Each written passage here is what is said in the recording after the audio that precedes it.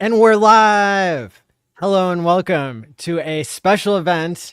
I'm Maddie Allen with Crispy Man of Hexfire.io and Fast Abdul. We are here for the 5th birthday of Hex, the setting of a world record and a 24-hour live stream, 5,555 day Stake-a-thon. Yeah, let's go. Very exciting. And the crowd goes wild. So if you're watching this live or on replay, hit the like and subscribe button, share this out, because again, we are going to be setting the world record today for the most Cuatro Cinco stakes in the history of Hex. And this should be very exciting. So thanks for tuning in, everybody. So what is the world record? How many do we need to do? I think it's 434. And Crispy Man, he'll be able to update us on all the different ways to slice and dice the statistics here of what constitutes a world record in different versions of just on Pulse Chain or Ethereum, etc., so on and so forth. We've actually got 3 different data wizards helping us during this event. We've got Ben Sierra Pro, who is going to be sharing a dashboard. We've got Crispy Man of Hexfire.io, who's going to be sharing a dashboard. Then we also have a Twitter account called Whale Hex, also known as Hex Alerts, that is going to be, it has a bot set up that's going to live tweet every time somebody does a stake on Pulse Chain, at least 5,555 Hex for 5,555 days.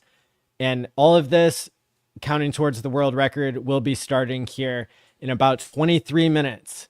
So hold off your trigger finger for now, because this party is about to get started.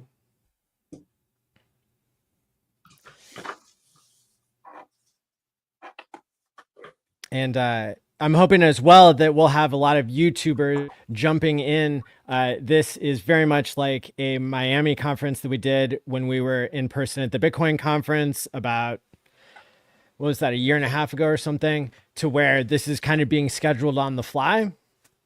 And so anybody who's spoken at a Hex conference previously is you are already in the Telegram room for the speakers. And there's instructions in there on how to join the backstage, get set up with Sticker Guy Win, and then he'll give you the link to be able to join us here on stream. And we have an example of someone who's joining us now. Timothy Benjamin, welcome. Hello there, Maddie. Good to see you, man. Good to see you. Yo, Tim, how are you, buddy? Welcome. Very good. Pleased to meet you, Mr. Fast Abdul. You as well, sir. You kind of look like Elon Musk from that profile angle. Oh, thank you. He's my cousin. He's probably got a costume of Elon brewing right now. Nice. So Crispy, are you able to confirm whether I have the number correct here that we're going for, starting in 21 minutes from now and going for 24 hours? That's the December 2nd on the blockchain, UTC time. And is it true that we need 435 stakes, a Cuatro Cinco stakes, to be performed in order to break the world record? I think we should go over that. What do you? Perfect. When you talk about the number of stakes, we have HSIs and we have native stakes. Are we talking about both? Or are we talking about just native stakes? Let's say native for now, although I'm sure people would be interested to understand both metrics, like measuring it both ways. But starting off, because Whale Hex, the Twitter bot and everything is counting native stakes, let's have that be our primary indicator for posterity. All right. Well, you keep talking, and I'll be right back. I'll give you the information. Well, there's a lot of different ways that people can participate in staking Hex. Tim or Fast Abdul, do either of you guys want to, explain to the audience all the different ways that people can stake Hex? I can start by mentioning that originally the way you staked HEX was through the front end, go.hex.com. That is what we call a native stake. You are directly staking into the HEX contract. While Pulse Chain was in the process of being developed, another system of staking was introduced that we call an HSI, which stands for HEX Stake Instance. This, you are staking HEX into the HEX contract by way of staking, you're sending your HEX into a separate contract first. By doing that, your stake is eligible to mint a separate cryptocurrency called Hedron, in addition to your HEX being staked in the native contract. So now you have the ability to earn a second crypto on the side. So those are the two primary means of staking HEX. And there are other incentives that are available for staking HEX, but those particular methods are the two ways of actually staking HEX that I'm aware of at the moment. Perfect. Fast Abdul, can you cover any other methods for staking HEX? He's muted. You're muted right now. Okay. He's gonna do his voice vocal workouts and warm-ups and everything. Okay. And get his oh, there we go. There we go. The I think those are the two primary methods for creating hex stakes. There's other things that represent hex stakes, like Maximus DAO tokens. For example, Maxi token is a tokenized 15-year hex stake, but you're not making a new hex stake when you buy one. So that's I think as far as our theme tonight, I'm not sure if something like that could be included. There are two other protocols that I know of where you're creating a hex stake in like a pool with other people. So there's the Hex Pool Party app, and then the Magic Carpet Ride guys have another app too, where you pool together to make a hex stake with multiple people. So that's kind of cool. So we do have we got some options. Beautiful. And yeah. So that's one of my favorite methods for acquiring staked HEX is through the Defi ticker, DECI, and that's available on Pateus.io and pulsex.com, wherever you swap for coins on Pulse Chain. And let's see, it looks like we got Vets for Crypto trying to join, and we got Ben Sierra, who is putting his dashboard together here. What's up, Vets? Hey, Vets. Yo, bang, bang, everybody. Happy coming up 5th birthday. It is the 5th for some people around the world, as it is right now. So, yeah, man, 5 years. Who would have thunk it? You know, a lot of us are 555. So, it's not going anywhere. And let alone it's perpetual, so we can just restake that and put a shit out to 16, 17, 18 consecutively. So yeah, man, it's good. But yeah, great stuff. Did you guys cover on your platform, Matty Allen? Are people able to make stakes on any of your platforms that you have up or not? Yeah. Oh, thanks for asking. Yeah. So I have a front end for staking HEX called go.tshare.app. And it's the first creation. Let me think about that. Yeah, it's the first creation that Future Us and I put together. Later on, we created other tools and stuff. We had, for a little while, we had a front end that only did Quattro Cincos.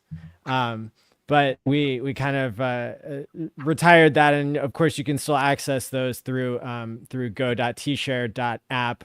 But yeah. So Time Pays Me is another area where you can actually take the like Deci or Maxi, and you can time lock it basically time lock it and earn. Basically, you can save yourself from yourself, right? By being able to hold those liquid and drip them to yourself over time. So people who want to have the most gas efficient method to have a continuous staking ladder for 15 years or 20 years, I've done one T-share staked through Defi for 55 years. Just to prove that it could be done. But that I think basically I did that on a drip, and so it'll come out, every week a little bit more drips out over time. So there's lots of different ways that people can stake HEX. The most familiar one, and the one that we're going to be measuring the most here today, is people who are staking 5,555 HEX for 5,555 days, starting in about 15 minutes. Those will start counting towards the world record. But I'm glad that everybody's excited about the 5th birthday, and everybody is interested in all the different places where you can stake your HEX. Now, can other people name off other places you can time lock your HEX other than go.tshare.app or go.hex.com? There's the new actuator protocol that where you can, it's kind of like Maximus DAO, but you can interact constantly on any given day and create tokenized HEX stakes. They have a 3,000, 5,000, 7,000 HEX day tokens that you can participate with. So that's kind of cool. They have great yield farming there as well. Awesome. Where else? I know that there's a Hedron front end where you can stake HEX, right? Right. Hedron, Icosa front end. Let's see. I got a list here. Lots of places. There's lots of different front ends, but there's only 2 different methods of staking that I know of, that either the native or the HSI. I'm not familiar with another type of stake other than the perpetuals that were mentioned earlier, where you're not actually staking, you're just buying into a token that represents a stake. Correct. And that's a good way to put it too. So is this going to be the first attempt and the first time ever for creating a world record for the most stakes? Has that been attempted before, as far as you know, recollect? To my knowledge, there's been no crypto time locking, quote unquote, world record that's been attempted live before. Let me just check with artificial intelligence and double check that. Which one do you fancy? Are you a Grok, or which one are you using these days for yourself? I like Grok and ChatGPT both. Okay. Very cool. Gentlemen, good to see you guys. Fast, Tim, old crispy man. Yeah, good to see everybody. Good to see you. Maddie, thanks for hosting yet again. My pleasure. Always appreciated getting the word out. And thanks for joining. Passing the word to the greater public and making public awareness of the beautiful thing called HEX. So. On GoPulse, I think they might have a HEX staking option. GoPulse.com/HEX. Yeah, they have a front end in their website. Of course, it all ends up in the same place. Like if somebody has a front end that's staking HEX, it's still staked in the same way, with the exception of the HSIs you mentioned that are the novel technique. Yeah. And I heard we have. Go ahead. I heard a rumor. I heard a rumor that Alex is working on something that will allow users to do something with Ethereum-based HEX on blockchain. If that's possible, he's the guy that will figure it out. But I hope that rumor's true. That'd be cool. That's an interesting idea. Yeah, he's a pretty smart dude. See if he can do it. Yeah, I love his website actually. You know, and a lot of people, and especially newer people coming into crypto in general, you know, they think the front end is everything, right? You know, like sometimes I think we get too far down the rabbit hole and assume people know all the fine little nuances. But just because like if a front end disappeared or shut off, you know, your stuff is still there. It's on the blockchain in the background, like a back office. It's still working, but you just don't have a front door to walk in and out of per se. So there's multiple front ends for Hex. If one closed or Richard went away, what have you, everything would operate flawlessly, decentralized, smart contract, immutable, all that. What, triple audited hexes, I believe. Um, and you know, so the more people understand the back end operations of everything as well, that does help um, in that regard. I know Alex's Absolutely. website, you know, he has what, like three, like, well, he had the other chains. Like, obviously, we're not dealing with, you know, ETH POW or ETH Fair. Like those guys have, you know, they went bye bye. But I thought it was pretty cool because, like, from there you can switch between the different chains and go through everything like a one stop shop. I mean, it is like Yeah, a one you can stop still shop stake for. on EW with Alex still Okay. covers it. So I've Okay. got Okay. I've got our answer from AI regarding the world record. The question was, has there ever been a world record for time locking crypto? We're attempting this with Hex today. And it gives like 4 paragraphs here. Cryptocurrencies like Bitcoin have incorporated time lock features since their inception, allowing transactions to be restricted until a specified future time or block height. For instance, Bitcoin's N lock time enables users to set a transaction to become valid only after a certain block height or time has been reached. Hex, a cryptocurrency launched in December 2019, introduced a staking mechanism where users can lock up their Hex tokens for periods ranging from 1 to 5,555 days, approximately 15 years. It's 15.2, by the way. This design encourages long-term holding by offering rewards proportional to the length of the stake. As of now, there isn't a widely recognized world record for longest crypto time lock. However, Hex's maximum staking period is 5,555 days. If you're initiating a Quattro Cinco day stake with Hex today, you're engaging in one of the lengthiest time locks currently possible in the crypto ecosystem. It's worth noting that Bitcoin's time lock features can technically lock transactions for extended periods, such as up to 2,000 years using timestamps. These are theoretical limits and not commonly practiced. In summary, while there may not be an official record for the longest crypto time lock, Hex's Quattro Cinco staking period stands out as one of the most extended voluntary lockup periods in the industry. And to be clear, what we're trying today is not for the longest time period, but it's the greatest number of addresses on a single day that will be participating in the maximum length Hex stake.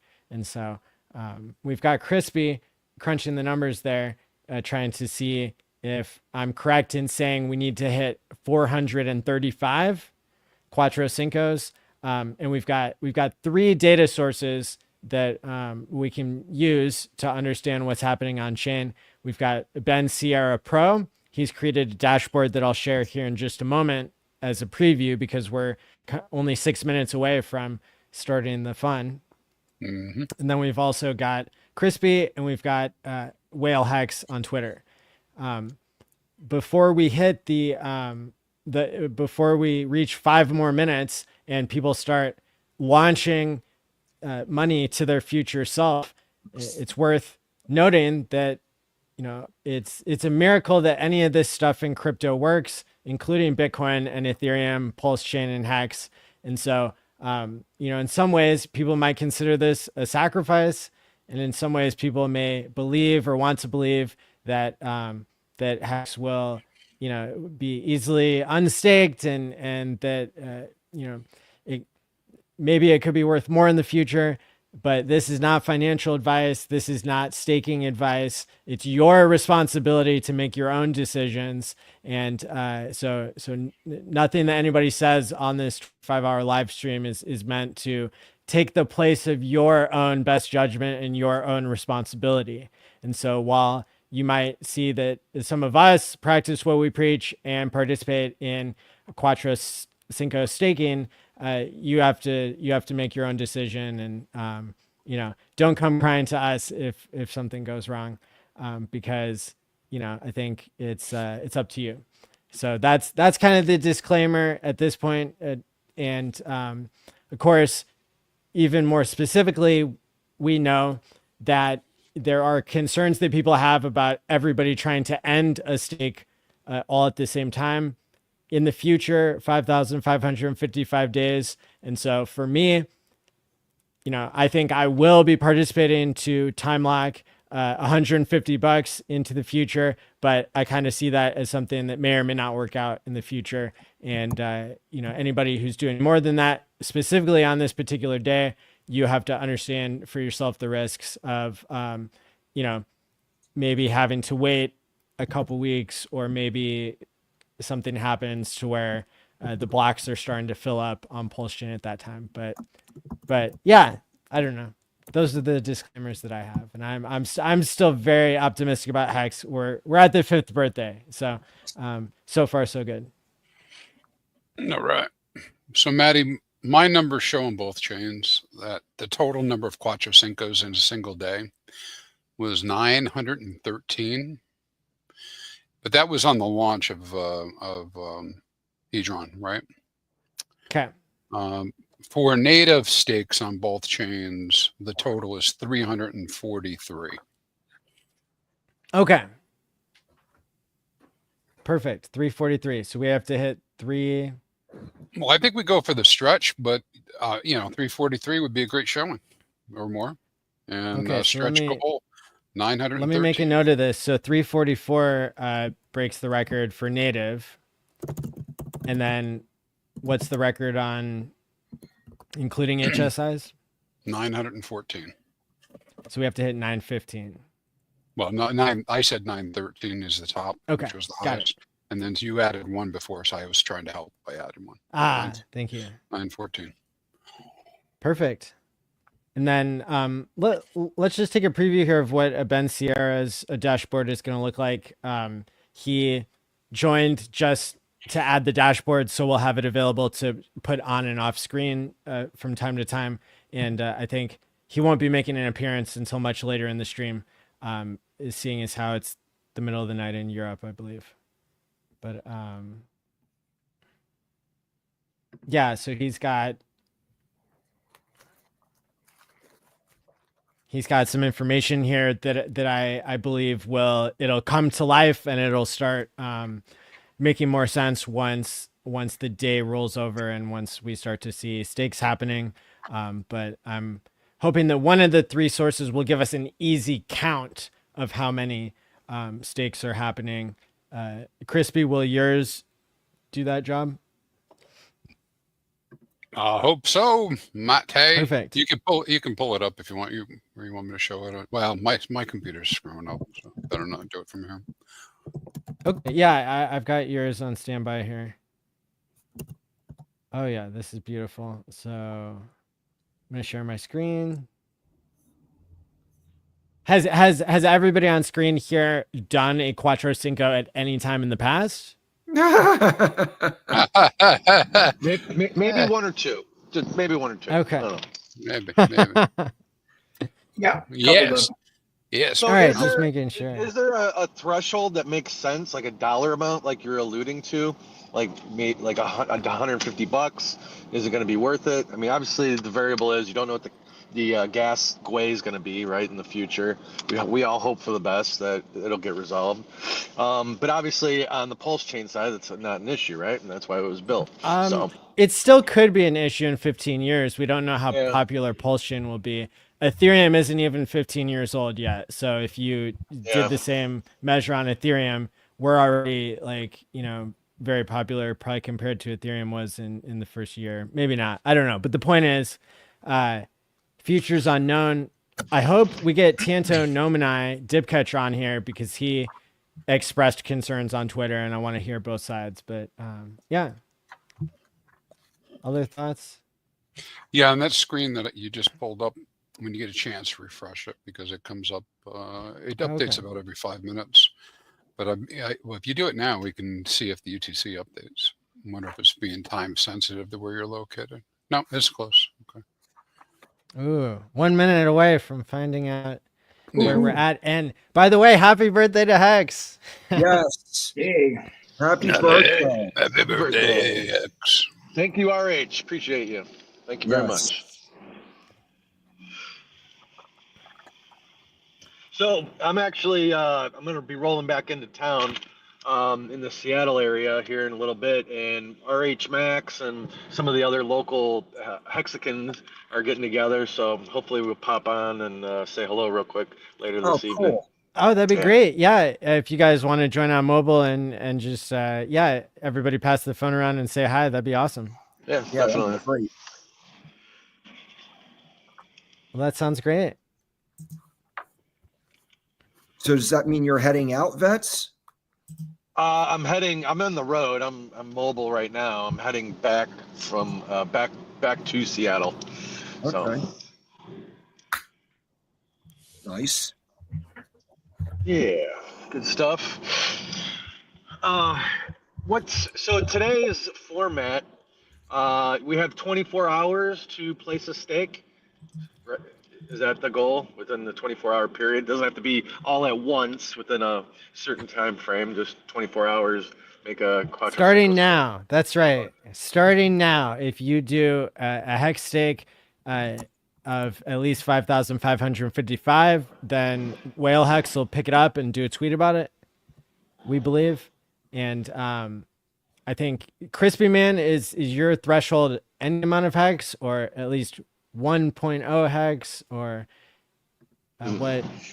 what counts for your threshold. Well, that'll change the goal. But right now, I just did Quattro Cincos, right? So it didn't Okay. matter if it was So for even- one or a million. even But a heart. and Okay. a lot of people did very small Quattro Cincos, like for a penny, like a few pennies. So we can thresh that out if we need to. Cool.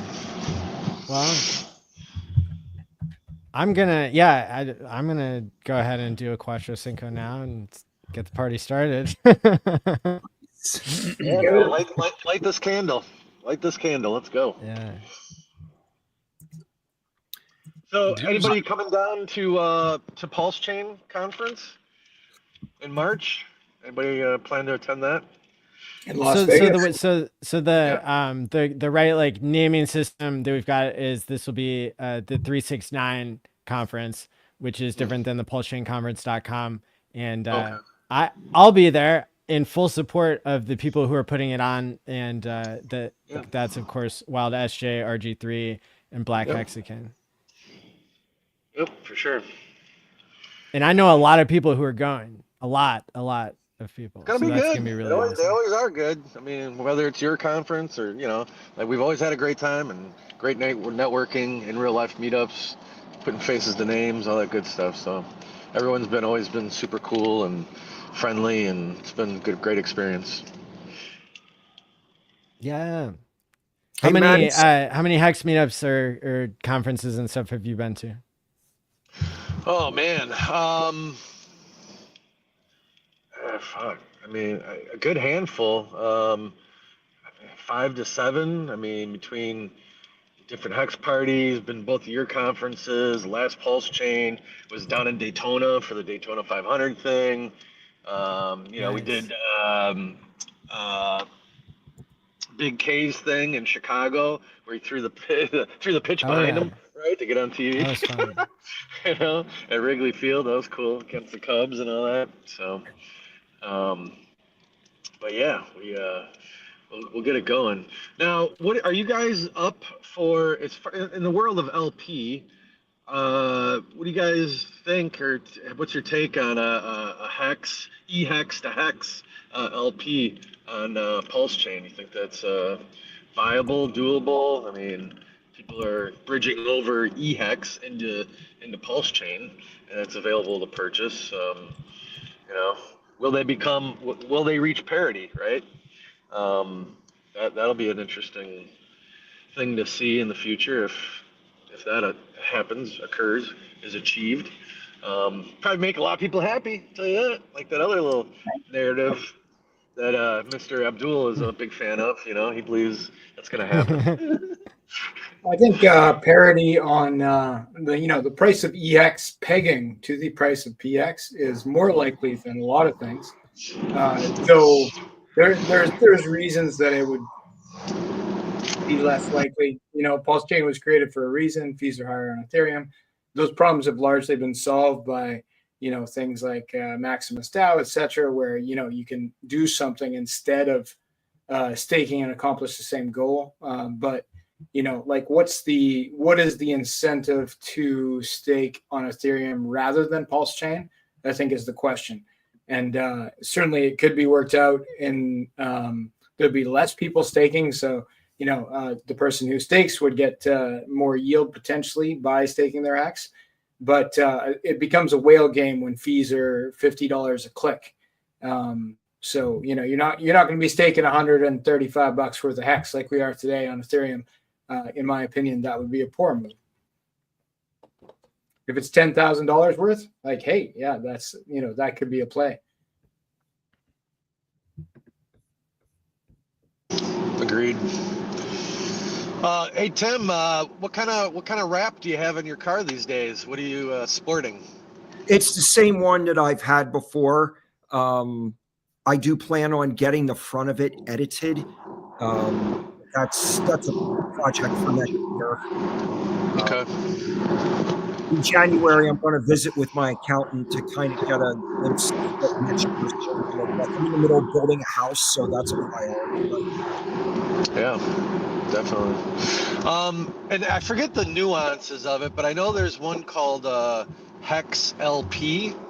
Are you familiar with that one at all, Fast? HEX LP. It's a website, or what is it? It's a token. It's a token. I'm trying to think. I think that's on Sunny's side. Yeah, it's a reward. It's a reward token that pays you in HEX LP, HEX to EHEX. Yeah. Okay, so it's a tax token that pays you in an LP token. That's novel concept. I'm gonna share my screen. Somebody's got some background noise, so if you want to mute when you're not speaking, and I will use go.tshare.app to stake 5,555 HEX for 5,555 days, and then we'll see if it comes up on Twitter. So, cool. What does that come out to? Yeah, Maddie, somebody earlier asked if both networks count. Like if you stake on either ETH or Pulse Chain, does that count for the stakes that we're counting? Good point. I had originally said that like staking any HEX anywhere, like that we're gonna celebrate that today on HEX's 5th birthday. Okay. And I don't know of the 3 data sources we're going to, which of them are counting which chains. And so that's something we'll be able to discover as we go through our 25 hours together, some of us. Okay. Okay, so this is ending just after, what is this? Just after Valentine's Day. So this is 2/17, 2040. Does that sound right? 5,555 days from now is February 17th, 2040. All right. And how many T-shares is this going to get me? 0.43 T-shares, also known as 430 B shares. For me staking 5,555 HEX, max length. The current T-share rate today is 38,748, according to this. And I'm getting a longer pays better bonus, and no bigger pays more. So I'm going to hit deploy miner here. You guys can see my screen, right? Okay. Yes. Cool.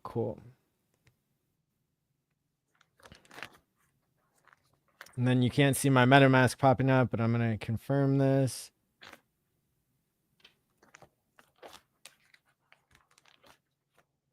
About a penny to do a stake right now.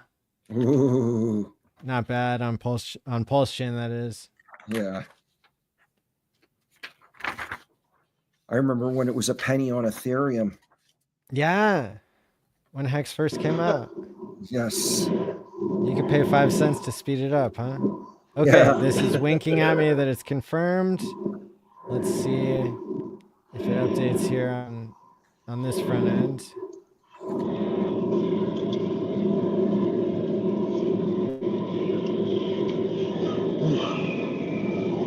It's probably going to take a second to confirm on chain before it shows up here. There we go. It shows up. $135 stake, 5,555, and it shows that the day has to roll over for it to be finalized. Ooh, that's a good point. I guess even if somebody comes along with the bot and creates 10,000 stakes, we're gonna have to wait for the data roll over until we know for sure that that they're set in stone. So yeah. So can you break it down? Because you got T shares, B shares, and then there's also hearts, right? Right, so Explain or like elaborate. the smallest unit of a Bitcoin is a Satoshi, and that's 1/100 millionth of a Bitcoin. The smallest unit of a hex is a heart, and that's 1/100 millionth of a hex. And basically, so a T share means you have a share in the future supply of hex that's being created. Just like in Bitcoin, you have to do mining to get a share of the future Bitcoin that's created. In this case, you're time locking your hex in order to create your stake. And so the amount of hex that you need to stake goes up over time because it needs to make sure that the mathematical proof that longer pays better is always intact, so that people can't do a short time lock in succession and earn more than somebody doing a longer time lock. So so the T-share rate always goes up as a way to simulate the compounding, the effective compound interest, which is the function that is being represented by longer pays better. And so so you've got it started off exactly 5 years ago where one T share or trillion shares of hex, it was 10,000 hex per T share, and that was if you were doing the shortest length stake. And so if you're doing the longest length, you're getting basically a bonus, and that is equal to like being 2/3 of the price. So you just divide the 1 day T-share rate by 3, and so it started off at 3,333 hex would create a T-share that's time locked 15.2 years into the future. And yeah, so over time that's gone up to the extent that now I'm time locking, now if I time lock 10,000 hex for the maximum length, it's giving me less, it's giving me 3/4 of a T share. And if I did it only for 1 day, it would be 1/4 of a T share. But so And the hopefully overall that answers goal. your question. Yeah, yes, thank you. Appreciate it. And the overall goal is to accumulate as many T shares as possible because those are your money printers. So for what happens for each T share a person holds, what does that person earn for holding your T share? For mining Yeah, a T share. only people who time lock hex earn the inflation that's paid to the people who time lock. And so yeah, it's like every day there's a new calculation for how much hex is going to the people who time locked based on their share. And then also there are penalties that happen that go to if somebody ends their stake early, they pay a high penalty, and that goes to the people who kept their hex time locked. And so Nice. yeah, So half the pool, the stakers, get rewarded, right? Half that or what have you. Somebody emergency end stakes, EESs, before fulfilling their agreement with the smart contract. yeah, then everybody who remains time locked get benefits from that. And yeah, and so the way that the math works out is that if you are an average length staker or longer, then you aren't suffering inflation.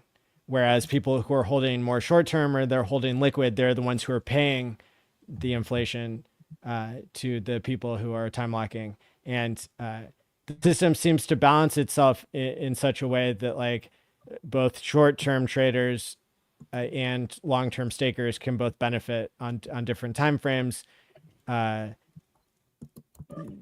Theoretically, and we've seen liquid hex go up in value 10,000x in the past, and then go down 100x, and then go up 5 or 10x. So it's possible that before the end of this cycle, that you could see a new all-time high for hex.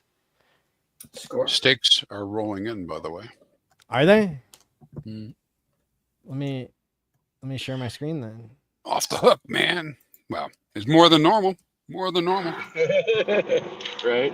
And then eventually, if we can circle back, I'd like to hear Mr. Fast Abdul's, the kind of the different hex pools that are available on 2FUX and FUX. So that'll be an interesting conversation to hear. Yeah, we got some good hex options.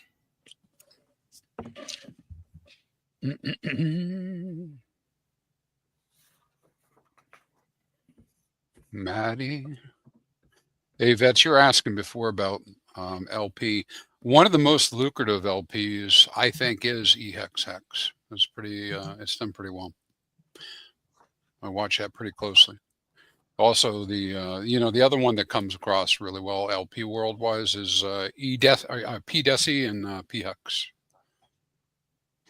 And what's your what are your thoughts on parity between EHEX and HEX? Bring it on, feasible. baby. Yeah, right. Yeah. Bring it on. It's doable. Oh, nice. So we're clipping along. Wow. Yeah, so everybody knows on average we're seeing about 10 a day normally. So 14's already above the average. We're climbing, baby. Yes. All right. 15. We got one on Ethereum too, right? Yes. We're mooning. I mean, both are going to count, right? Oh yeah. Well, I mean, they count for their chain. Interestingly enough, on EHEX, there's more T shares out on 2040 than on PHEX. Go figure. You gotta believe. Cool. So what other incentives do people potentially receive for doing a 5555 hex stake? So we got increased T-share rate because of the long term. We got paying yourself in the future. But then we have with the ICOSA protocol, you can get bonus Hedron, and you get the most for 15-year stakes. And then I believe the Calm protocol also has a bribe of sorts that you can get if you do a 15-year hex stake as well. I think Crispy knows more about that one than I do. Yeah, 100%, man. Yeah, I mean, listen, there are these derivatives that get paid. Now we're expecting, well, no expectations, right? But we have heard that there will be a new contract coming out for HEX and or Hedron, ICOSA for both chains. And what does that series of contracts look like? I don't know, but currently what you earn automatically is Hedron on both chains when you stake HEX, right? Yeah, assuming you stake on both chains. But if you stake on the PHEX side, you'll do you'll get you'll get the Hedron per day that you can take advances against. You can mint it, you could sell it, you can do whatever you want with it. And that's a doorway into the ICOSI ecosystem. And of course, there might be some new goodies coming. For COM, for communists, there's a you get a start bonus and potentially an end bonus. For Quattro Cinco, you get an end bonus for sure.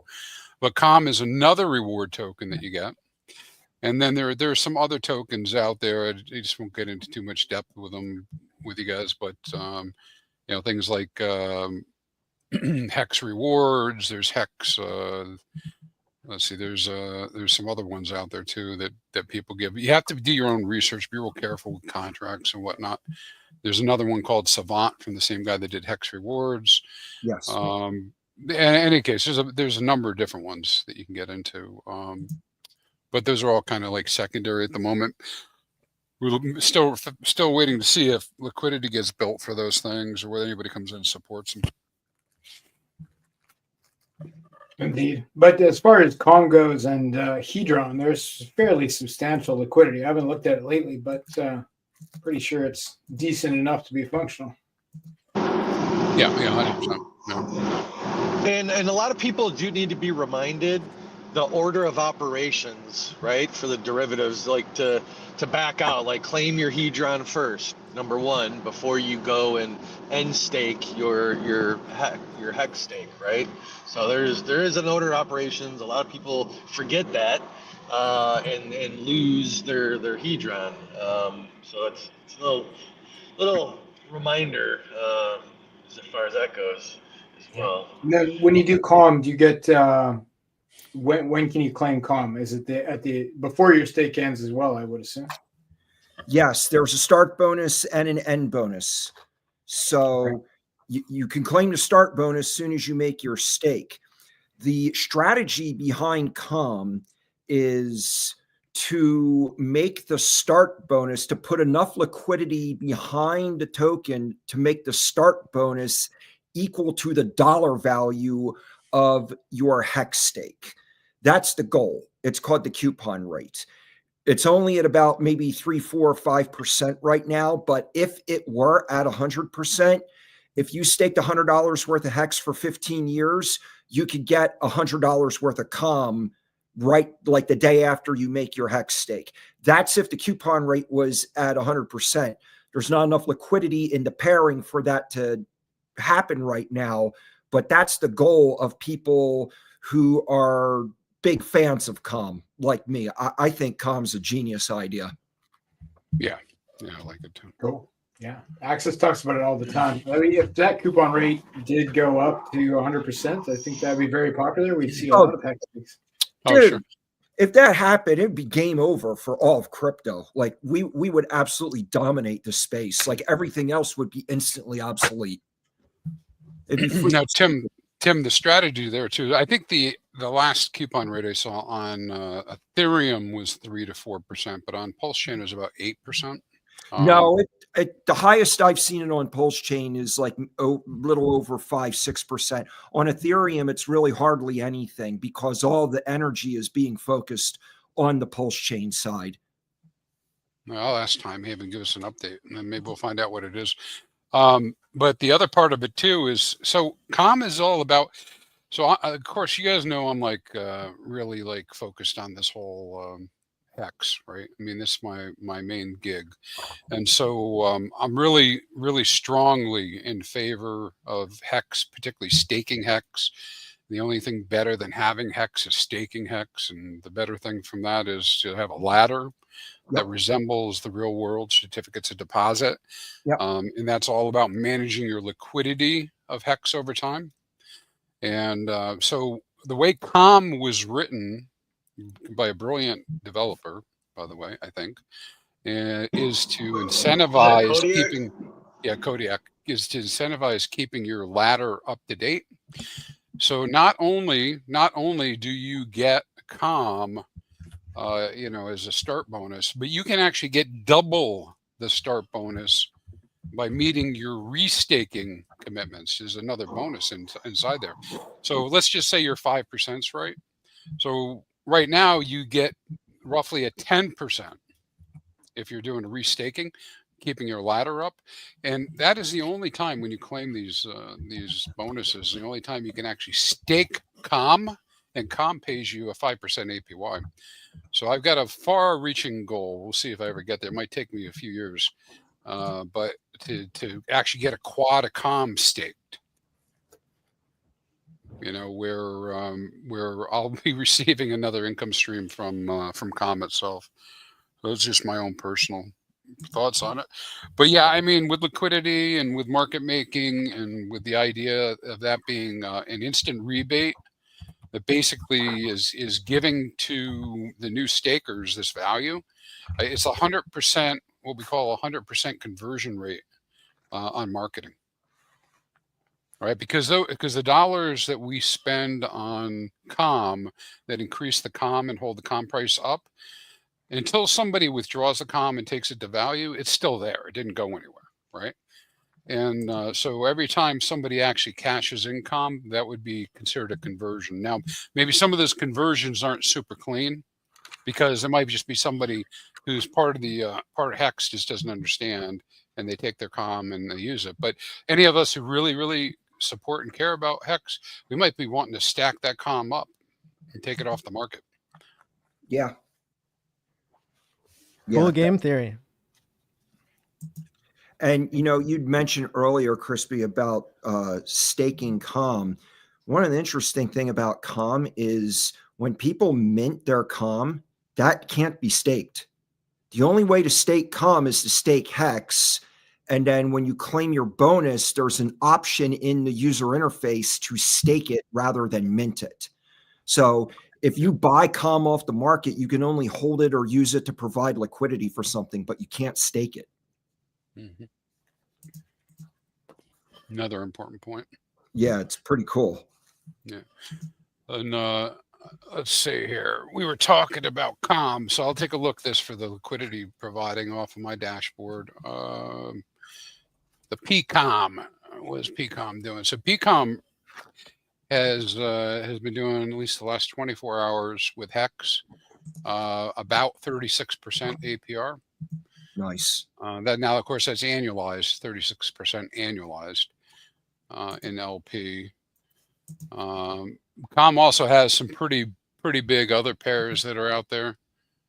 Let me see what they are, and I'll tell you. It used to be Ink, but the Ink provider wanted to hold on to his Ink, I think.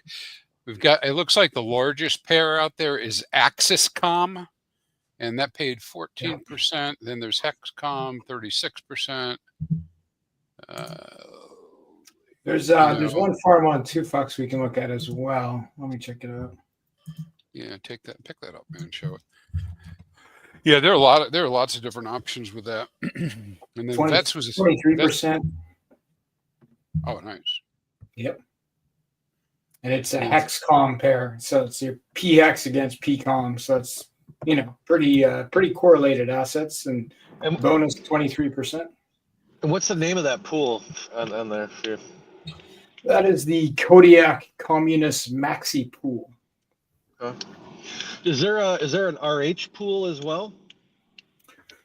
Do you mean the name of the pool or? Yes, what's the name of the pool? And then you talk about the holdings inside that pool. But is there a Richard Hart pool in 2FUX? Yeah, there's one called RH Maxi with HEX Inc. HEX from Ethereum, HEX from Pulse Chain, PulseX, and Pulse, all in one pair. So that's exposure to all RH assets, paying 21% right now. Wow. That's interesting enough. And then, of course, there's pools that have the Maximus DAO tokens paired against HEX. So you have there's actually two pools. There's one that's all Maximus DAO tokens paired with HEX on Pulse Chain, and then there's another pool that's all Maximus DAO tokens from Ethereum bridged to Pulse Chain, paired against HEX from Ethereum that's been bridged as well. And so they're pretty good. In my opinion, they're some of the best low or no impermanent loss pools because it's just HEX paired against HEX paired against HEX. And sometimes they pay fairly well. I don't think they're super hot right now, but let's take a look.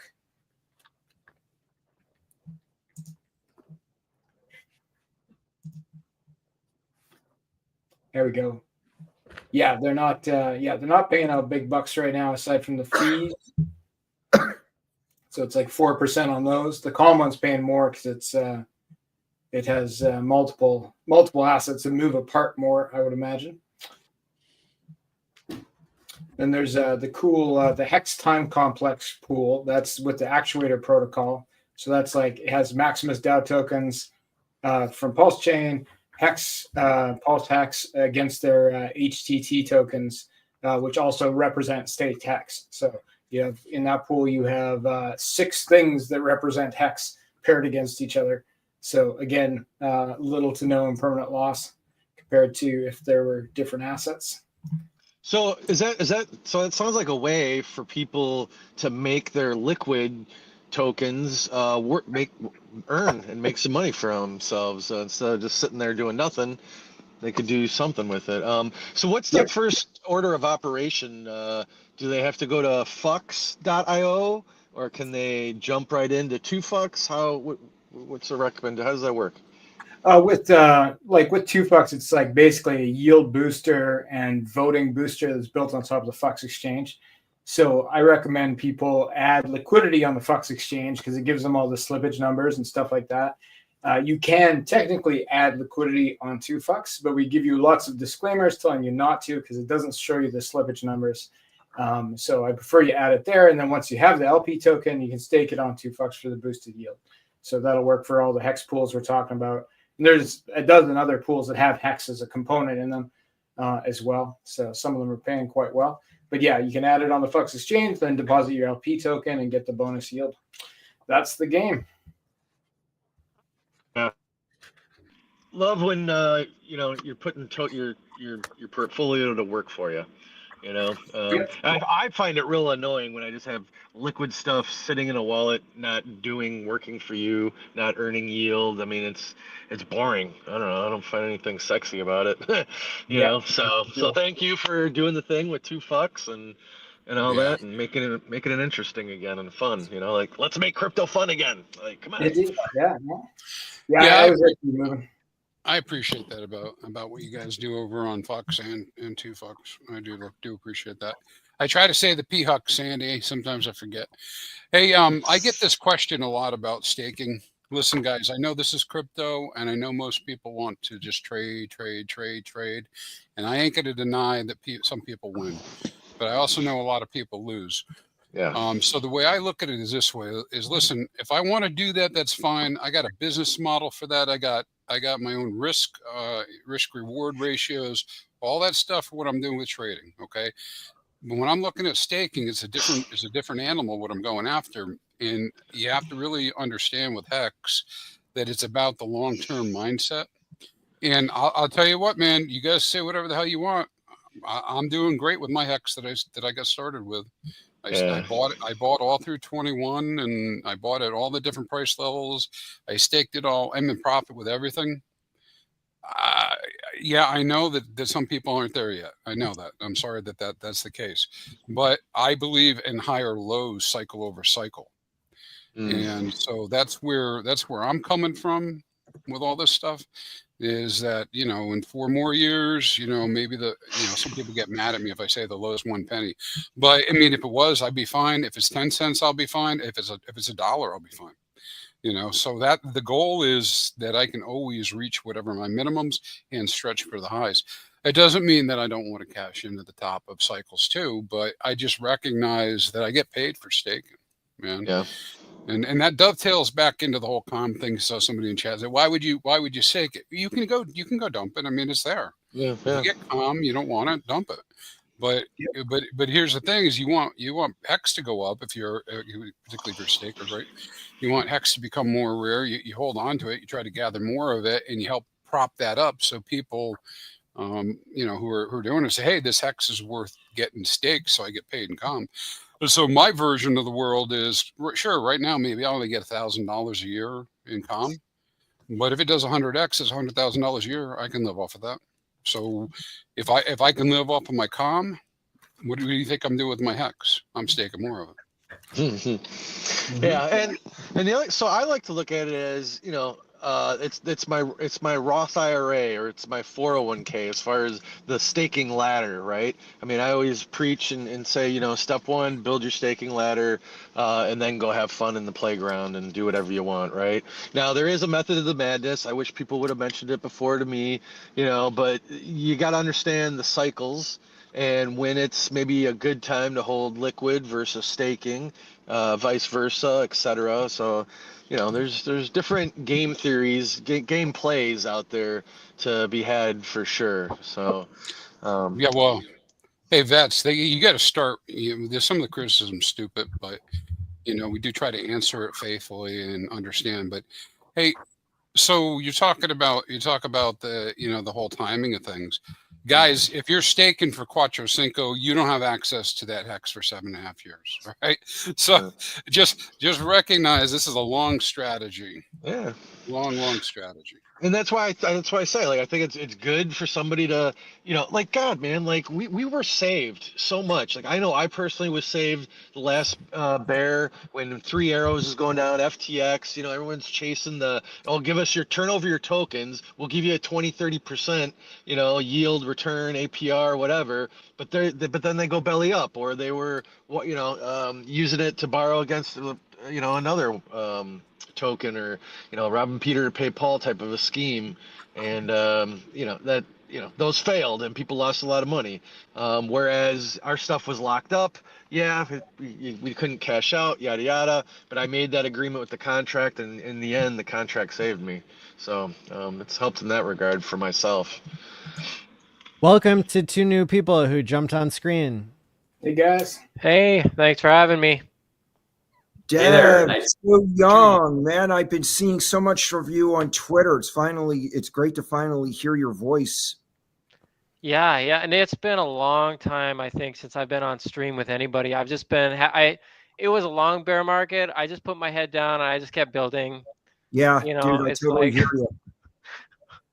It was really long, particularly for us. So I'm glad that things are moving along. Yes. Everything, like the vibe shift in the community, it was like night and day. It's incredible. Yeah. Awesome. Yeah. C3 works. C3 works. Welcome. Thank you, Manny. Great to be here. A lot of folks don't know me, but just as a full disclosure, I am the co-founder of the Actuator protocol, among other things. So I've done a lot of things out there, just to give you a sense. I'm also a Day One Hexagon. I have a full native hex stake ladder. I have all things from day one going forward. I've claimed my COM. I love all things hex. And in my mind, that's what was behind everything we've done and we'll keep doing, because the critical piece is to get that hex community and all things pulse chain to succeed. And I just love having as many tools in the tool bag to do that as possible. So great to be here. Well, it's a pleasure to meet you. And we've got our dashboard from Crispy Man that's showing now there have been 3 stakes on Ethereum. There have been 21 stakes on Pulse Chain in the past 38 minutes. We're barreling towards the world record here. We need 344 native stakes. Crispy, is this counting all stakes or just native? Yeah, this is currently counting all stakes. I'll have to do some work to figure out how to add some HSIs there. But okay, and we've got Ben Sierra's front end as well that we're able to check in on here for the first time now, and that's showing that there are 26 stakes that he's counted that have been created, and those are 7.7% HSIs. And so that's probably about right. Looks like it matches up so far real well. Yeah, you're gonna get timing will be different because he's looking at PX and mine's also PX on that right side. Yeah, it's all about timing. He's connected to a node. Mine's updating every 5 minutes, so we'll keep ourselves honest by checking. Yeah, how very crypto of us. Yeah. Hey, you know what? That's one of the best things about HEX. I don't think people appreciate the fact that I'm just some guy off on the side that decided he wanted information. Ju Young wanted information. Ben Sierra, you guys want information. You can just go get it. Right? There's nobody stopping us from getting the information from these contracts. Whether you do it manually or whether you can connect to it. And then the other thing that I don't think a lot of people really appreciate, if I'm over on the Ethereum side, I got to pay thousands of dollars a year, maybe tens of thousands of dollars a year to get at the same data that's being served up for free by the community on Pulse Chain. And so when you're talking about doing things like analysis and stuff, it's just like a playground. I mean, there's so much that we're able to do without being gatekept. Yeah, and I mean, Crispy, you've been here for a long time too. I think I remember interacting with you a long time ago when I first started learning how to do Web3 interactions and programming. Like I had to learn all that on my own, like figure out how the blockchain works, how the contracts interact. Like when HEX came out, I was inspired. It inspired me to learn programming. It was kind of like a childhood dream of mine anyways, and so I kind of had that background knowledge, but I didn't really have that expertise. And HEX really inspired me. I wanted to build something for the community. And I think that's one thing I really admire about this community is we have so many people, like yourself or like myself, Maddie, and many other on stream and not on stream that just took the initiative, right? I mean, HEX was it was like the spark that inspired like this passion to build all these different community tools. I don't think I've seen such a data-driven community in crypto. So, I mean, like, again, this HEX was so inspiring for me. Let me add a point to that as the new guy here, but not new guy to HEX by any means. In fact, like I say, it was day one forward. But my wife could attest. In those early days, maybe some of you can identify with this, I sat every single night diligently at midnight UTC, capturing all the data and putting it in an Excel spreadsheet. Because in that day, in those first days, we didn't have data, right? I mean, we didn't know anything except for what the adoption amplifier was providing. And I would record it all in there to try to analyze and understand what to do and keep making some stakes. And over the course of time, just watch all of the community folks come together, like what Crispy Man has done and so many others around out there that have put data together to move us past the point where just individual participants like I was no longer had to sit and type stuff into their spreadsheet to try to make sense of things. We've come so far. And that's really cool. I appreciate all the work that you guys have done. That's awesome. It is. It's cool, man. Well, and here's the thing too. I asked Richard about this one time, and I think it was on the stream. Well, I was just asked him kind of the opposite. What else could we do? But I made the observation that, you know what, even if I don't show up for work tomorrow, there's somebody else that'll take my place. Even if I become disinterested or whatever, there's somebody else can go get this data. There's other products, there's other ways to get it. And so it is kind of scary sometimes because you're like, hey, we need a like everybody get up on their desk and like slamming their fist. We need a centralized entity to manage this. Where's the marketing department? Where's the IT department? Who's gonna make this stuff? And the thing is DeFi, right? So you're free to participate how you want to participate. Do what you want to do. If you want to do it, go do it. And, some people take a break, and you do it. Right? Yeah, I mean it's really no different than like an actual physical wallet, right? I mean, like you don't just put your wallet anywhere where you're not gonna like remember it. You'd be looking around the house for the next like 5 days, like where did I put my wallet? You keep it with you. You know where it is. You take good security measures to make sure that your wallet isn't just kind of lying around for anybody to just take. They could steal your identity, take your credit cards or whatever. You know what I mean? Like once you understand that that's basically what DeFi is, it becomes so much easier to understand and explain to somebody without technical experience. Your seed phrases are everything, not your keys, not your crypto. So yeah, not just your hardware wallet, which is good, or your your privacy, which is good, but you have to keep those seed phrases under lock and key and not in an obvious place, right? Like don't have a safe on your desk. That's like, that's where they'll look. You got to have backups for your backups, and they got to be well hidden. Speaking of which, I have a link people can click on now to buy a Trezor Safe 3, which is my favorite hardware wallet that I use. And I would recommend for you guys to order one today because there's a 30% off sale. It's the best sale of the year that's happening right now, limited time.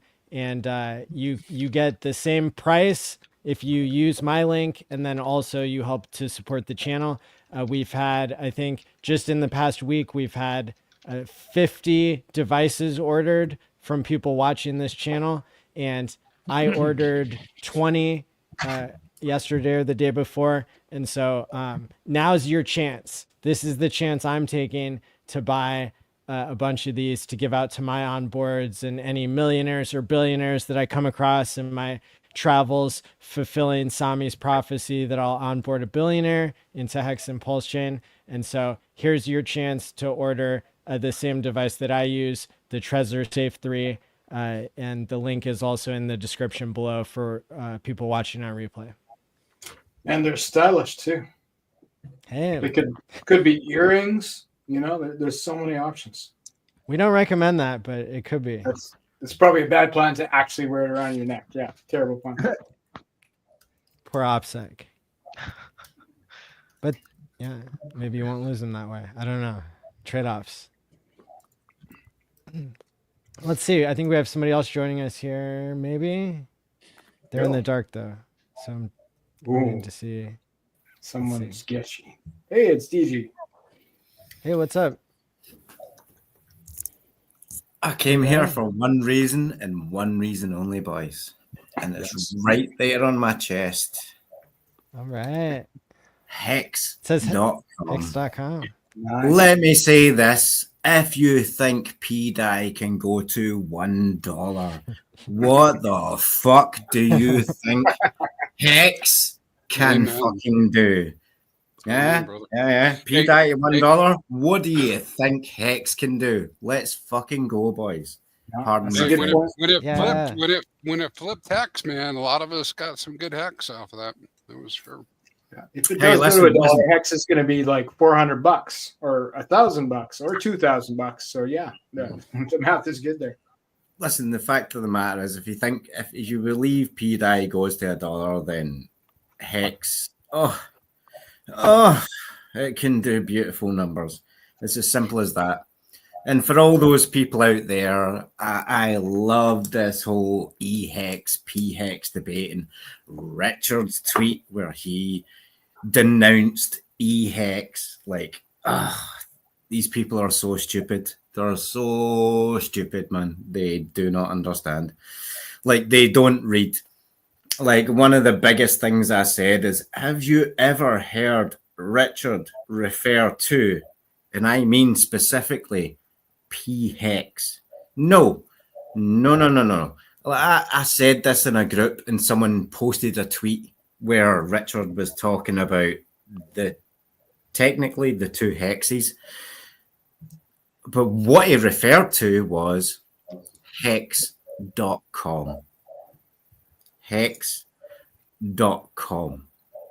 Now, if you understand branding and marketing, then you understand what he's doing. Yeah.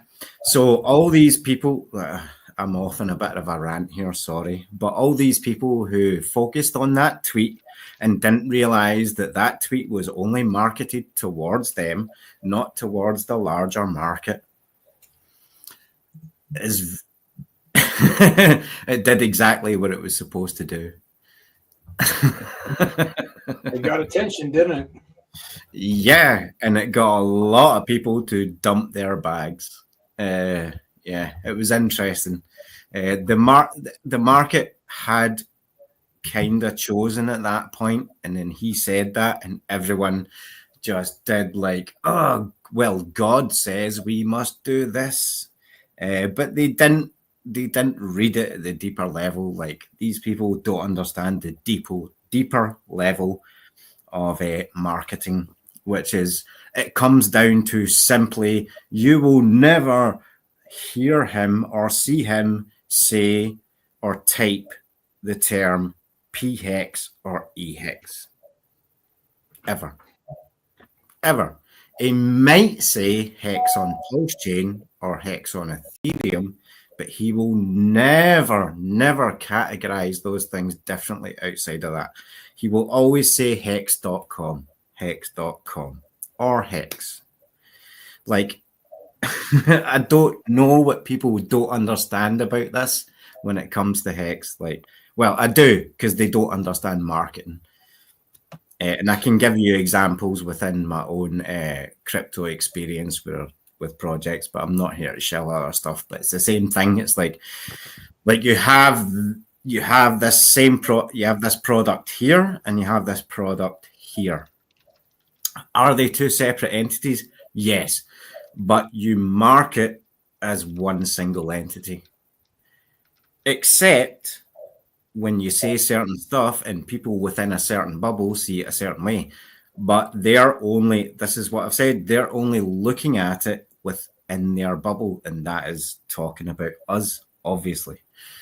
But on the grander scale, when other people are coming in, they're not looking at it like people from outside our ecosystem don't give a fuck about EHEX, PHEX.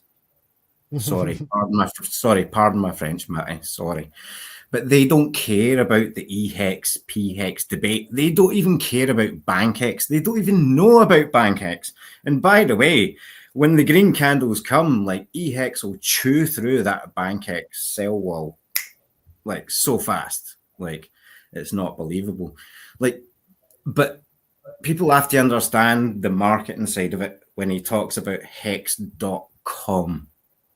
Yeah, like, he's marketing outside. And yeah, one of the main marketing tools when let's say the Richard Hart pumps come will be from the other side, and it will most likely be the Ethereum HEX side.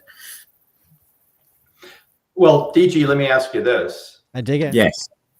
I wonder how this fits into your program. I think it supports it, exactly what you're saying, but Richard's on record pretty strongly having said he doesn't want to see cheap HEX anywhere.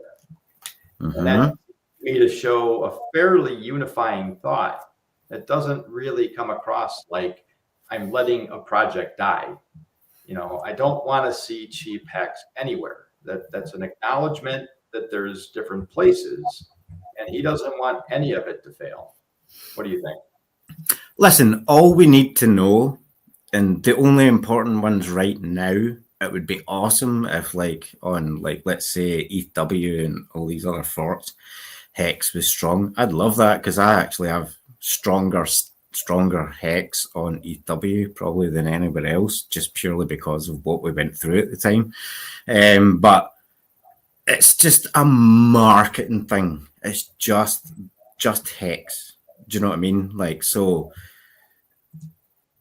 it blows my mind when there's people out there that think that EHEX dying a death is some kind of net positive.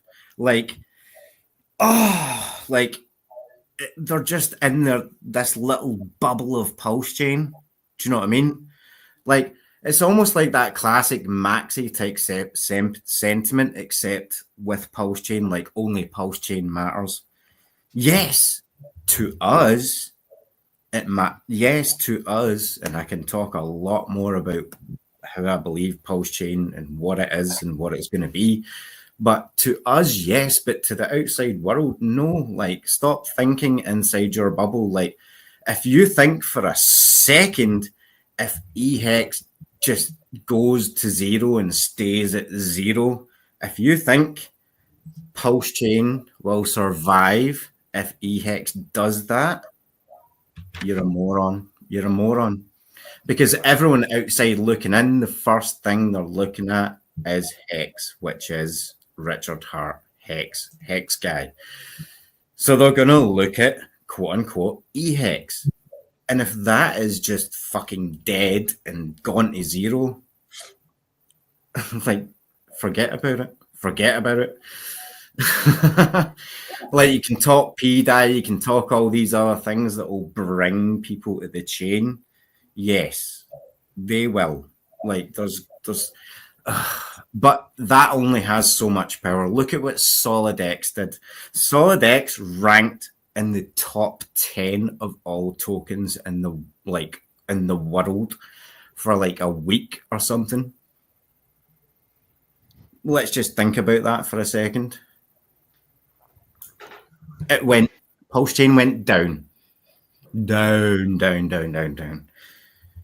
So if you're telling me that some other token is what's going to bring the mass adoption to Pulse chain, and don't get me wrong, like I'm a shitcoin enthusiast, and I know that these things will bring adoption.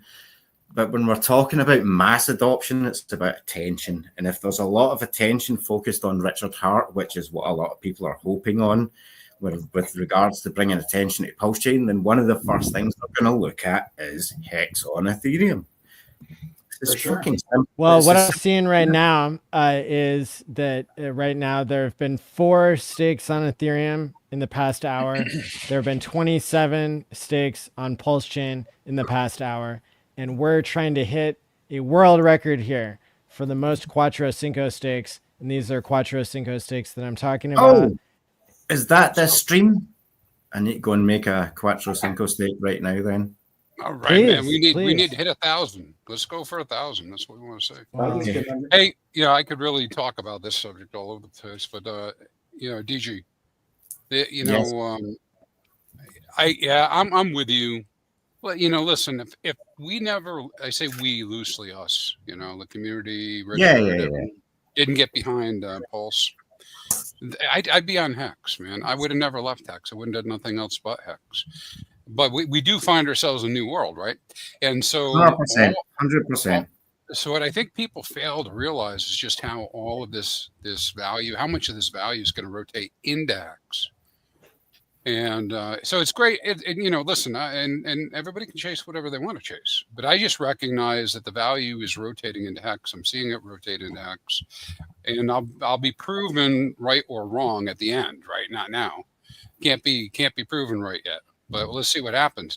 But all this eye candy needs to be out there. Right. I mean, this is what attracts 100%. people. Yep. Hey, the narrative, it's just, and this is what people argue, right? The narrative of a token that went down 99% and did a 5x isn't as strong as the thing you know nothing about or who controls it. that did 300,000x and potentially is going to do another 60x to $1. That's a focus, right? So when we're talking about the Bday and all that stuff, I mean, hey, that's a great narrative too. I sure as hell hope it happens. I'll be feeling pretty good. But I don't know that it's going to happen for sure.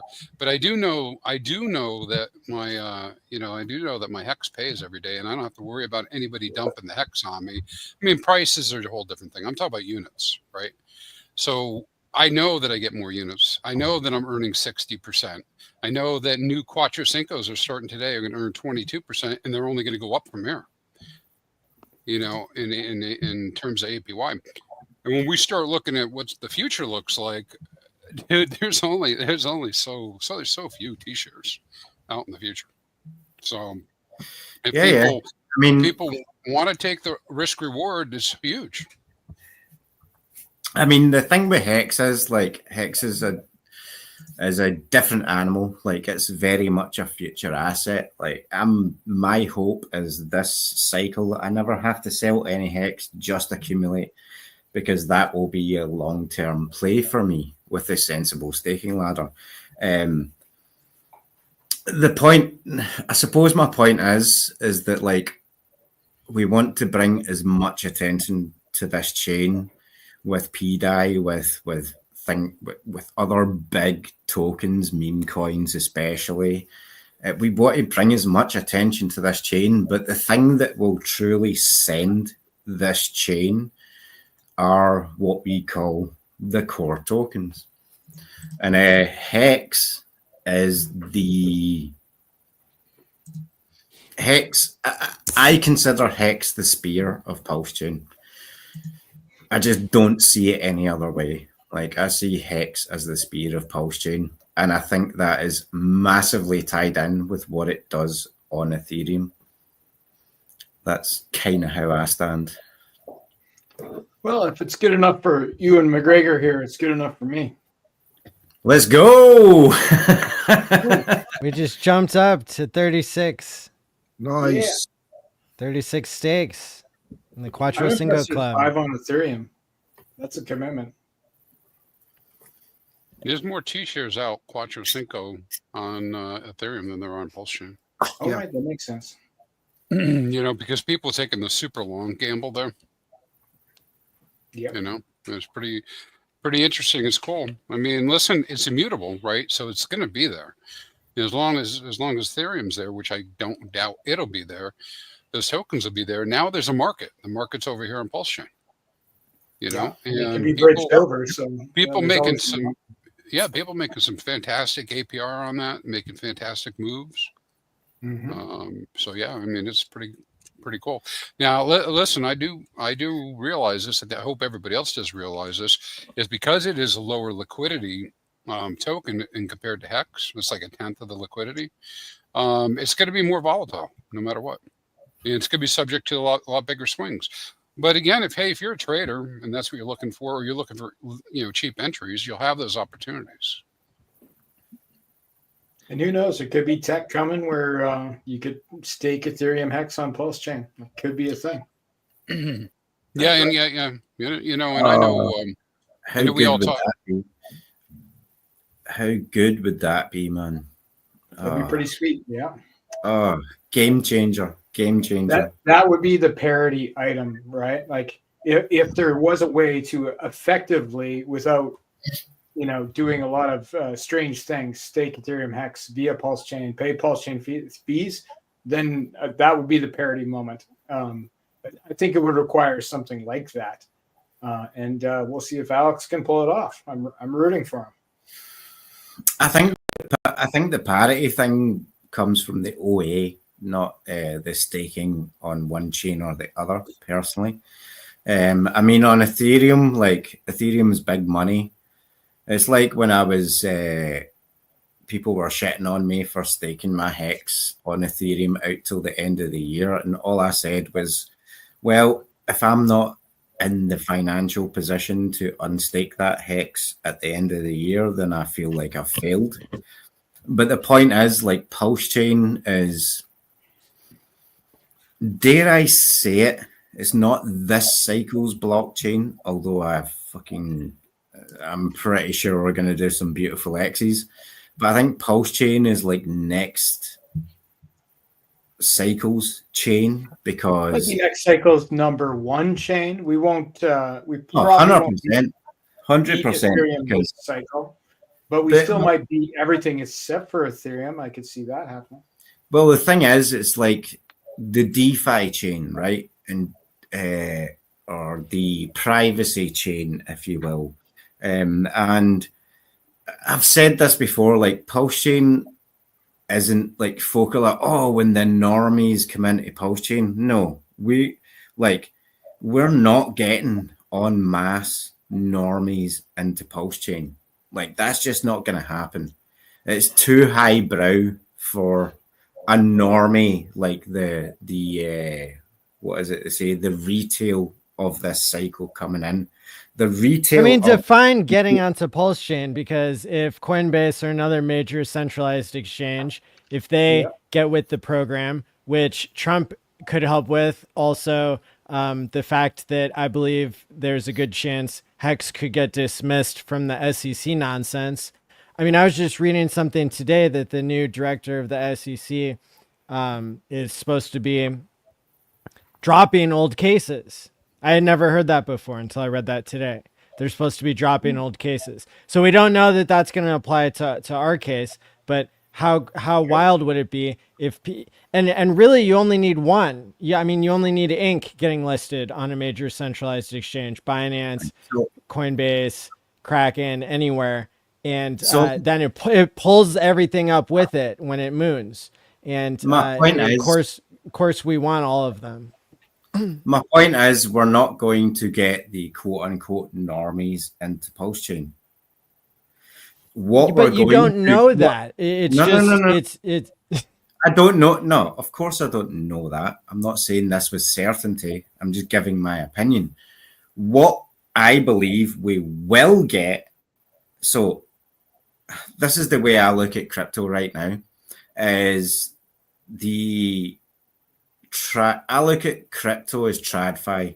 I look at DeFi / Pulse Chain as, well, DeFi as cash. Like I talk about DeFi as cash and Pulse Chain as the DeFi of crypto.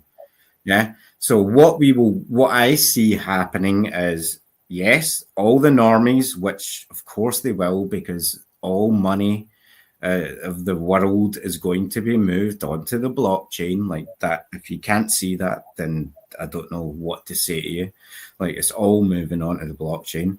So what we're going to get is we're going to get a kind of level change where crypto, the current traditional crypto market will be TradFi. That's what it is. I mean, ETH sold out 2 years ago. Come on, man. Like it became a bug eater 2 years ago. MetaMask, all that shit. So like, that's not even a discussion. Like crypto is TradFi now. People just don't see it. And whether they know it or not, they will be dealing with crypto. Like even one of my clients in my gym, like he's like, oh yeah, like I'm in these stocks, but they're all trading in crypto. Like, like TradFi will be crypto, and then we in our segment will be cash. So what I predict is we will see all of that money from the quote unquote TradFi crypto moving into proper DeFi, aka cash type protocols to work with their money. Do you know what I mean? Whereas the big businesses and everything will be on ETH and Bitcoin and blah, blah, blah. Basically, what we're seeing is TradFi, crypto, DeFi. And that's going to move down where crypto is now TradFi and DeFi is cash. And then you'll have another level below that appears, whatever that may be.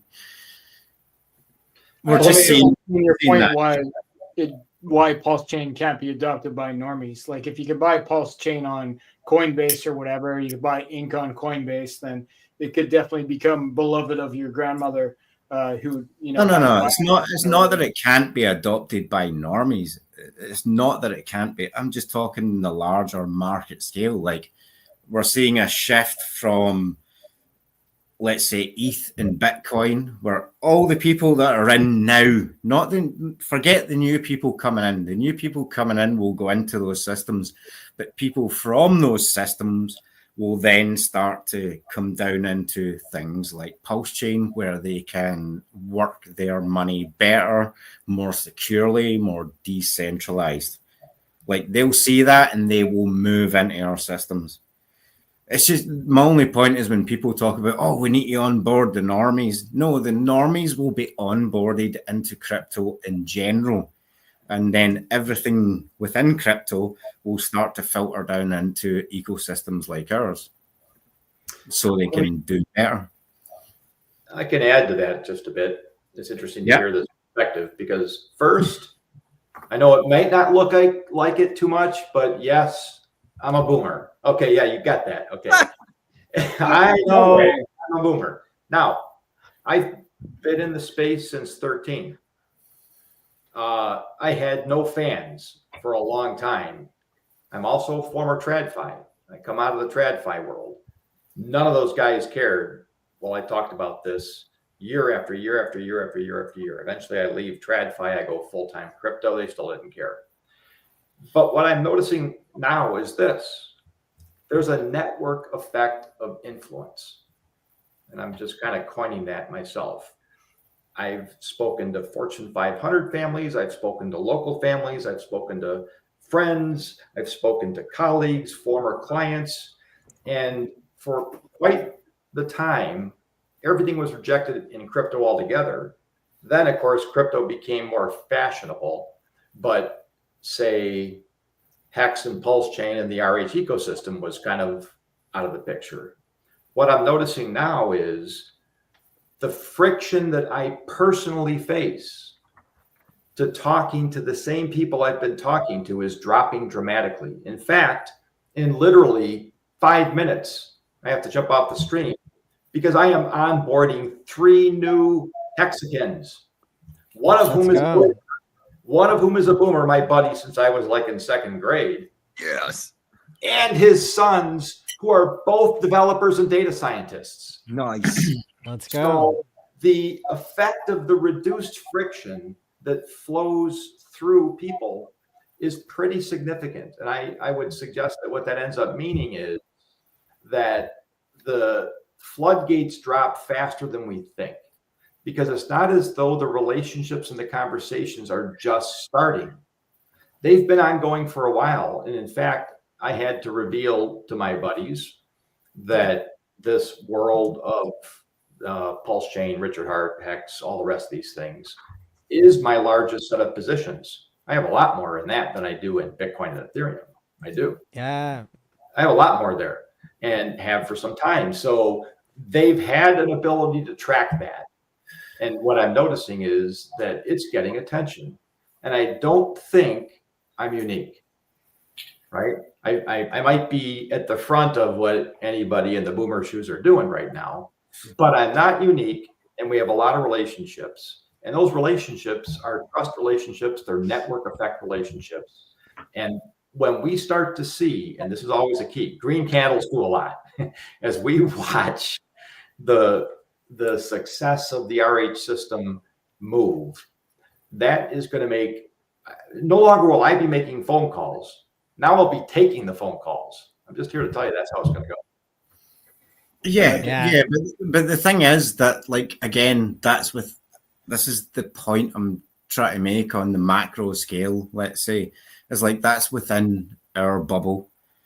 Like, I have the same experience when I talk to people, but I'm talking to them almost specifically about Pulse Chain. I'm talking about the greater market here, like the greater market of normies that get into crypto, whether they even know it or not. And a lot of them don't even know that's what they're getting into. Like this, Jesus, we don't even need to go into the subject of digital money and where it's all headed, but they will all be in crypto. But what they will all be in is what will be the TradFi market, which is things like the Ethereum network. Ethereum, like, they bent the knee 2 years ago. 2 years ago, they bent the knee to the TradFi market. Like, that will be the TradFi market, is my point, in the future. Like, all the stocks are already involved in that market. Well, not all of them, but a lot of them. I'm not a stock guy, by the way, so you can tell me to fuck off anytime you want. But I know from, like, one of my students who's in stocks, he's like, yeah, a lot of the stuff that I'm in, like, they're dealing with crypto. Like, that, like, here's what the we difference, know though, as crypto now is TradFi. That's what I'm saying. What we know, not us personally, not in our bubble, this Pulse Chain bubble, which is very different, but what we know is the general crypto market is now TradFi. Well, here's where I would make the distinction, okay? Because if it's not your keys, it's not crypto, okay? And so everything that people are calling crypto, like even Coinbase and centralized exchanges, that's not crypto. Michael Saylor holding on to your keys for you and selling you, stocks, that's not crypto either. So when I think about the future of crypto, properly defined, then it is Pulse Chain and it is HEX. Yeah. I agree. But again, this is where I make this is the distinction: is crypto is now TradFi. Cryptographic currency is the new TradFi. So let's hear from Tim and Dev and Fast Abdul too. Yeah, I was just gonna say, like, Ethereum used to be the main, at least when I started crypto, Ethereum was like the main way to get into crypto. Like, and in my mind, it still is the main way to get into crypto. A lot of the people that I've talked to, the only thing they understand how to use is like Coinbase. You know, oh, I heard of Ethereum, or hey, Bitcoin's reaching all-time highs. How can I, like, what is this crypto? I'm interested in it now. And they're asking me questions. And Coinbase is the only thing they know how to use at the moment. It used to be when I got into crypto that I would be able to experiment and say, okay, I'm going to take my Ethereum from Coinbase and send it to my own wallet. That was kind of like an experiment. My friend, when my friend told me how to get into HEX, that was part of what I did. At the time, it was super cheap to transact on Ethereum. It's no longer that cheap to transact on Ethereum. Nobody who is nobody who's not in crypto right now, if they're not in crypto and they try to use the Ethereum network right now in a DeFi wallet, they're gonna think you're crazy, doing like $35 a swap, and then like you got to do like another $30 just to approve the swap. It's like it's ridiculous. Like that. Right. That is not the future of crypto. In my mind, Coinbase and a lot of these other centralized exchanges are just kind of like, it's like a band-aid, right? It's like, it's not really where we want to go. It's not really what we want to do, but it gets the job done for the people who aren't super technical.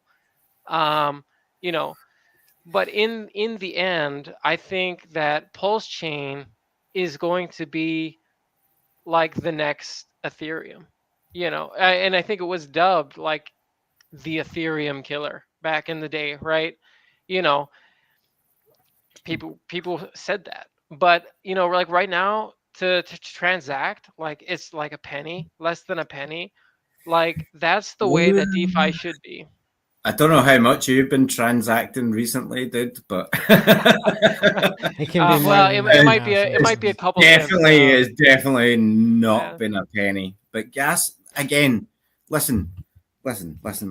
Gas fees are not the issue. The future of finance is the issue, and we're not talking about normies setting up a fucking ETH wallet and blah, blah, blah, where the normies will be onboarded into crypto in a way that they don't even know that they are using crypto. Oh, do you know what I mean? Sure. So let's keep going around the room and make sure everybody gets a chance to weigh in while we're going on here. Well, when I first got into Bitcoin, the only exchange available at the time was called Mt. Gox. And about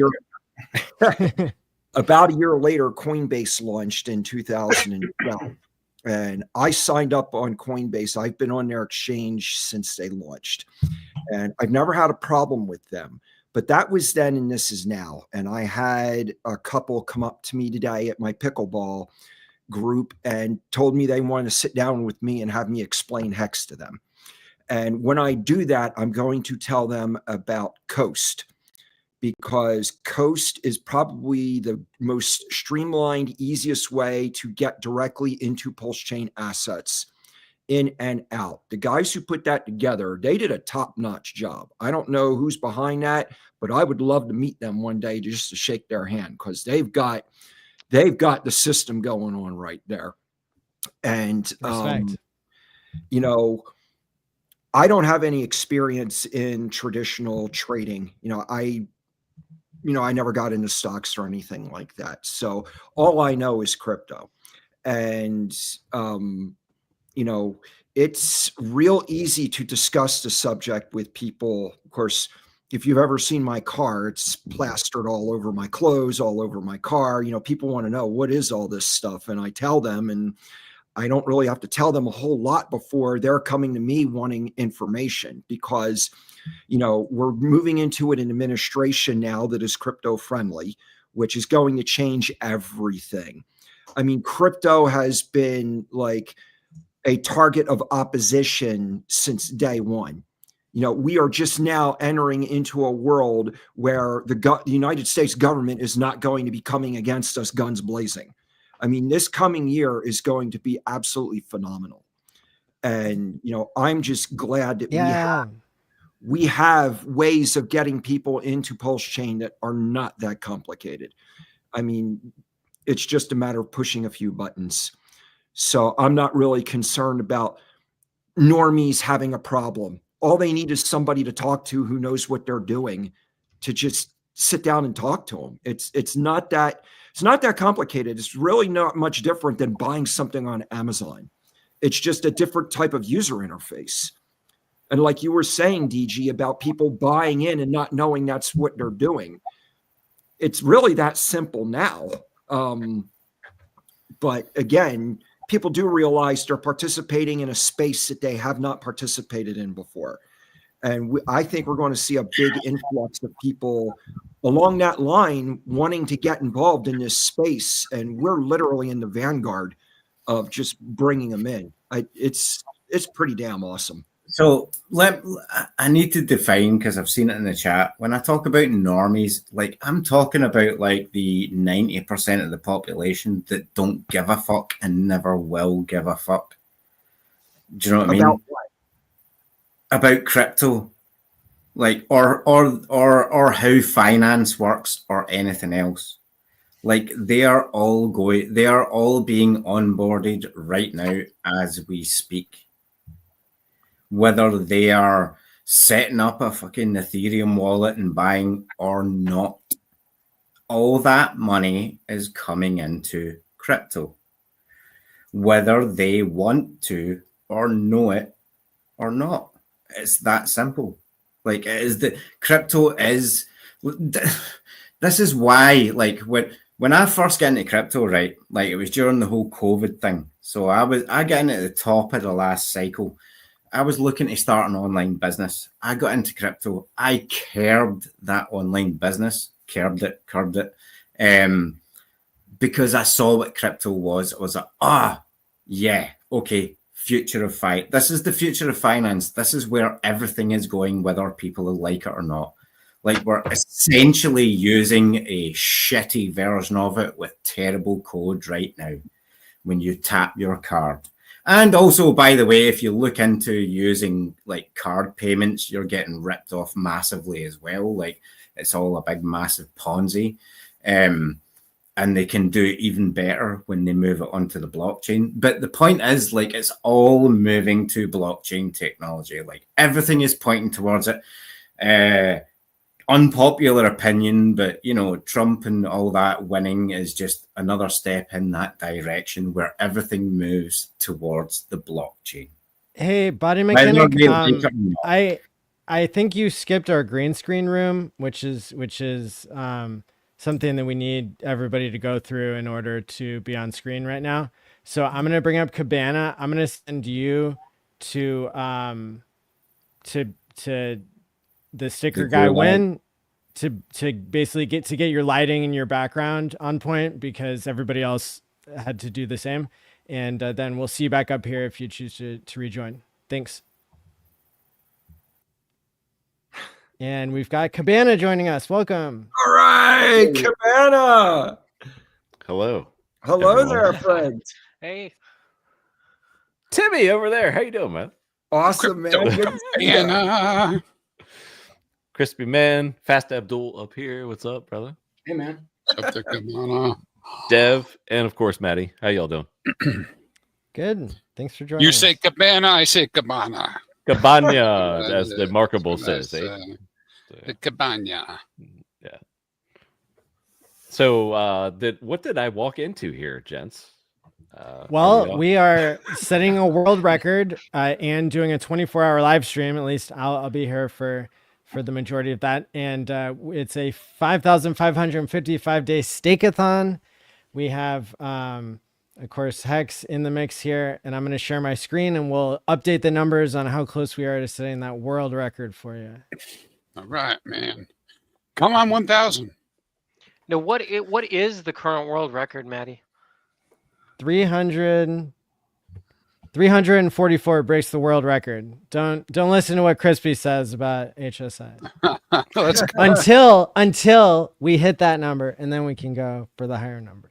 Let's go, baby. Wow, I think we'll be all right. because Whale Hex on X/Twitter has updated things to show all the stakes to pump everybody up, and you can just see has flowing. he? And, has he? Yeah, because it wasn't in working real at time. first tonight. So many 555 stakes, not just in number but duration. So it's cool. Is it working now or looks like it? Yeah. I mean, hey, listen, I'm is there more thrilled than already. 3? I'm thrilled already, man. This is 4 times what we normally see. Beautiful. Already got a 4x, Maddie. So we have 50 stakes. Quattro Cinco stakes haven't been created so far. When I looked earlier tonight, the Whale Hex was not working on Twitter, and I sent him a message about it. So we'll see if we get that working. There were only 3 that had been tweeted at that point. Yep. Good to go. Tracking in real time, it appears. So excellent timing, awesome. Especially with the Bitcoins approaching, teasing 100 again. So maybe we get a little Hex fever up in this joint tonight. So yeah. Okay, so this is breaking news from Cabana. I stand corrected that Whale Hex is now showing what we need.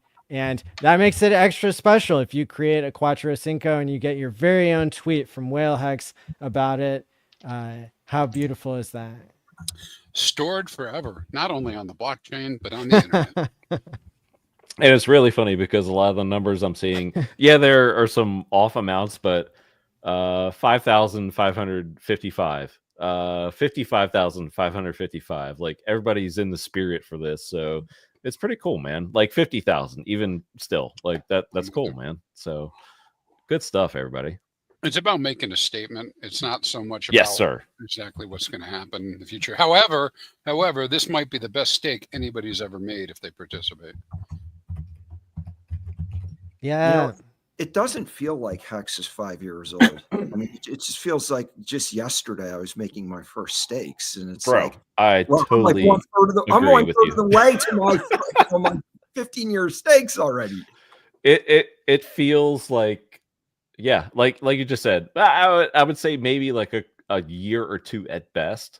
Yeah, but it happened at pretty much like the height of the vid stuff, and man, I mean, I've said this before on stream. It's just like what an incredible time it was happenstance, I guess, to launch, or blessed, or whatever you want to call it. But to have everybody, or a lot of people, not everybody, but everybody has their own communities, but to have people on their machines, on their screens, and it's like, all right, well, what's going on? We can't go anywhere. And you're viewing crypto, you're viewing finance television, you're viewing news or whatever else. And, the eyeballs went here because the launch literally happened, months before. So it's wild to think about. And I remember, I always say this, watching watching it, interacting with Crypto Coffee and RG3, Johnny Chaos, like old school, and Maddie, and man, just name off the old school streamers that are so many that are still here, and the new ones that have come along. And the community is as strong as ever, and that's why this next cycle could be very, very exciting. I have to add on to that too, like like you mentioned, it doesn't feel like it's been 5 years, right?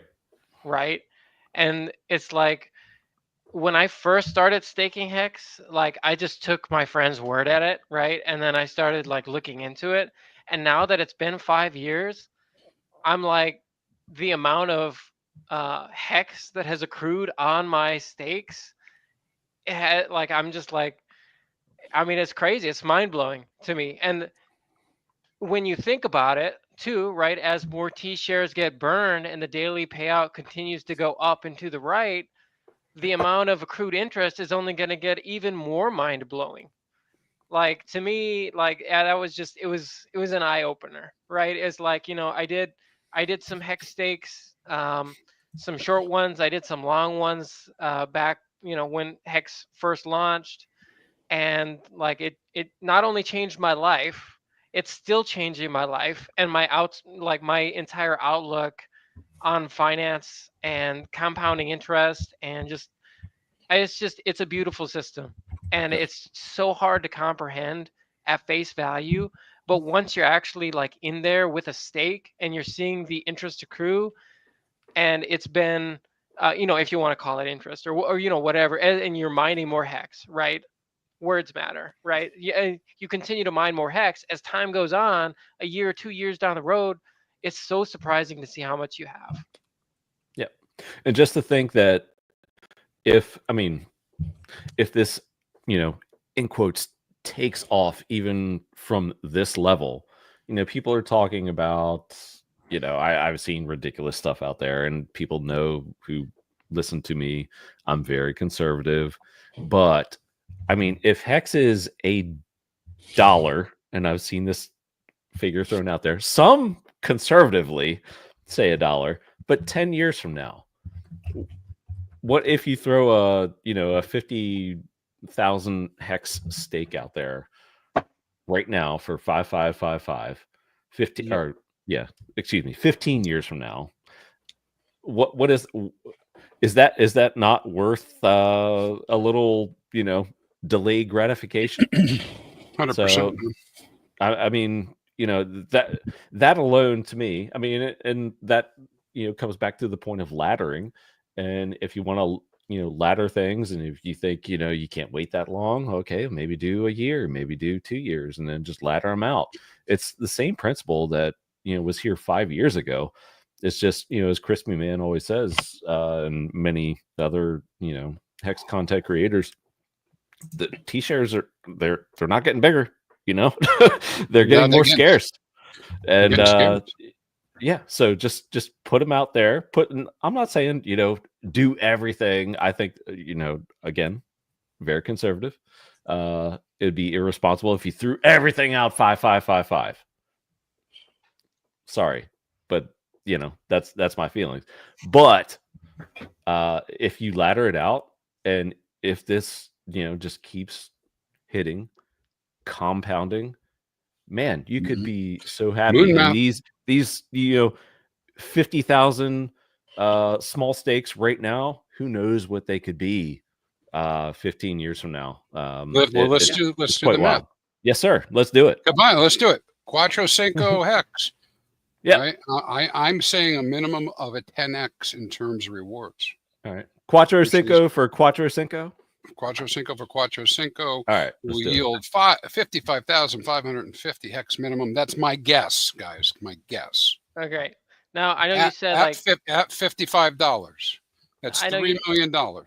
So I know you said like shorter stakes and longer stakes. So like when I first started, I did the shorter stakes and the longer stakes. But the longer that I'm in hex, like what I've started doing is just every year I do a 5555 stake. And what I realized is that in 15 years, when my stakes are coming up, now every year I have rolling 5555 stakes coming out with max APY. I no longer have to worry about am I going to be able to, if I need like a cushion or something like that, every year I have something coming out. I'm no longer worried about it. And I'm making max, APY. So that's what I've ended up doing. Respect. So, you guys saw me earlier on the stream. I did a Quattro Cinco for Quattro Cinco on Pulse Chain. And you might say, Maddie, that's not fair. You didn't do it on Ethereum. So, or you might say it is fair and Richard wants to kill EHEX. Well, either way, now I will perform the same action on Ethereum. Let's see the for better or worse. For better or worse. Oh, I might not have enough ETH, actually. I spoke too soon. How much ETH? I have $6 of ETH in here. Let's see if I can do it. So first off, we're doing a similar dollar value, which is about $150. So in this case, it gets me 31,000, almost 32,000 hex instead of 5,555 hex. And the mining term is Quattro Cinco, 5,555, ending on day 7,382, which is just after Valentine's Day. It is February 17th, 2040. And this would give me 2.45 T-shares, 2.5 T-shares on Ethereum. I click deploy miner, and let's see what the highway robbery is going to look like today. My MetaMask is popping up, and it says I do not have enough ETH. It says it's going to be $11. $11. So yeah, Gwei's at like 16 right now, I think. So that's not bad by ETH standards. 18, pretty much worse. 19. Somebody minting an NFT.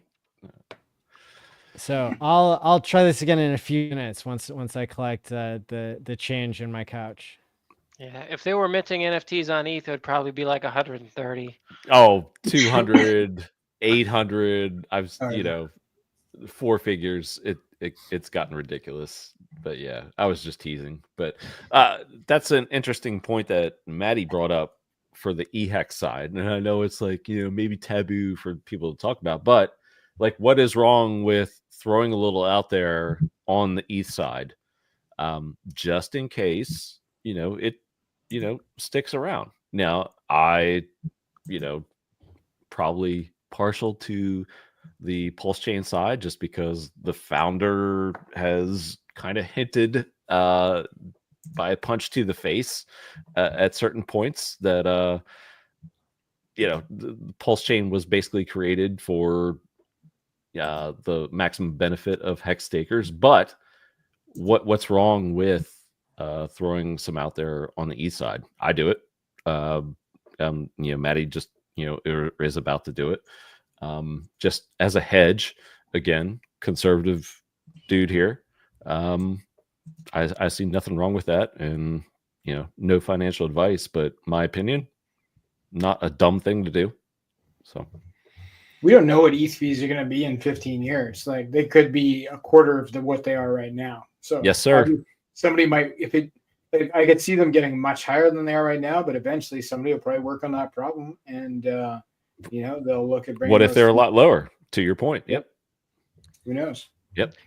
I will say it'll be $500 in 15 years, which would be great as well. Be super rich, but things change. Yeah, I mean, I'd still argue for PHEX over the long term, but if that happens, as you said, or the base case, or the best case, I should say, the fees are way lower. A lot of people might like that. And if Pulse Chain becomes so successful in the future, like so much more successful than every other chain, then logic would dictate that the people behind those other chains would do things to try to make themselves relevant in relationship to Pulse Chain, which would include having to make their fees lower to attract volume. Yep. That'll be the game. And I don't think we're that far off. Like, I'm looking at, and I know these numbers may not be perfect, but the CoinGecko rankings, Pulse Chain is ranked number 5 right now for TVL. We're a 8.06x away from beating Ethereum for total value locked on the chain. So that's probably not going to happen overnight, but if we're number 5 now, could we be number 3 in a month? I don't think it's impossible. Well, I will say one strong reason, at least I personally believe, that staking on Pulse Chain is superior outside of the ETH fees. Nobody knows the future, right, of Ethereum. I'm a Pulse Chain. I'm a Hex maxi, right? One thing I will say about the Pulse Chain ecosystem is that everything was designed with a purpose, and everything works in tandem with each other. So when you trade for Hex on Pulse Chain, you're actually burning Pulse X. That helps pump Pulse X. When you make or end a Hex stake, that burns Pulse, because every time you transact, right, a little bit of Pulse is burnt. that also helps the ecosystem. Everything works together. Like it's just, you know,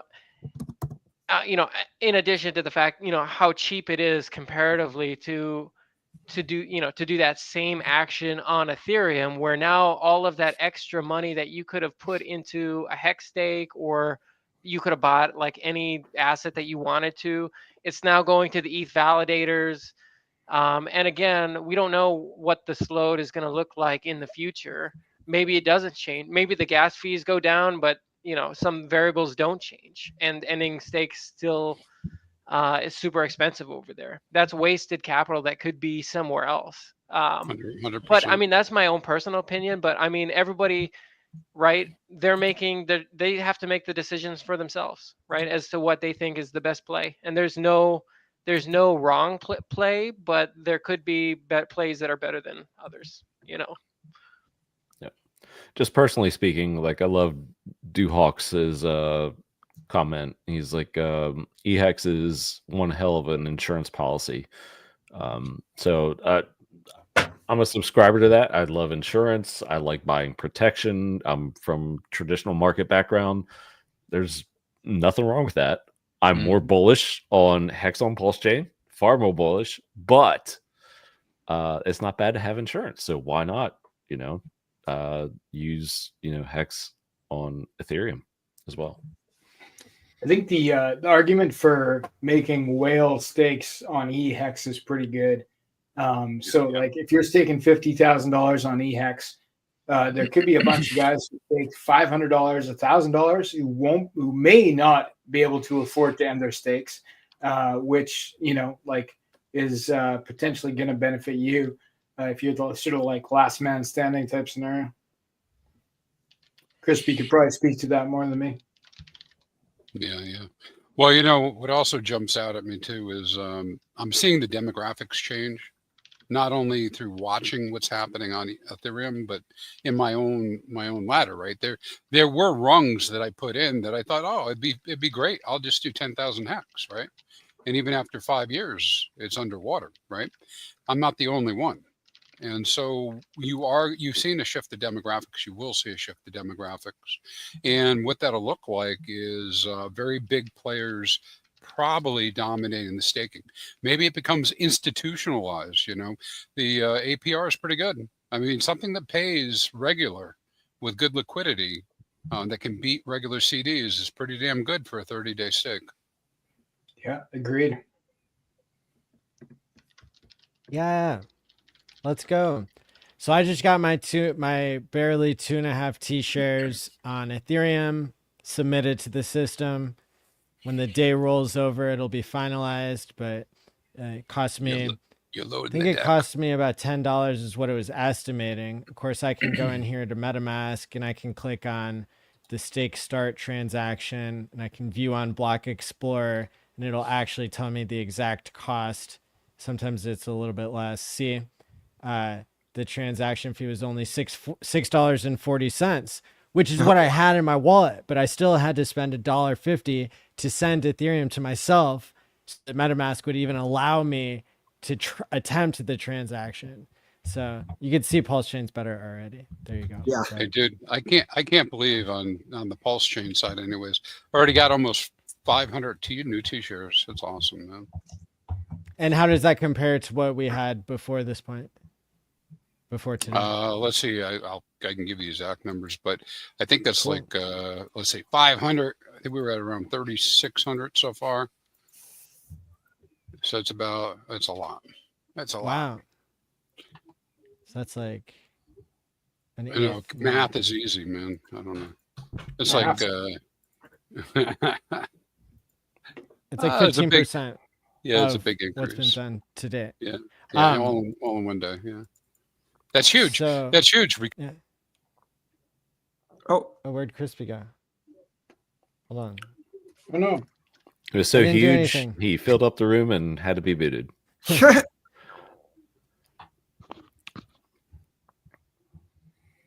But by the way, this address that I'm sharing on screen, I'm not doxing myself. This is a public address that I use. It's actually my address for comm referrals. So if you want to claim your COM and you're doing big stakes today in Hex, you can go to hexcommunity.com and you get to claim the same amount, but that activates my 1% bonus. So there you go, hexcommunity.com to interact with this wallet. And don't remember not to dox yourself in the process of your excitement of doing Quattro Cinco staking.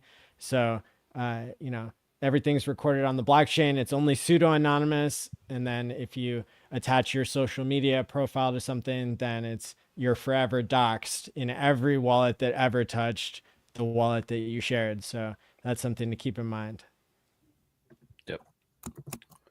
A couple of interesting points, and shout out to these guys. Hexagon 720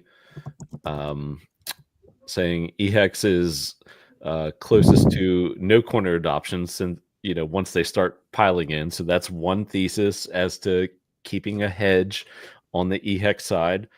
Duhawks, he's like, yeah, let's face it, when retail shows up, they have no idea what they're doing. They'll buy EHEX and confusing the two. So again, Right. As a hedge, nothing wrong with having some EHEX on the side, even if you're more bullish on the Pulse chain side. So Agreed. Some really smart comments from some true OGs in that chat. Question for you, Love Maddie. Please. Red Bull Vodka asks, what is the official Pulse chain wallet? Internet money? Like, what do you prefer? What does Maddie Allen do with regarding wallets? What are your thoughts on MetaMask versus internet money versus Rabby? What do you think? Because I know you're big into security and stuff like that. Yeah. So what I do, my latest thing is that I've developed a physical coin, a 1 ounce copper coin that has a private key built into it. And it's called solidusKey.com. And this is, you order it. Maybe it could be better because it's not on Amazon yet, but this is something where it comes with an instruction booklet for onboarding that's written by me in physical form. And you can go to solidusKey.com and you can access these onboarding instructions. But it starts off with, you need a hardware wallet. You need a Trezor. And by the way, today they're 30% off. It's the best deal you can get all year is to order a Trezor today. And can you comment quickly on that before you get too far into that, Ledger versus Trezor, because there's been some developments with the Ledger security and perhaps access by other entities. Maybe you want to throw that in there as well, because that might be really good. I was always disgusted by the fact that every influencer I ever followed in Bitcoin would say Trezor and Ledger so many times over and over again. None of them knew what they were doing to pick one that was better. And when you're onboarding people into crypto, you need to limit their decisions of arbitrary things, or like you need to tell them what's best instead of giving them a dumb decision that's going to take up their decision-making power, because there are other things they have to decide, right? Like, how rich do you want to be? Yeah. And not like wasting brain power on like choosing the wrong hardware device. So like I've always been Trezor. Get a Trezor. And that worked out really well. I was a little bit heartbroken that Trezor doesn't like go to the in-person crypto conferences. So I had started to give Ledger a chance because I met their CTO in person. I met Ian Rogers, who who's like an incredible tech entrepreneur who's designed a lot of the latest stuff that they've been doing. But I am Trezor, and I sold about 300 Trezors when we had the largest hack in Hex history of Hex 19 getting hacked for 100 million Hex back when Hex was above 10 cents, maybe close to the all-time high. And shout out Hex 19, true OG. Respect. Yes. The Hex 19 big payday was because of that hack. And so that really motivated people to get a hardware device. And just in the past week, I've sold about 50. And so everybody who gets a hardware device remember, if you're a hexagon and you're time locking, you actually need 2 Trezors. You need one to migrate your current your seed phrase that has your current hex stakes on it. And you need one to start doing new staking on and move your liquid funds to whenever, basically with a seed phrase that was generated on the hardware wallet itself. Now, this doesn't apply to you if you already created your staking seed phrase on a hardware wallet, then you're good. The problem is a too large group of people, they created their seed words that they started staking with on MetaMask, not on a hardware wallet, or they did it just on any device that's not a hardware wallet. And there's this virus called the Mars Stealer virus, and it gets on your computer and it will steal your seed phrase, even though it doesn't know like the password that you type into MetaMask. Like it's going to steal the file and then it's going to send it back to home, and then it's going to guess every password in existence very quickly. Like your funds are going to be gone before you know it, literally. And so that's why it's unsafe to ever even hold a copy of your seed phrase on a computer that's not protected by a hardware wallet. And so when we talk about migration, you're not just making sure that you have access, because before you delete the old copy of your seed phrase digitally, you need to make very, very, very, very, very sure that you can access it from the hardware device itself. Right. And that you have it written down appropriately and that you never take a picture of it. But so a lot of hexagons, they're going to want to have 2 Trezors, one for the migrated seed phrase that was created, not in a less secure manner. And then once they have that, then they're able to get rid of the insecure copy on their computer. And then the risk is virtually eliminated. And then they also have, just for, because a lot of millionaires are being made in Richard Hart's ecosystem, you're going to have, the even higher level of that, where even though there's no sign that you've been compromised, what if you accidentally took a screenshot or a picture years ago and it went into your iCloud, or it went somewhere that someday gets hacked? Like, there's already word recognition stuff on your phone now, like that. So it's going to be very easy to get hacked if you don't take the extra care now that you're going to be a crypto millionaire. You need to take the extra care now to set up the seed phrase that never touched the internet and was only on the hardware device. Does that make sense? Yep. Does to me. Didn't mean to get you too far off on the tangent there. Oh because man, it's you were so talking. important. I know, because you were talking about MetaMask as well, and I forget where we. So no matter what wallet you use, the most important thing is how your seed phrase was created and how it's secured. Now, once you have that part figured out, then I like MetaMask.io because because so many people are stuck using it. There's an advantage to that from security purposes, even if it's not the best UI. I like Rabby. I like Internet Money. But I think the hardware part is more important than the front end you choose to be your wallet, is like how you secure your seed. That being said, oh, go ahead. It's definitively like hardware wallets are the way to go, but I'm pretty sure that more hexagons lose their funds to scammers than they do to hackers. Like, they're giving their seed phrase to someone else who they think is Richard Hart. I just talked to a guy a couple days ago on Twitter who asked me, does Richard Hart usually DM people? And my answer was no, he does not usually DM people, and probably he's not going to ask for your seed phrase. So or he will never ask for your seed phrase. Nobody you trust will ever ask for your seed phrase. It's always a scammer. And I've heard more horror stories where people have willingly given away their seed phrase or their private key, which is something that's important to understand, rather than it being found by Russian hackers, right? Which I think is legit. That's a fear that the Russian hackers will get in your computer and find, be able to actually get information to steal your crypto.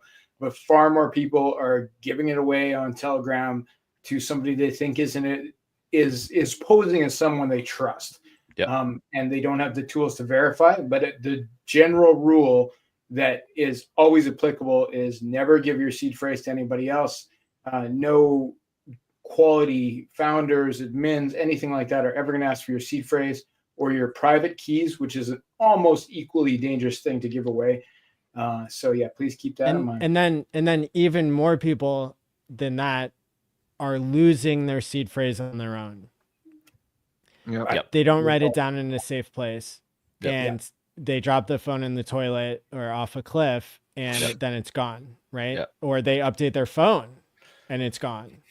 And so, that happened to one of our Hex streamers, Rachel, who she traded in her phone for a new phone, and then discovered that she didn't think that the seed words were written down for. Luckily, that was only a fraction of her funds, but it was a big enough amount that really sucked and provided a good lesson for everybody else to learn from. So you want to learn from this. You make sure your seed words are written down in 2 places. Fireproof is better. And anybody who has access to those words can take all of your crypto. And, that's another reason why for the advanced users and the whales, I developed timepays.me, which has a way for you to be able to undo a hack by creating a vault within your primary seed phrase. You're able to attach a second seed phrase. And so there's a 7-day timer that basically requires, even if somebody has your first seed phrase, they have to tell the blockchain that they're taking money out, and then you can catch them and there's still time to undo the hack and to take control of the funds. And so even though that's not easy for like beginners to do, this is an important technology that, people who are securing millions of dollars, they're going to be using more advanced strategies to secure their funds. Yep. My seed phrase is written down on a piece of paper, and I change the order of the words in a way that only I know the code to break them.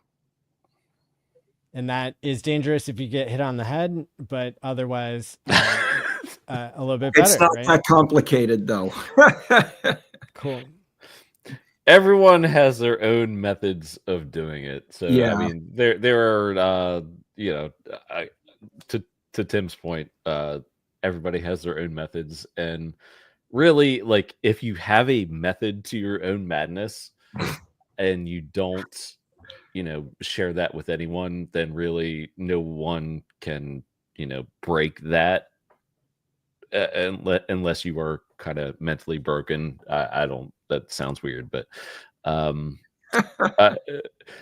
one of the things that I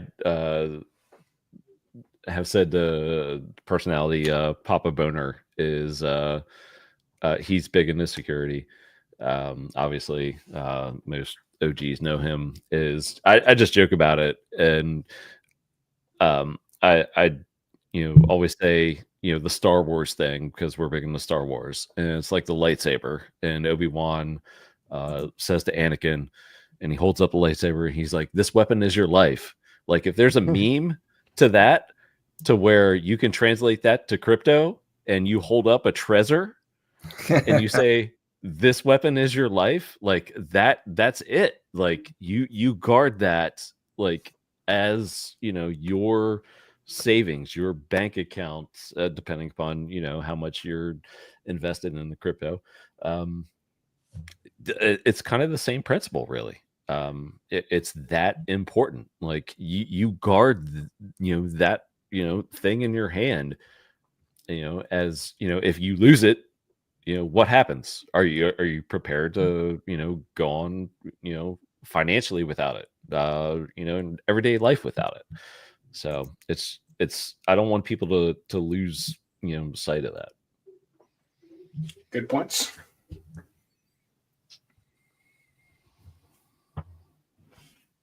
The Internet Money Wallet has. Yeah, let's get crispy. Go ahead. The Internet Money Wallet has a 24-word seed phrase instead of a 12-word seed phrase. Hey.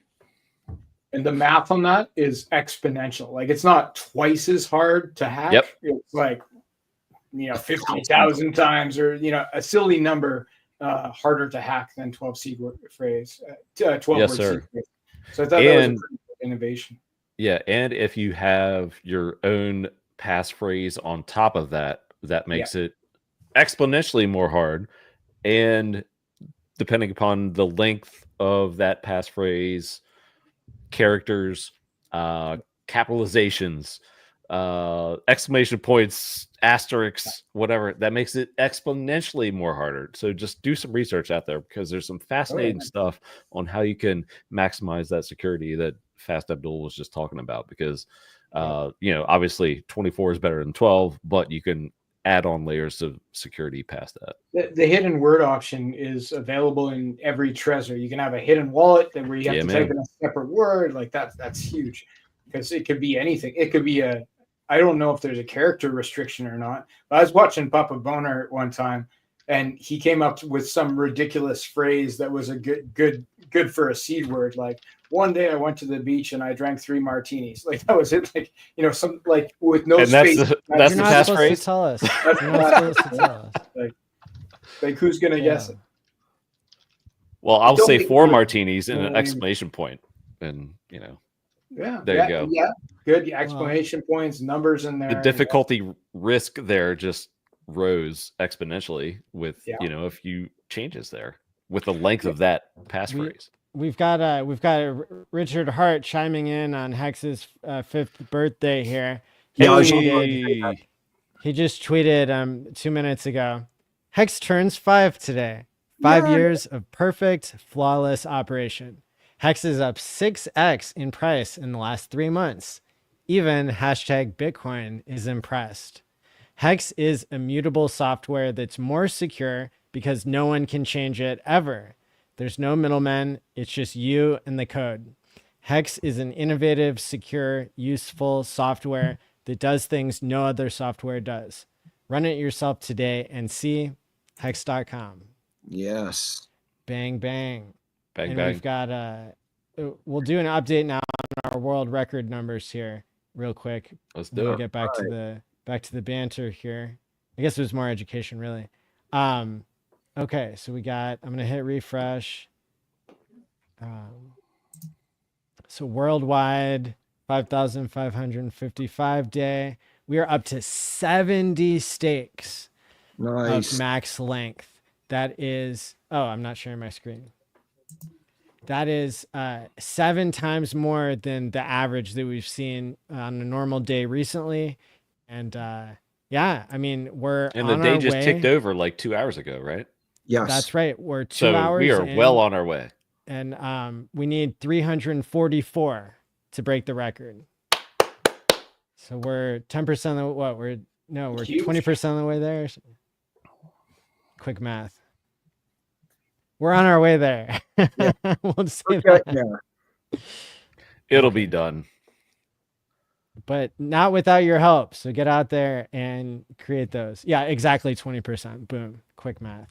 Not without your help. So please give to public television. That's right. No. Yes, you've got it. The Stake-a-thon continues. TV. Maddie is totally the public television of the Pulse Chain. You can buy our DVDs for $19.99. Love it. So, and then we also have the second source of information here, other than Crispy's dashboard here. We've got from Ben Sierra Pro, who will be on the stream later today, that we can see there's 6.8 million hex that have been staked so far. And it looks like a majority of that has been in HSIs, 60%, but of the stake count, 81% have been native stakes and only 12.3% have been HSIs. So really good to see those numbers rolling in. 65 stakes total according to including the HSIs. Not bad, not bad. And but remember, if we include HSIs, we have to hit 914 stakes to break the record, the world record. So okay, we can do it. 344 is, you know, the first goal that we'll reach probably with native, and then we can try to go even further. Nice. HSIs have some benefits people can consider, but you know, there's benefits to the native stakes too. I believe with the native stakes, you can claim calm, and you cannot claim that with the HSIs, if my understanding is correct. It is. HSIs can be moved from wallet to wallet, though, right? So it's a movable hex stake, which has dangers to be sure, because you could mess that up. But it is effectively an NFT that you can move from one wallet to another. You also, it's not what I'm advocating for, but HSIs can be sold on a marketplace, which I think is something that where Alex was talking about that we could have on the Pulse chain. So you could, you know, buy and sell hex stakes. Like imagine buying like a Quattro Cinco stake that was 14 years in. Well, that would be a commodity I'd be interested in owning. Things like that. So I think as the ecosystem develops, these things are going to become more and more important. And that's without getting into the whole auction system of ICOSA that's beyond the scope of the show. The tech is great attached to HEX with all these protocols. Somebody's asking the link to the site. Right now, it's both of the dashboards that we're showing on this show are exclusive content.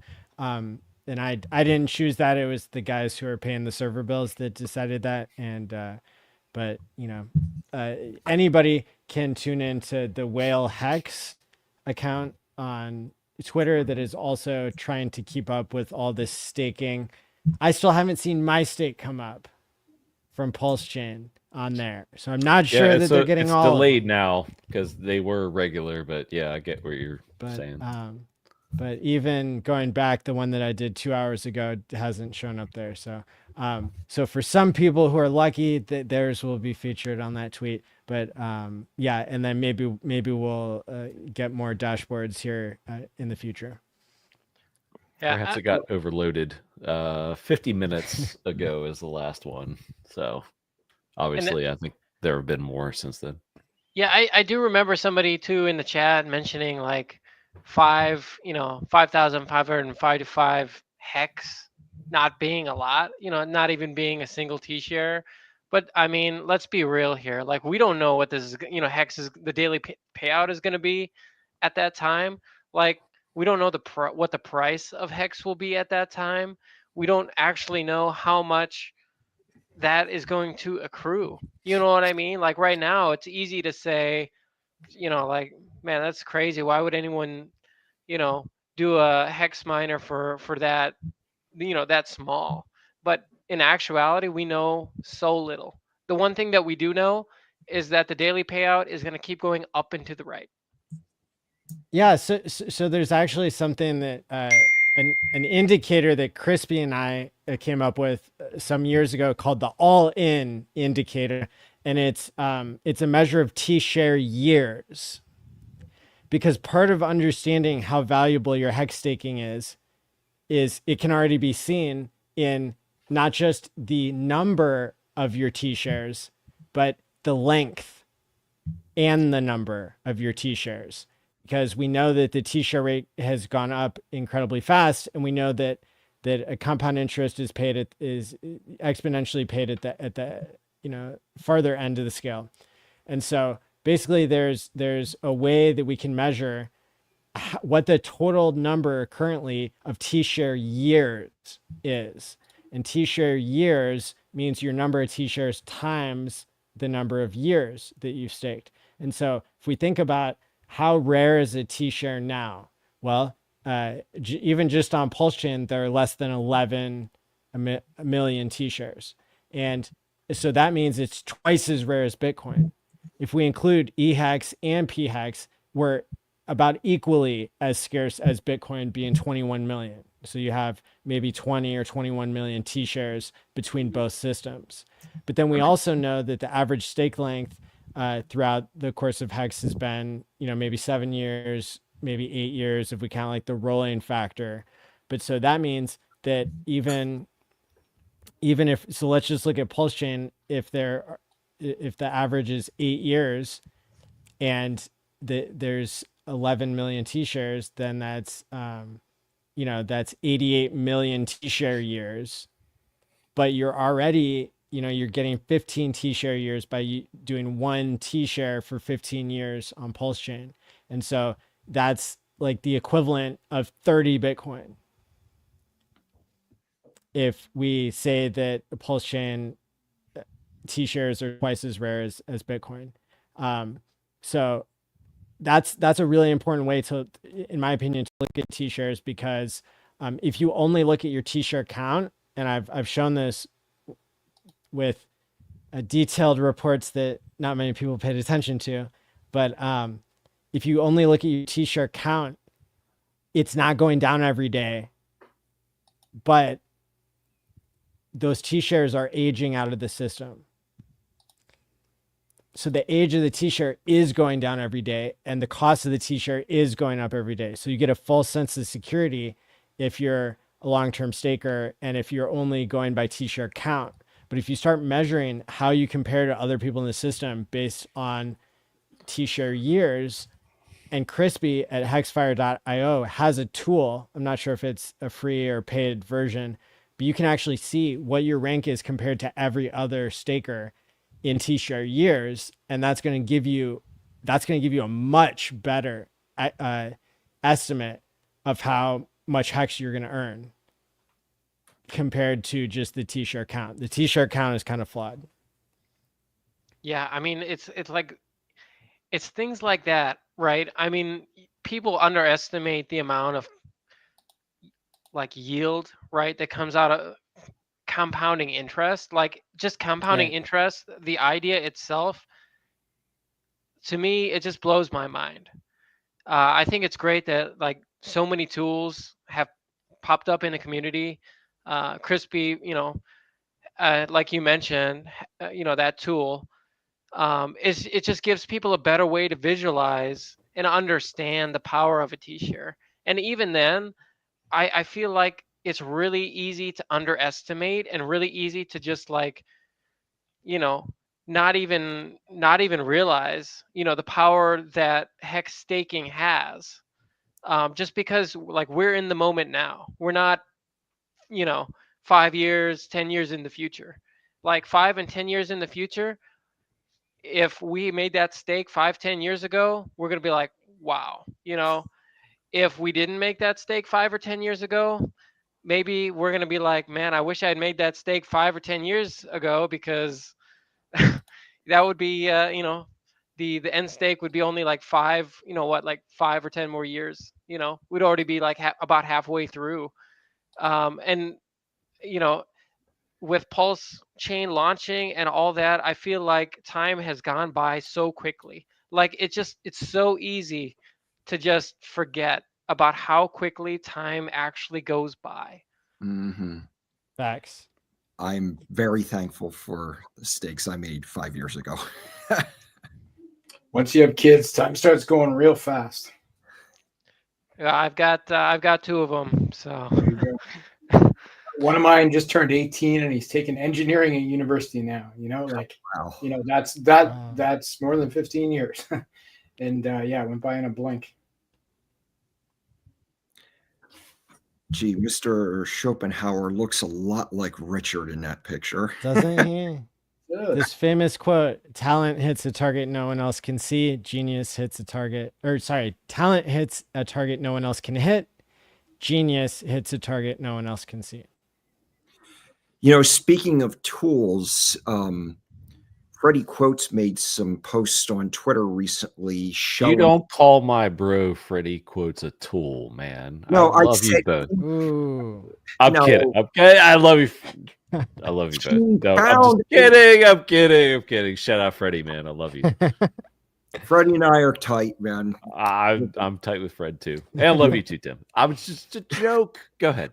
But anyway, he was posting about the fact there is 1.4 billion HEX sitting in their 2-week grace period right now. Stakes that are done that have not been ended yet. And from OA or Godwell? I don't know I don't know what tool he used to get that information, but it's just something that he posted recently. And, you know, I don't know how many T shares that represents, but that is a lot of staked HEX that has not been taken out of stake that could potentially bleed or be good accounted if the owners of those stakes do not end them, which could have a great impact, you know, on our system. What's a little halftime game theory? So, you know, we're all 5 years in from day one. Yeah. And, you know, do you want to try to dance around this and trade around it? Me? No. I'll stake right through it and let the madness begin. And people who want to dump on any fears or jitters, like, man, I was here, you know, the first year of HEX, all the FUD. Somebody posted the Richard versus the toned vase and lawyer video the other day. It was just like, man, that's what it started out as. And now, like, in recent memory, this past year has been the SEC stuff. What if that kind of subsides here in the next I would say less than 30 days, because that we should get some sort of I won't say decision, but I guess what would you call it, a decision? Yeah, okay. We're gonna find out if HEX gets dropped, and we're gonna find out if Pulse dropped, Pulse or gets dropped. I guess like some of the dismissed arguments based on jurisdiction. Dismissal. Yeah. So and people are forgetting this, that like we're gonna find out before the HEX conference. And so in the next month, we're going to hear, because it's been exactly a month, and normally it takes 30 to 60 days, like 45 to 60 days to get a decision. And a lot of us were sitting there in the courtroom, you know, really excited to hear how much the judge was questioning HEX above all, you know, whether the SEC had any jurisdiction. Yeah. And this is like game theory. Apologies, Crypto Kool-Aid, because he doesn't like that term, but game theory on steroids, because you have a perfect storm of events. You have the 5-year anniversary, and you have this SEC decision occurring in the same month. Things could get wild here in the next 3 to 4 weeks. Maybe I would say the month of December, things could get wild. So why would you want to try to trade around it? I mean, it's up to you. Everybody makes their own decisions, but good luck. And we can stakers add always win, right? We can add to that list of good news things that could have a force multiplier effect. There's a little known website called lookintorh.com. Oh, look into RH. And it shows that, you know, it shows the OA funds, the sacrifice funds, whatever you want to call them, that Ethereum, you know, it is sitting at being only 1.4% away from being in profit. So it looks like in December are not only getting the 5th birthday of HEX, the SEC decision, and the OA or the sacrifice funds flipping green. And then first thing next month, we have the HEX conference, which will be the 5th annual, same dates as always, January 6th through 9th. Speaking of Freddie quotes, let's hear a little 10-second clip from him. There's so many scams. I have to change my username because don't ever send me money. Imposters everywhere. Richard Hart bracket Don't ever send me money. Imposters everywhere. Well, that was kind of Richard and Freddie, but there you go. What about let me see. What's another Freddie song here? Furu's eulogy. Oh yeah. I don't know if wait. You're in the video, Maddie. Is Come that on. this one?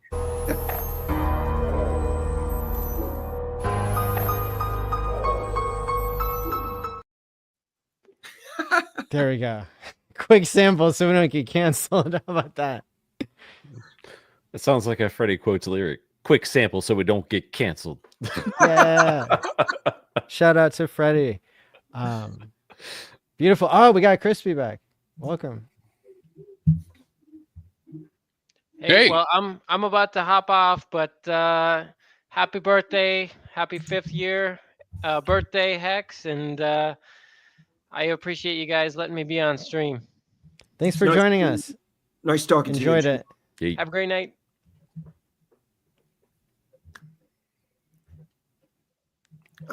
Hey, so I have something to share with you since you guys were talking about it.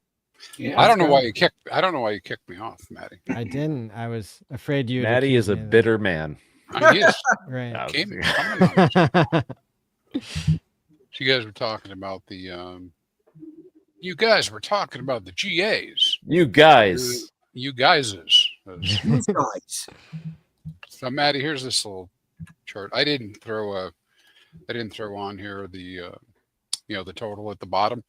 But what we can do is we can actually look at the stakes that are out there now. The OA had some stakes come up, as well as some other folks.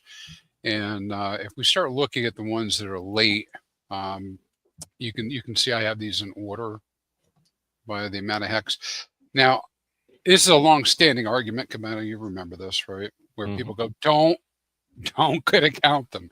But it's DeFi, so there's always some joker who's going to good account them anyways. And I think the jury's out as to whether good accounting them or not is better. Some will argue that when a stake ends or should have ended and the person doesn't come back and end it, that you should let them bleed out to zero. That distributes all the hex. But during that period, those T-shares take up a place in the pool.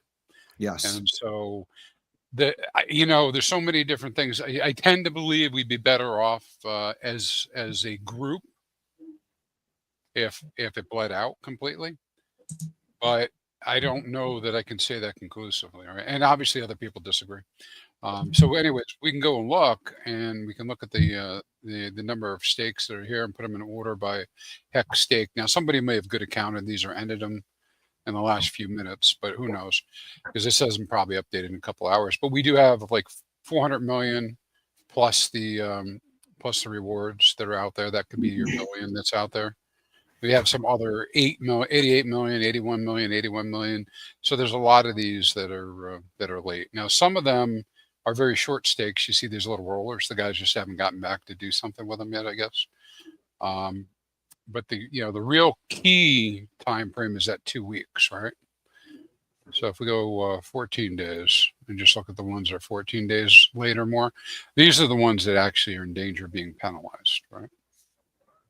So what happens? How does that affect people with current stakes when a stake starts to bleed out? It doesn't affect them directly because it's just that it takes up a spot in the in the pool. So my rewards would be higher if they got out of the pool. Okay. Right. But it doesn't affect me directly. But if somebody good accounts it after some penalties accrue, then those penalties will come out that single day, and then the T-shares come out of the pool, and the payout goes up a little bit relative to whatever else is going on in the system. So it's good accounting those pays the current hex stakers more. It will, but it's such a tiny fraction. That most. So hex is very much about boiling the frog, man. Because if you're not really looking at it at a long time frame, you're like, this stuff never moves. The numbers don't change much. I mean, I can see why people get bored, right? They look at it because they're like, it only went up this much. But then, and then I think this is what Tim was saying before. When you start talking about compound interest, it's just becomes crazy how big the numbers will get over time. And with a stake that is ended, that is still in the system, after 2 weeks, it starts to bleed out. And some of that HEX, half of it goes to the OA and the other half goes to the stakers. But if you good account it, then those T-shares are taken out of the system, which would increase the payout per T-share in HEX terms. So the issue is do you want to give money to the OA or do you want to run good accounting? So is really what it comes down to. Well, even with the penalties, as the penalties accrue, it took a lot of us a long time to really understand how it worked. So if a stake gets to maturity and you don't end it, and it gets past the grace period, it accrues penalties, but nobody gets the penalties. Oh, yeah. Nobody gets them until somebody either does a good accounting or it gets ended. Really? Yeah. So they don't come out. So it becomes like this little piggy bank of it just penalties. kind of accumulates. Yeah. So it's kind of like a pay me now. It's a marshmallow test. It's pay me now, pay me later. Okay. You can get the T-shares out of the pool and all the HEX later, or you can just take the T-shares out of the pool. Which one do you want? And so I've heard some people strategize, hey, listen, my stakes are so big, not mine, theirs. That pulling the shares out of the pool is optimal for them, particularly if they're doing large short stakes. And that's why you see some of the folks will do the good accounting on them. It's so cheap now. And now you also have, now the reason I have this particular visual up is I have members who religiously go farm the COM rewards. And so with COM, if something has been, is late, but you haven't reached the 37th day yet, or wait, and after the 37th day, excuse me, if it's late 37 days, you get 1% of their COM if you good account their stake. Okay. And so there's a whole group of people that just do that. If the price of the COM goes up, that could really be a thing. Yeah, well, at which point I'm sure there'd be a bot that did it, but still. Yeah, they've already been doing it, but it's pretty decent. Yeah, and you guys were talking about the all-in indicator before. That is available on the HEXFire site. It's out in the public area. I did put it in the chat.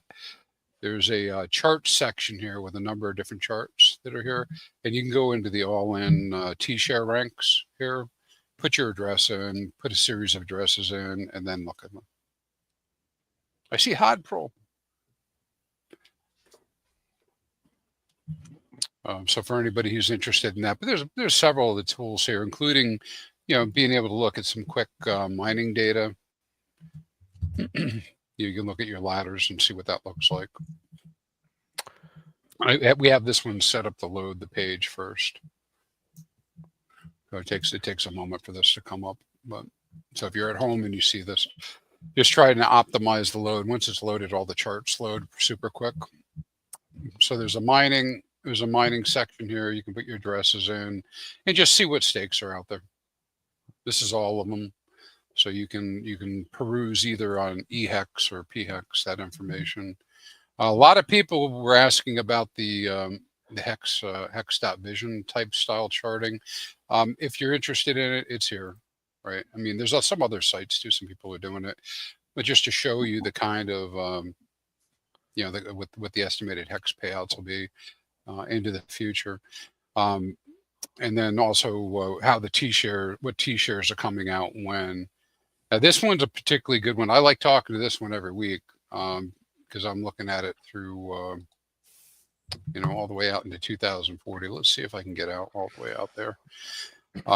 We talk about this one a lot, right? Because this is another angle on this Quattro Cincos. Let me do another advertisement for Quattro Cincos, right? So you see how this is the hex that's supposed to be coming out. The blue represents the principal. The green represents the reward. Okay. Nice. right? So you got some pretty big stacks here.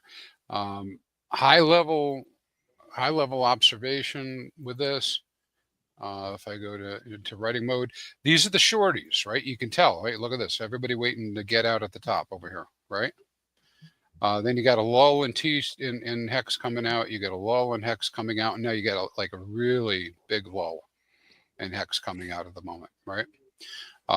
This is a visual I have to, I've got to go back and work on, because I based it on the fact that we had pretty steady staking, right? And so I'm not depicting the future reward level the way it really should be anymore. So it's something I have to actually fix. And that's because over here, there's so few T-shares. My estimate was that there was going to be 3 million T-shares. But there aren't 3 million T-shares. There's 30,000. There's 6,000. Wow. You know, and so yeah, it's crazy, right? I mean, so it kind of invalidated my, you know, what I expected to be the daily payout. So on top of that, we've got these big towers here, right? These represent the big payday towers that came in, you know, 10 years, because people are simple and that's what we do. 10 years, 15 years, right? Those are the big towers. Well, Johnny Chaos is saying, hey, you know what? Cut those down 90%. Cut them down 90%. 90% of those are going to emerge the end stake. Well, they might. I don't know if it'll be 90%, but I got stakes out there, and I'll be honest that if HEX is at $2, $5, I'd be looking at it. I don't know what my price threshold. I'd at least think about it. I don't know that I pulled the trigger, because I got plenty of HEX coming out already. But what will it do for the people that are out here? You know, way out here. You get T-shares way out here. Well, look, just imagine what this landscape looks like in terms of T-shares. Oh yeah. Right. I mean, that's why I say there's nothing wrong with throwing some out there. It's like people like to buy, especially right now, SOL, LOL, you know, like the meme stuff. But right. Like, what if, you know, this works, and you throw just a fraction of, you know, what these people spend on, you know, these memes out and 100%. Stake it, and it turns out to be something with actual utility. Like, is that not worth it? I like utility. Hey. I think it's worth it, obviously. I mean, you know, what's crazy about it is, it's so funny because I get a lot of flack over the fact that I talk about HEX potentially going up in price. And I'm conservative, man. I'm like, yeah, it can go up in price, you know. But I mean, how is it that everybody can believe that any random meme coin with like no understanding of the dynamics of what's going on, who's holding or anything, how is it that we can believe that can go up to $10, $15, $5, but HEX can't go up? I mean, it just doesn't make any sense, right? And yeah, it's kind of like a weird argument on that stuff. We got some good questions in the chat. I don't want to lose sight of them because I know Maddie is away for a second, but we can probably answer these. So besides COM, Hedron, Icosa, any other linked tokens worth looking at? You guys can correct me on this. The only other one I know is like HXR. Right. So it's like uscgvet.github.io, and that'll take you to that. That rewards long-term HEX stakers. I don't know if you can pull it up, Crispy Man. There's another question of how many 5555s have been going on. And Maddie has been pulling that data up from time to time. So, yeah. Oh, Maddie's back. Never mind. So I don't have to. Can you guys hear me? I changed my audio. Maddie is back. So yeah, we're just answering a few questions. Can you hear me? Yes, sir. Yes. Okay, great. So Maddie, somebody in the chat was asking, what does our stake update look like? How many stakes we got? Let's do it. Yeah, let me pull that up here, courtesy of Crispy Man. Bonk, bonk. Drum roll, please. 914. What? Not yet. That's what I want to see. 914. Wait, why did it go down? That's a lie. Yeah. Fake news. Fake news. Hard to get good help these days. Refresh. Yeah. Why did it go down? Still fake news. Yeah. Fake news. Did somebody? Did somebody might have cancel a somebody bunch might of- have spoofed this. You know, that's possible. It's MSDNC. No. You've been hacked. No, That I'll go was check. Come I'll go check on the data in the back end, make sure it's loading. All right. Well, while your we're doing that, T-shares are off. Yeah. how about a couple other possible easy questions? Is there, and Crispy, you might be a good answer for this. Is there a good tutorial on good accounting anyone can share? A tutorial on how to do it. Yeah. Or just to talk about it. I've got a good document on that I can share out to people just on the whole concept of good accounting, do it or not do it. Yeah. I think but this is a really good educational opportunity for people who may be tuning in, after years and see the 5-year anniversary that Maddie's putting on here. So I'm just going through the chat, so I don't want to lose sight of these questions because they're actually pretty good. So if we can provide value on the stream, I think it's excellent. So yeah, somebody was asking about a good accounting tutorial. Duhawks OG, is the gas fee the same for ending a stake and using good accounting? Yeah, just Yes. about. Yeah, There you go. just about the same. And I think that was answered in the chat, but It I was. just recapping. But yeah, but good for anybody listening. Perhaps not on YouTube. I have another good one here. Fox Mulder says, "What about maxi token purchases? Will those be included in the numbers tonight?" And the answer is no, they will not, because maxi tokens represent an already established 15-year hex stake. So Yep. you're not making a new stake. You're buying one that's already part of one that's already running, which isn't a bad thing. It's not a bad thing.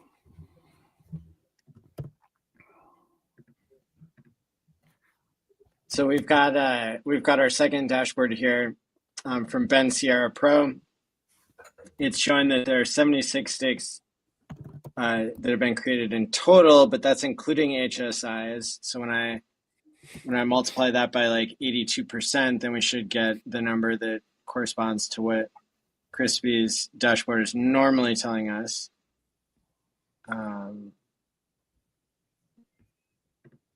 Quick math. Yeah, here. the difference in the data is that he gets his information directly from a node, which is cool. I'm getting my information from the subgraphs. So I'll check that in the background here, see if they're working, what's going on. So this is showing me 63 stakes so far. We are 3 hours into our stake-a-thon, and so if we multiply 63 by what, 8? Because there 3 times 8 is 24, I think. So that gets us. So if people keep doing the same rate, then we're gonna hit 504 native stakes, which is just so. I mean, if people cut their rate in half or something, if there's hour one FOMO that's occurred and then it's gonna drop like a rock, then we're in trouble. So we need everybody to keep doing their part as you will. Not financial advice. Things will pick up about 12 hours from now. Once the day rolls around in the States, I think it'll pick up quite substantially. So. I hope so. Because now I've put my reputation on the line, and all of your reputations too. That we're setting the world record here, and so if we don't hit it, that's gonna be mighty embarrassing. So let's do it. We will do it.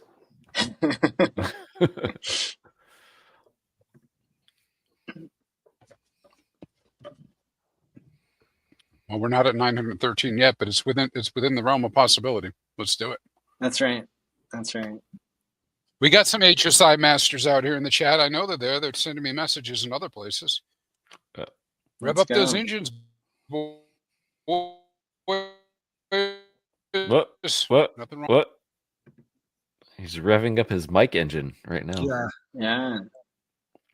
His internet's been a little bit off today, but we got Toby1 in the chat, and What's up, Toby1? I hope you make an appearance here. Remember, anybody can hop on if you spoke at a previous conference. Even if you can't stay long, we want to hear from you, and you know, we got space here. Sticker Guy Win, he's backstage, just getting ready for the next group of people to come in and stop by. This whole thing is being organized like we did the HEX Miami conference, where it's just kind of on the fly. Sticker Guy's awesome. We had a really good chat. That's probably why I was a little delayed in coming on. Good dude, and just passionate about the product and crypto, and yeah, just really cool to have a little chat with him before exiting the green room. Yeah. He's a great stage manager. Yes, sir. I am not related to Chuck Norris. No, cause D. I was actually going up a question higher. The coexistence, Stephen. The idea here is to stake for 5555. Just entered late. Not enough time to listen to it all. I mean, yeah. I mean, it is the 5th anniversary, right, Maddie? So a 5555 would be cool, but this is like your idea, and it's the 5th anniversary of HEX. So yeah, anybody can stake any amount for any duration on any chain, and you know, that's part of the whole freedom thing. Yeah. Somebody's asking, when's the next conference? It is January 6th through 9th. 4-day HEX conference. HEXconference.com is where you're going to get the information. The invites to speakers are probably going to go out in the next week. And so we'll have people signing up. And then, you know, we're supposed to hear from the judge too before the beginning of January rolls around. So again, the timing here could be perfect. You'll remember last year on the last day of the conference, when Richard normally speaks, we didn't hear from Richard on camera, but we heard from his team of lawyers that we didn't know about at the time. And so the cards were shown by his team of lawyers. And so that was an incredibly bullish event that the timing coincided with the macro market in such a way that from the last day of the HEX conference through March, you saw the biggest run-up that we've ever seen in Pulse Chain history. You saw Inc. do a 20x. You saw PulseX and Pulse Chain do a 10x. You saw just this incredible run happen that coincided with and peaked at the same time the ETH did, which was like on the day of the Pulse Chain Tour meetup in Vegas on 369. So yeah, how coincidental are we going to get here with all this price action and the conferences and the meetups and stuff? So you know, that could again be a very you know, bullish confluence of events. Maddie, you gotta invite the judge to be a guest speaker. Oh boy. You know what, Tim? If the case gets totally dismissed, we got to gift her totally dismissed. No conflicts of interest, totally Timothy. Dismissed. But actually, you just reminded me. Last year at the HEX conference, we had a Mikey on. Okay. And I asked him if the price of everything was doing okay, if maybe the following year we could have his wife on. Oh wow. And so the whales need to get busy, right? Because that's the carrot. Nice. But I actually just watched the highest of stakes for the 13th time, and gets better every time. I was thinking of watching it again today after I had some people come up to me and wanted to sit down with me and have them walk them through HEX. So yeah, I'll probably watch it again soon myself. Good stuff. I think it'll be a cult classic eventually. I think like people look back on it and interpret every scene differently when when Mikey buys 10 houses instead of just one. In the sequel, his wife could say, "I'm sorry." You were talking ETH earlier, Maddie. I threw a chart in the oh great downstairs, but just share before I that. get out of here, that's just the current-ish ETH chart. So, hey, this is what we're looking at. I borrowed it from Real Vision. I want to give them credit. It's hard to see. Yeah, but yeah, that's we could theoretically go till mid 2025 for this trend to resolve, but I mean, we are butting up against. What chart is this? This is ETH chart. This is Ethereum. Sorry. Okay. This is Ethereum. Got it. Galactic. I don't see a chart on the screen. I don't see a chart. I just see stars. Oh, I do. But yeah, this is Ethereum, and yeah, we're butting up 1, 2, 3. This is the fourth time against this resistant line to the upside. Theoretically, it could go mid 2025, but man, if this thing breaks to the upside, so bullish for all of crypto. That's all I wanted to show, really. Does anybody else see this chart? I didn't. I can see it. I didn't see a chart. I wonder if the people watching did. Well, I concur with you about it. Man, I'm watching that ETH chart. It's going, man. Yeah, I see it in our green room, but it's not showing on screen. That's weird. Sorry. Yeah, I see you, chat. We see it here, but maybe I'll try to share it again. Maybe it's going to the green room. Maybe it was just in. No, I saw it. I added it. Yeah, you did. I see it. Weird. I saw it too. Let me try it one more time. HEX Kong. There you go. Whoa. Hey now. You guys I think it expired in the green room, but man, how pretty is that? No, I'm not saying it's going to break right now or anything like that. Like I said, you can draw that line out till mid 2025, but at then it's going to resolve. So if you are bullish on crypto, and man, Bitcoin certainly is, and the landscape is, the current administration in the United States, just the election poured gasoline on the fire that was crypto that wasn't going anywhere anyway. These are exciting times, friends. So yeah, come in. What do you think? I'm thinking my high target is like 25 to 30. Man, you know me, I'm conservative. Thousands? I want 10K. That's all I want. And that is insanely bullish for my. I think that's big, man. I think 10K is a gimme. That's happening. All right. I will take it. So I mean, my most conservative is about 12K, but okay. I think,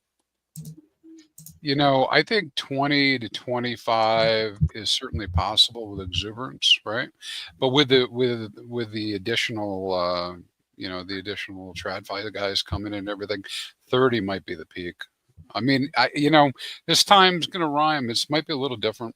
I mean, I wouldn't have said that before, right? Because we got 50X this last time, and meaning the last cycle from the bottom to the top. So usually you see the law of diminishing gains, right? But maybe not this time. Yeah. Yeah, but I mean, if things are if real utility is being built on Ethereum, and again, no offense to the meme bros, I like memes, but I have some meme stuff in my portfolio, but I think the whole SOL might be SOL versus ETH in the long term. We'll see. I don't know. It's good to hedge, so I'm not gonna make an all-in bet either way.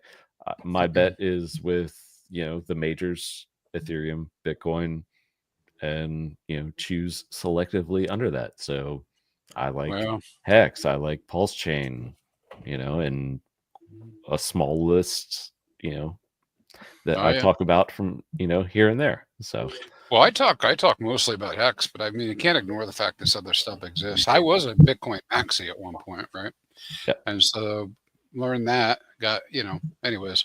So I have legacy bags that have been just dragging along. Like, those XRPs sure look good at 250 or whatever the price is. I mean, we were buying those when they were 12 cents, and that was expensive. Yep. Yeah. Yeah, man. It's exciting territory. Like right now, like end of year end, man, like things feel frothy to me because I also work on the traditional side in traditional finance. So things are so up right there right now. I don't want to get like too bullish into year end, but all the charts are bullish. Like trend lines are broken to the upside, and seasonality. December is a usually bullish month, so it's let's go. Yeah, it's good. Just don't go overboard. Take advantage of every opportunities, because the time to go all in was August. months and or a year ago. Yeah. And you got to pick your spots right now. So you're saying, hey, with R&R, with your risk reward ratios, see, this is the problem with some of the new people that come in. It was my problem too. Yep. When you come in at this point and you're like, I'm going to put 1,000 in, but I ain't selling until it's $1 million. You're probably doing a round trip. Yep. So just get used to the idea. Now, if you come in like some of the people I know, and I'm like, of course they ain't coming in anyways. I'm like, man, you guys are celebrating 20% all the time. Why don't you buy some of this? And when you hit 20%, get out. Right. I mean, I'm not talking about HEX. I mean, if you don't believe in Bitcoin and crypto and ETH and all this other stuff, but yeah, I mean, that's usually what results in the round trip, right? People coming in late, but it's the cycle, right? That's how it works. Yep. This is exactly what retail does, and they get washed, which is unfortunate. But yeah, I'm right there with you. Yeah, man. Yo, your friend Sami in the chat. Great to see you, fam. Here. Oh man, he just thanks, did dude. his. He just did Sami, his 5,000. I appreciate that. Yeah. Hey, listen. Let me say something about that. I know I'm talking over you, Maddie. I'm sitting in my squeaky chair right now. I don't have a rubber ducky, but I got a hat somewhere under. I would say to Sami, I do appreciate that. Sami and I don't necessarily agree on everything, but I know that he's working on this cycle real hard with the people he has following him. So I appreciate that he took this step across the aisle, because that isn't something I would have expected normally. Really? Thank you. Oh, I love it. Rock on. And we're here to set the world record for most 5,555 day stakes. Sami is going to be one of the many people who get to hold that record. There we go. Because he staked Quattro Cinco, and so did I earlier this stream, and I know many people will. Right now, let's check in and see where the numbers are at. While you're pulling that up, Maddie, you got a super chat. Love it. Love it. Love it. Abdul. So we are. I get bored easily. 94 WISP. Plus all right. 16. We can get to 913, 94. Guys. 94. So we are more than 10% into the 24-hour stream, and we are less than 10% of the way to breaking the HSI record, or about 10%. So, but in terms of native stakes, we're on our way there. We're already almost a third of the way there. So keep it up, everybody. Keep going. Tag or telegram him, but he only sees 2%. Public Telegram channel is the best place to reach Sami. And he thinks one HEX is going to $1,000 in February of 2040, which is where everybody's staking until of course, today. And Crypto Stylist is in the chat, another YouTuber. Go Hex Go, loving it. And we have a super chat from a fellow named Fast Abdul here. Who is this man? Wait a second. Hold on. Oh, there he is. Wait, hold on. No. Oh, there he went. I'm trying. Yeah. Who? No, where did he go? There it is. He Hex disappeared. is like Bitcoin for Chads. That There he looks is. like I don't know how many units that is, but that seems like a very generous donation. So thank you very much. I'm sure You're now wealthy in Indian rupees. Yeah. We did it. It's fantastic. You know what's great about Sami covering this too is, so a lot of people underestimate this community, right? They don't realize that how many people really are here that just aren't vocal. I mean, you know, just because you're not an ass and you don't go on X and make lots of noise doesn't mean that you aren't out there. There's a lot of people out here.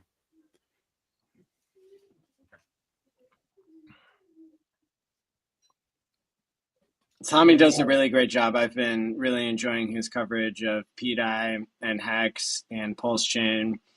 And yeah, I just I dig it, especially when I'm driving across the country, as I often do. I'm looking for that energy. So much energy. I can't imagine having that much energy. So much energy. Like the amount of content the guy puts out is like my theory is that he's actually an AI supercomputer, and 47 like Filipinos working together to like bridge the gap to bring us like 18 hours of content a day. It's well, you know, he's pretty well versed in flat Earth theory and UFOs. All the theories, every theory, all the time. He's pretty. I like talking about lizard people too, man. I'm good. I mean, it's all good with me. Hey, Got that. Maddie, if you look at the chart that's on the screen, if you look at the total amount of HEX staked and the T shares on the Ethereum side versus the Pulse chain side, it's amazing how close they are despite the difference in the number of stakes. Like there's 4.6 million on the ETH side staked and 7 million on the Pulse chain side staked. But yet there's a lot more stakes on the Pulse chain side. It's like people are staking more HEX on the Ethereum side. You're right.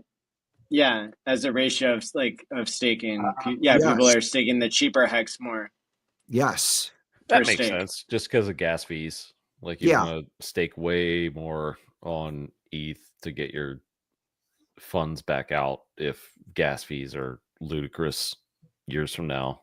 And that's what's awesome about Pulse Chain is like the price of transacting is so cheap. You can right now and hopefully for years to come, do whatever you want. And that's the point of it, right? It's to be a faster, cheaper Ethereum. And it is what it is. Use it accordingly. Like, I believe now more than ever that Pulse Chain is the world's largest airdrop, and we aren't measuring that yet in dollars, but we will someday. That these I still believe in the fruition of everything, all the game theory we talked about before Pulse Chain came out, and I didn't believe in the middle. And I'm not afraid to admit that I lost faith in like the full plan of everything. But I mean, the idea that there can still be this migration of all the Ethereum versions onto Pulse Chain to yield farm and stuff, I still think that that's very possible. And so if I'm like, just having this realization, I think it's fine if other people aren't there yet, or they maybe never did have that imagination capture that I think some of us were lucky enough to have of the vision of Pulse Chain being bigger than Ethereum. Yeah. Well, listen, there's only forward, there's not back, so I don't think we should be worried about what we didn't do. But I do think that we are seeing some things play out that are pretty crazy, right? I mean, this Right. whole idea of parity and the flippering up of the tokens. Again, I've never really supported, because I really don't know if someone's going to peg Bday, but I know it's possible to peg Bday. Now, how it happens, I don't know, but the performance has been great since the beginning. So I think people could peg anything that has value to create value to drive tokens coming across.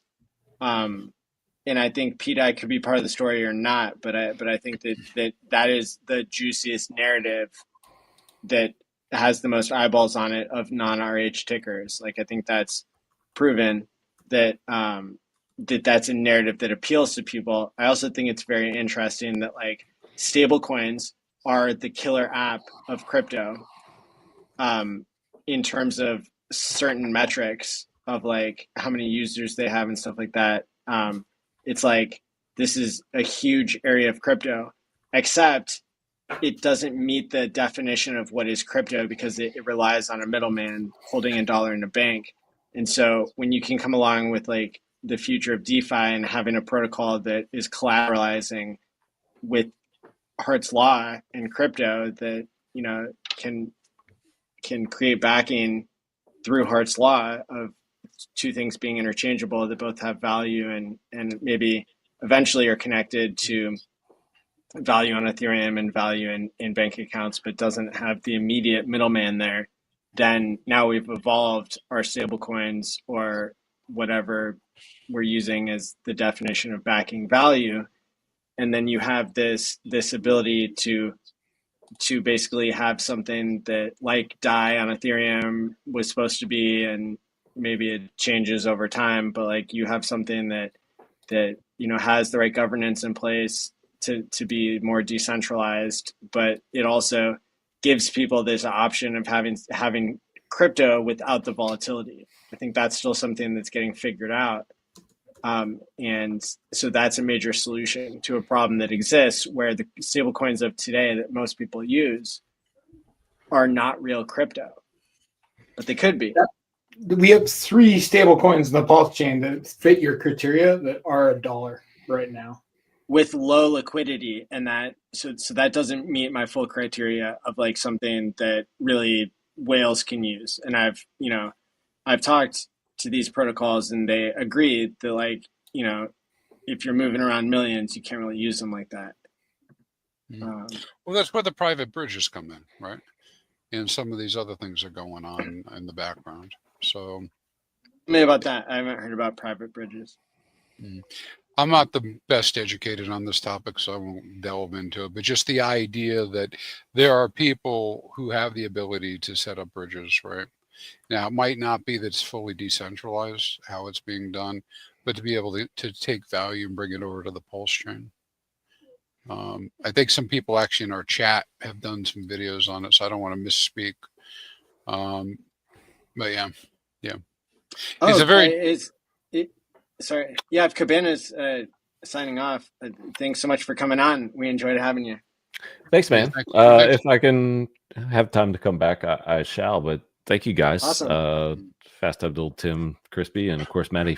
I always say this every time, man. Thanks for putting this on. Just good stuff. And peep that Ethereum chart hitting highs not seen since June. Right now, in time. Let's go. Let's go crypto. Hey, and by the way, I see no indication of a cycle top. We got months before a cycle top. Let's go. All right. Good talking to you, Cabana. It's been a while. Yeah, man. Hope to see you again soon, brother. Yeah, same here. See you, boys. Enjoy. Peace. Peace. Crispy, can you go on with what you're saying? Well, I guess I won't go any further because I'm really talking out of my ass on the whole bridge thing. I just know I've been hearing people talk about it, so I'll dig into that. But are you? Okay. But a related topic is this P Maker vote? Are you aware of the P Maker vote? I'm actually hosting a Bday conference to coincide with the deadline for that vote coming up here next week.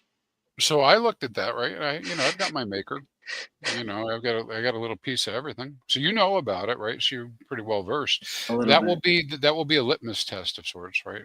We'll see what happens. I mean, I listen. I'm respectful to everybody. I mean, if it happens and it goes, I'm happy with this, right? I mean, I'm connected to this network too, and you know, you're not separating out the P stables. I mean, things are just everything's too intertwined. Yep. You know, for this. I mean, the liquidity is too big. I mean, it's like too big to fail, like really too big to fail. Like nobody's going to bail it out. I mean, you know, any one of us can't really affect the liquidity with some of these things that are out there.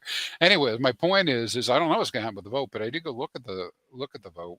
I was just surprised there were so few people so far that have voted for something that's so important, or even if we should be voting. I don't know. You know, 246 people when I looked, and out of many holders on that. I don't know if somebody has that. They can throw that in the chat, but it would certainly rock the world, man. It would rock crypto to see PDI and PUSDC pegged to $1 together. Not to mention all the tag along contracts that are out there that equalize themselves to that value.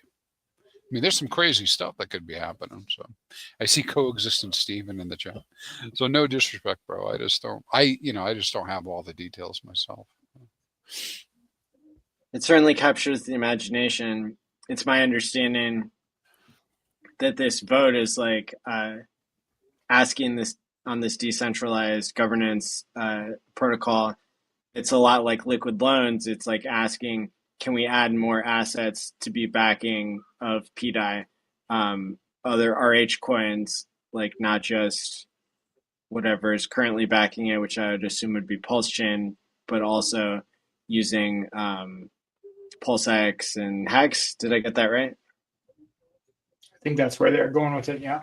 Yep. Right now, I think the main asset backing it in theory would be Pulse that it thinks is ETH, right? So if you add in those other things and all the things that were on Ethereum, so you'd have like Gnosis tokens and all kinds of things that are backing actual DAI in the maker contracts. So if they replace those things with things that have much higher value, you know, that could add a lot to the story.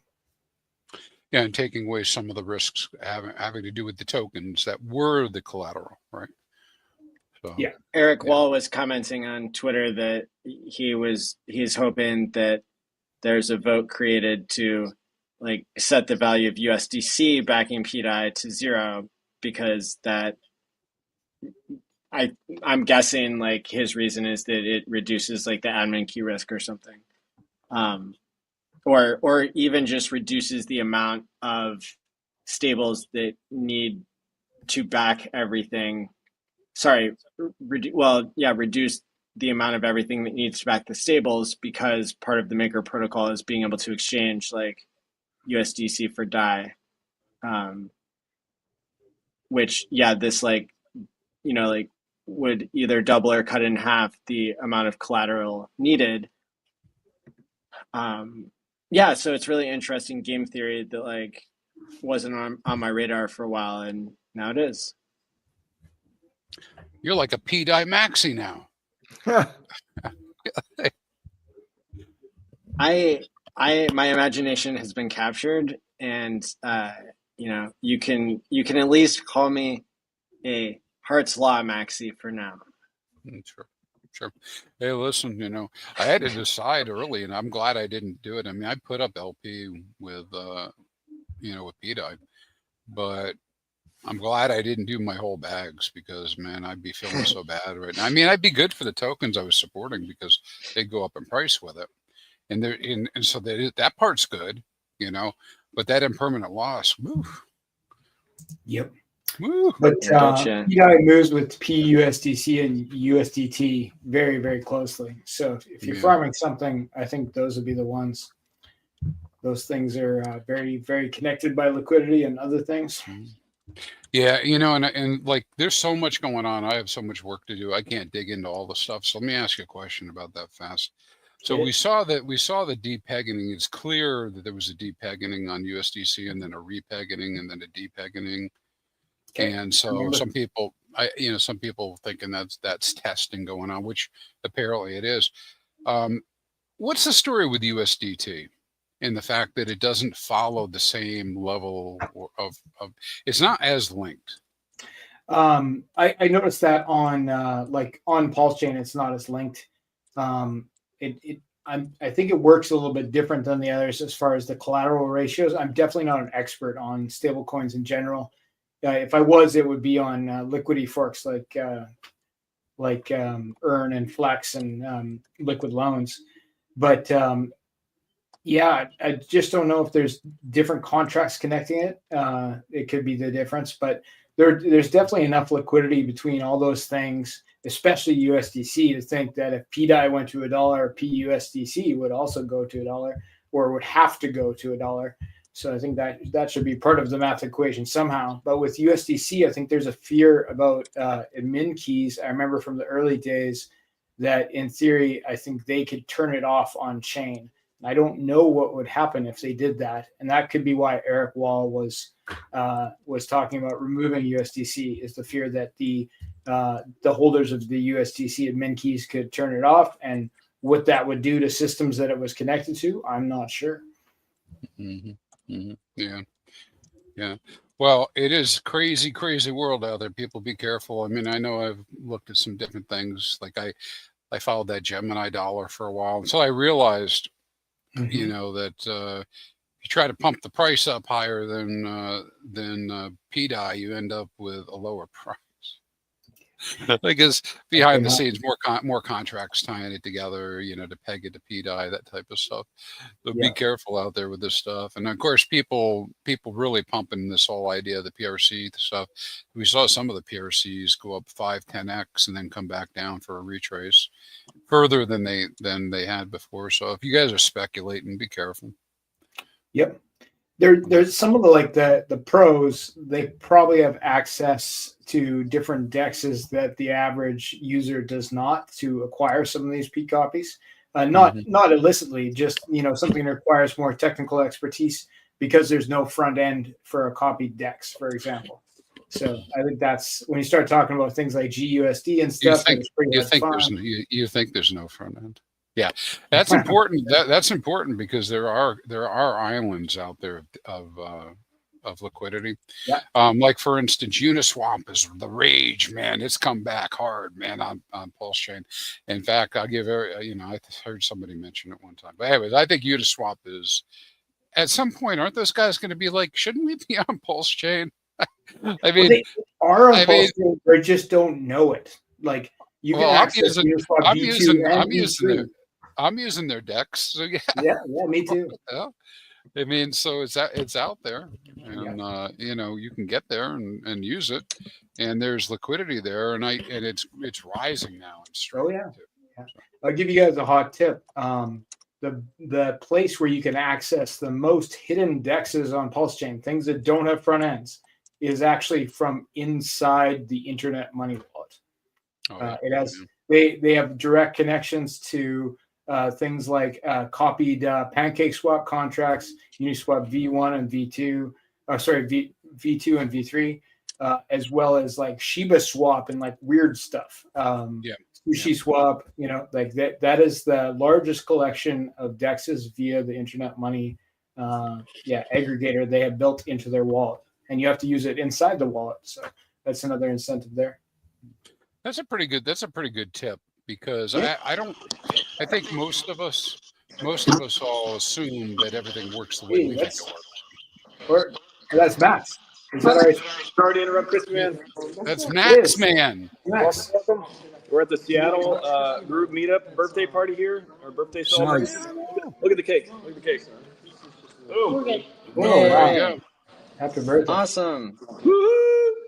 I love it. Okay. White chocolate cheesecake. Say hello, everybody. Yay! Nice. Happy birthday. Daddy, good job, buddy. Thank you so much. We love you. That's awesome. We got the birthday shirts. Check it out. Oh, Love it. That's nice.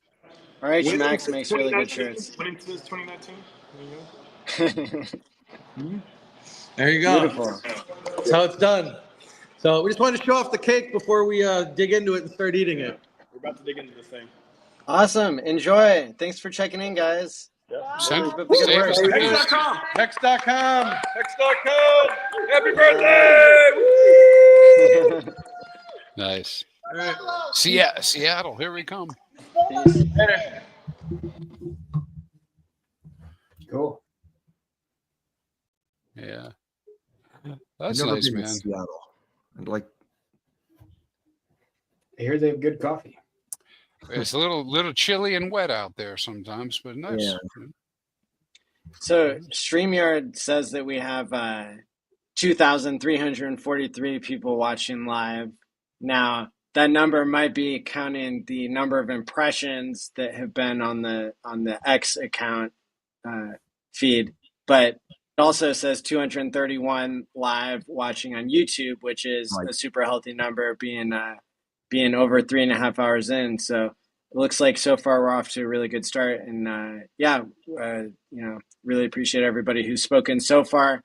If you're still wanting to speak, there's plenty of time to get in here. And Sticker Guy is going to be in the green screen room for another 2 or 3 hours here before he gets some sleep before class. So, now or in the next couple hours is a really good time for people to get their setup put together and to join us here on screen. I hate to break this to you, Maddie, but I do need to get going. I'm glad I was able to hang out here for almost 4 hours, but I gotta go. Awesome. Well, thanks for joining us, and really appreciate you. Looking forward to next time we catch you.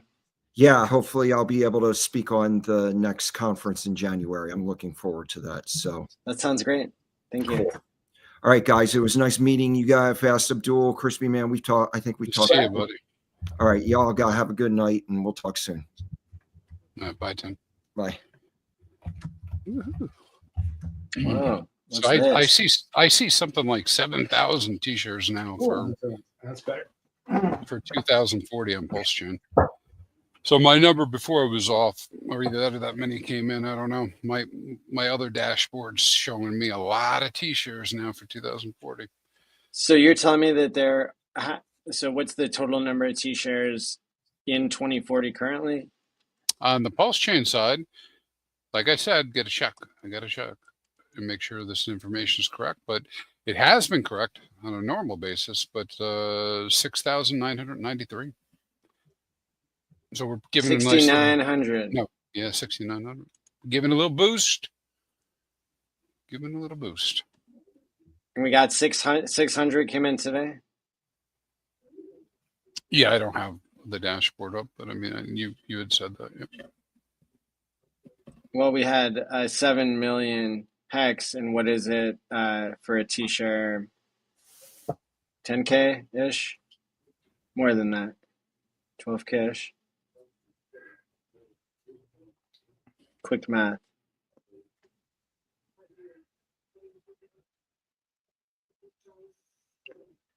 How many HEX per t-shirt on a max length stake? I'll tell you. I'm going right now to get the t-shirt rate. I'm getting it. Almost there. It's 38,756 HEX per t-share for 1 day. 38,000 divided by 3 is 12,600.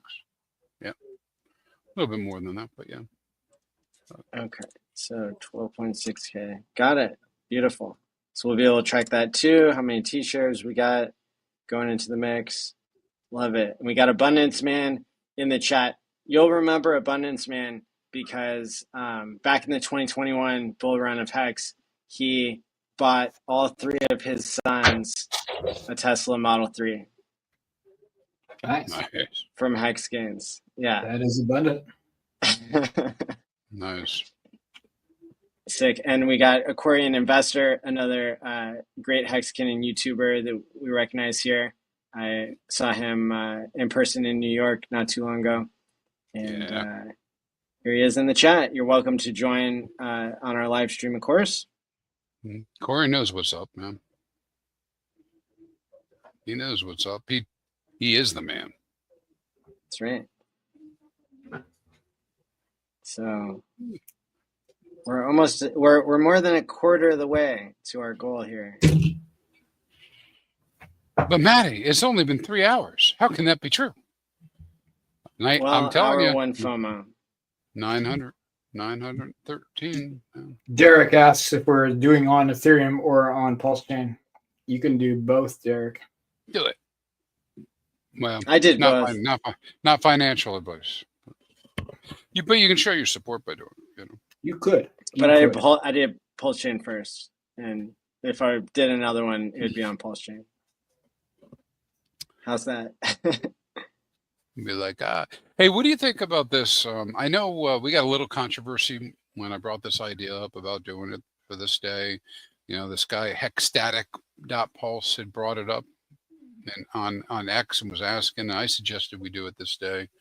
And then it kind of like took on a life of its own, sort of, as we've been doing it. And you set all this up.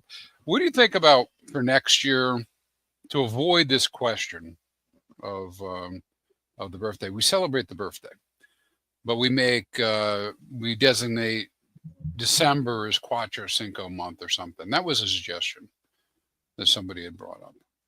Instead of trying to get everybody to do everything on one day, that might be another option as we go forward, you know? I mean, I think HEX is going to be so expensive in the future that like today is the day that we have to like break this world record in a lot of different ways. And like, yeah, if I'm wrong, then we get to set it again in the future or something. But like now's our chance to like make history, I think. Next year, yeah, I mean, like from a gas efficiency perspective, like we might need a different solution too. But I think that HEX will never be so expensive that staking won't be an important thing to celebrate, an important tradition, a most excellent gift to give to our future selves and to symbolize our appreciation for the HEX smart contract and what Richard started and what our community continues. Mm-hmm. Yeah. Today it's $135. A year from now it could be, $15,000, $40,000. We don't know. So we'd probably get less stakes if it was $40,000. I feel. Could be wrong. Less t-shirts for sure. Yeah. But yeah, it'll be fun to see how this all plays out. We've never done a Stake-a-thon before. Stake-a-thon 2023. Oh, wow. Yeah, I know. I was telling the people in my group yesterday, right now you need to become colorblind. I mean, it's good to watch the charts and everything if you're interested in that stuff, but not to really fixate on them too much.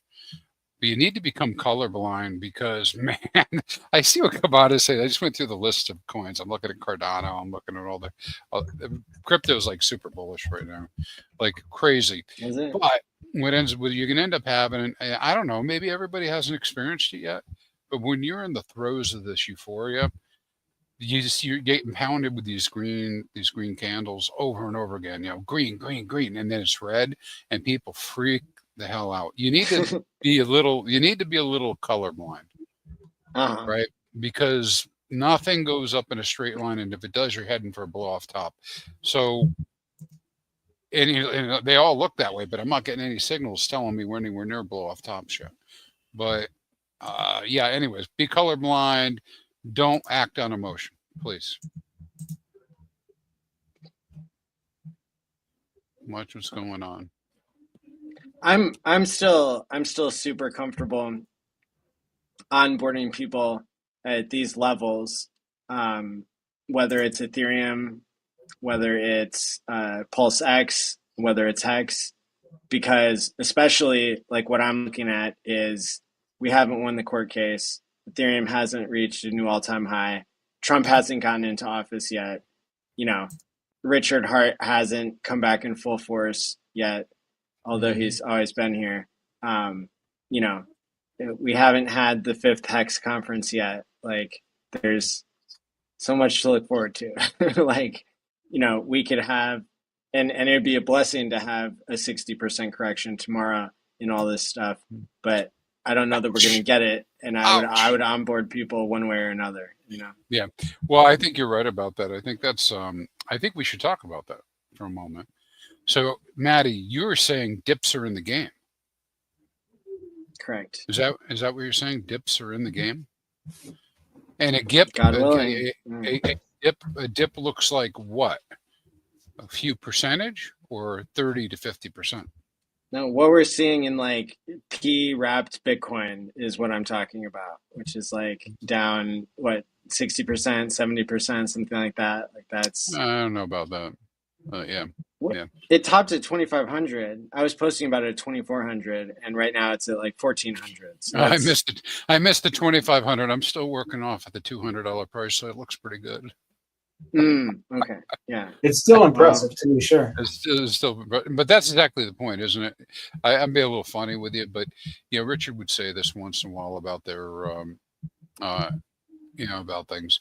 You have, you know, in the old days with Bitcoin, go back and look at the chart. It was normal to see big swings. Maybe it didn't get quite to 80%, but big swings, like 50 to 70%, 50, 60%, where you would, you know, the thing would go shoot up and then it's going to drop and then shoot up and then it drops. Now, none of us know what's going to happen in the future, but man, I'm looking at the charts. I'm laughing at, sorry, David Morales. I'm sorry that you caught the point, but I'm looking at the charts and everything is going up in a straight line right at the moment. It's kind of crazy.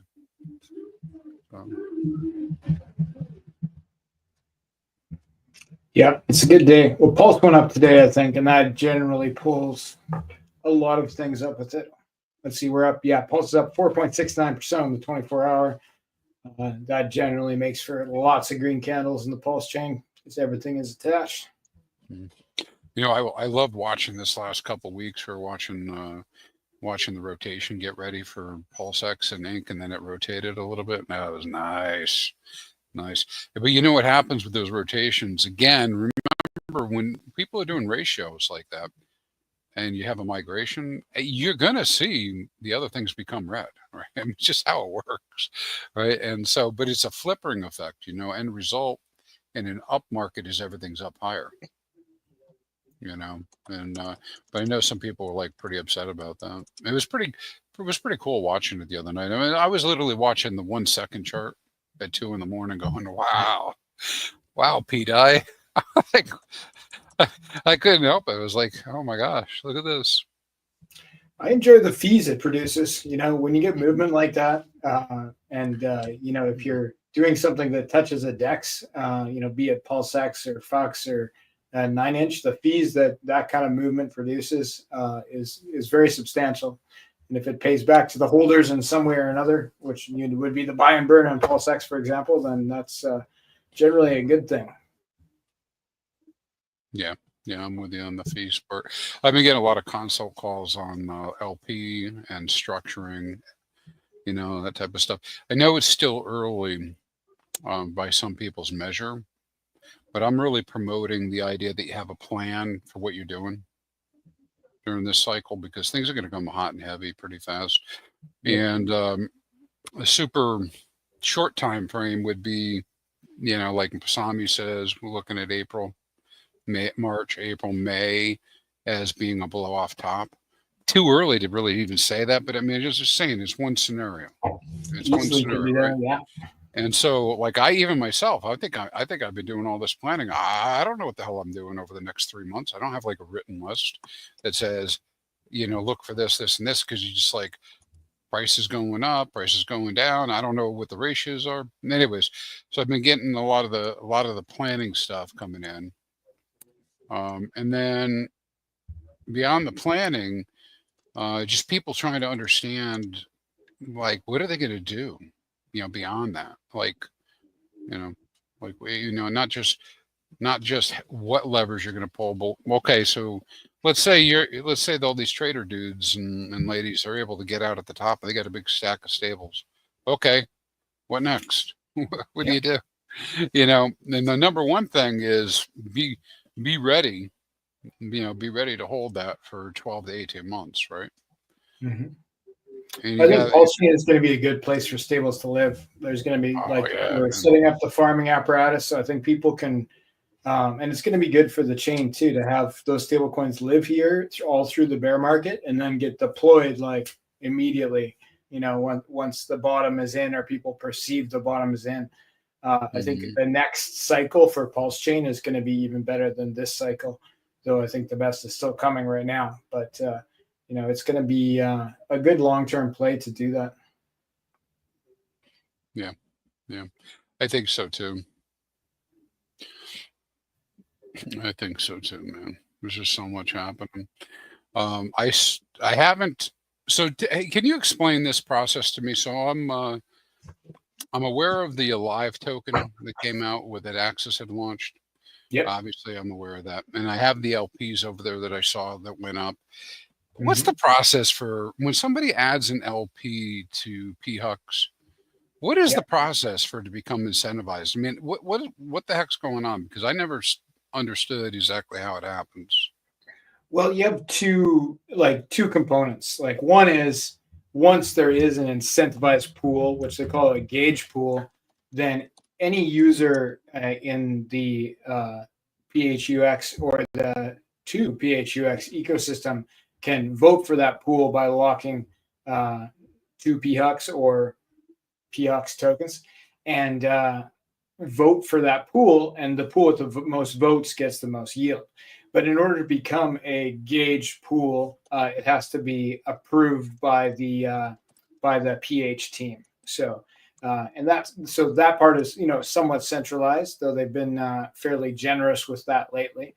And I think that's to keep to keep scams and stuff like that from becoming gauge pools where people would be attracted to something that could be a problem in the future. There's certainly no guarantee. Everybody has to do their own research. This is not just because a pool is a farm does not mean that it's safe.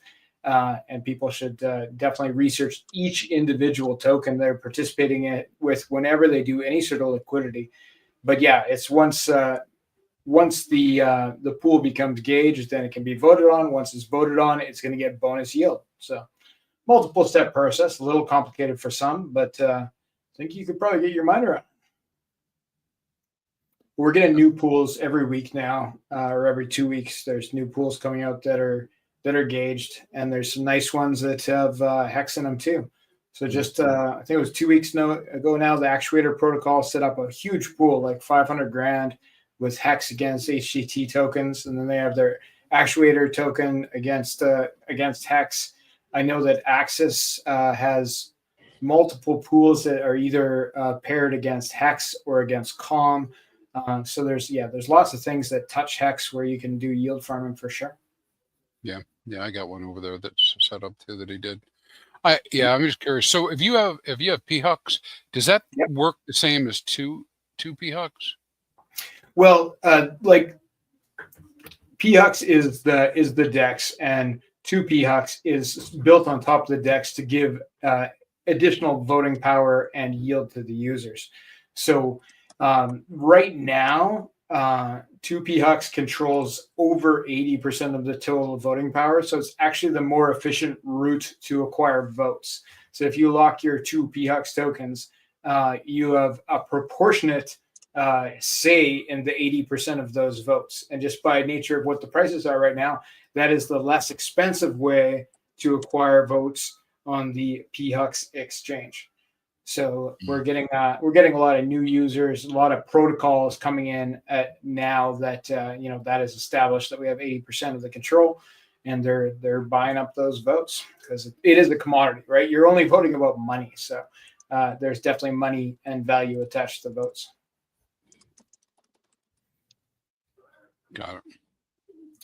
But yeah, I think that the yield farming, when we talk about yield farming, I think, people need to understand the concept of permanent loss, especially as we're going into, what could be the top of the bull market, or maybe we have a year left. If we have a year left, it's a different game because, things could go sideways for a while. If things are going to explode and go through the roof, then you want to look at things that participating in pools where they're going to move up together in price, right? So things like that Actuator pools that I talked about, or I believe it's called the HEX time complex pool.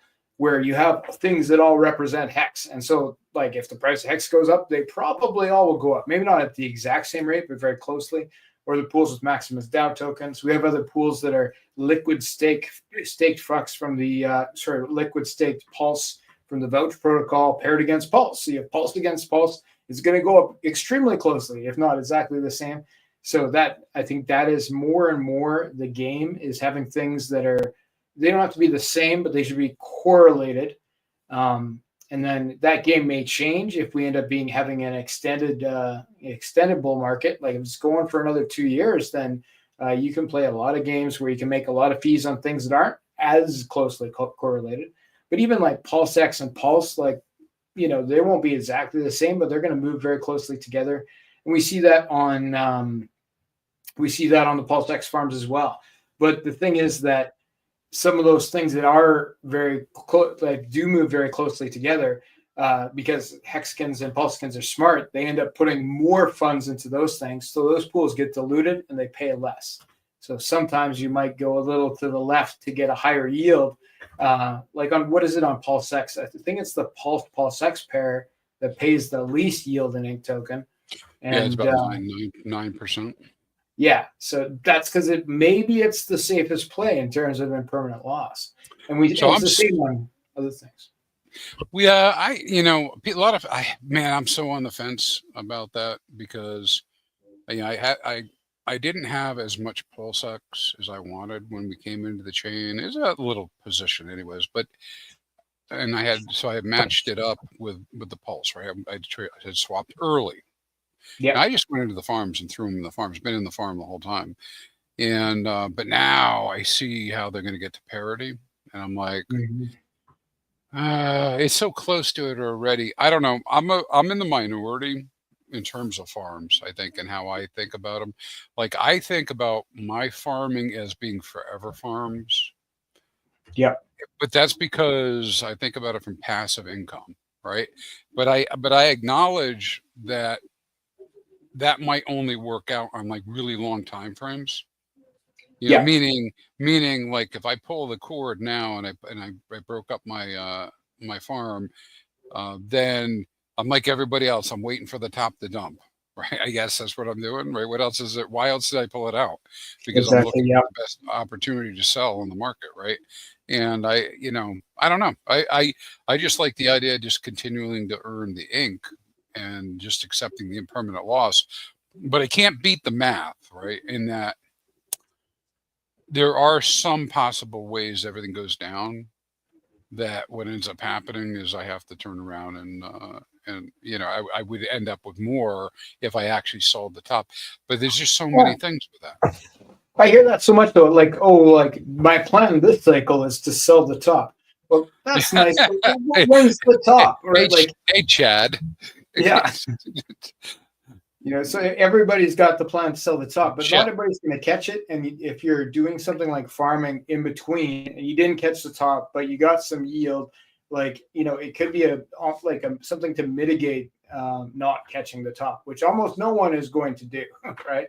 Where you're going to think when it's the top, you're going to feel like it's going to last forever. And, when it's going down, you're going to feel like it's never going to stop. And that's just human emotion. So like if you could stay in that Pulse X Pulse farm for the next 2 years, right? Like your long-term could be really good.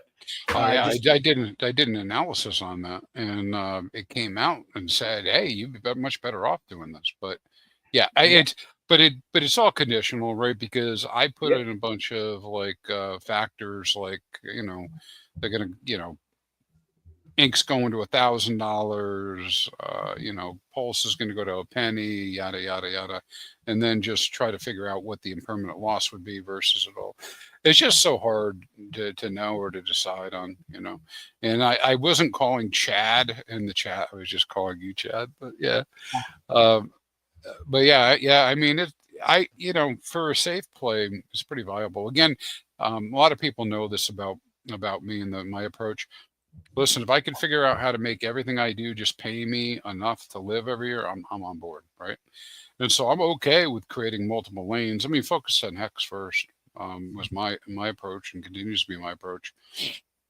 I wouldn't be satisfied until I could earn on both hexes, But because this is Pulse Chain, I came over on Pulse Chain. I had to do things, and so I'd like to see the farm pay me a living wage. I think that could be a thing, but there will be bear market options on on various protocols, including PulseX. Certainly, 2PX is built very specifically to survive the bear market and provide options.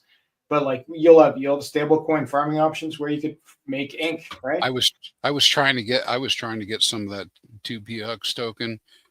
Goddamn, somebody kept pushing that price up. I can't get it. It keeps getting more expensive. At least in ratios. At least in ratios.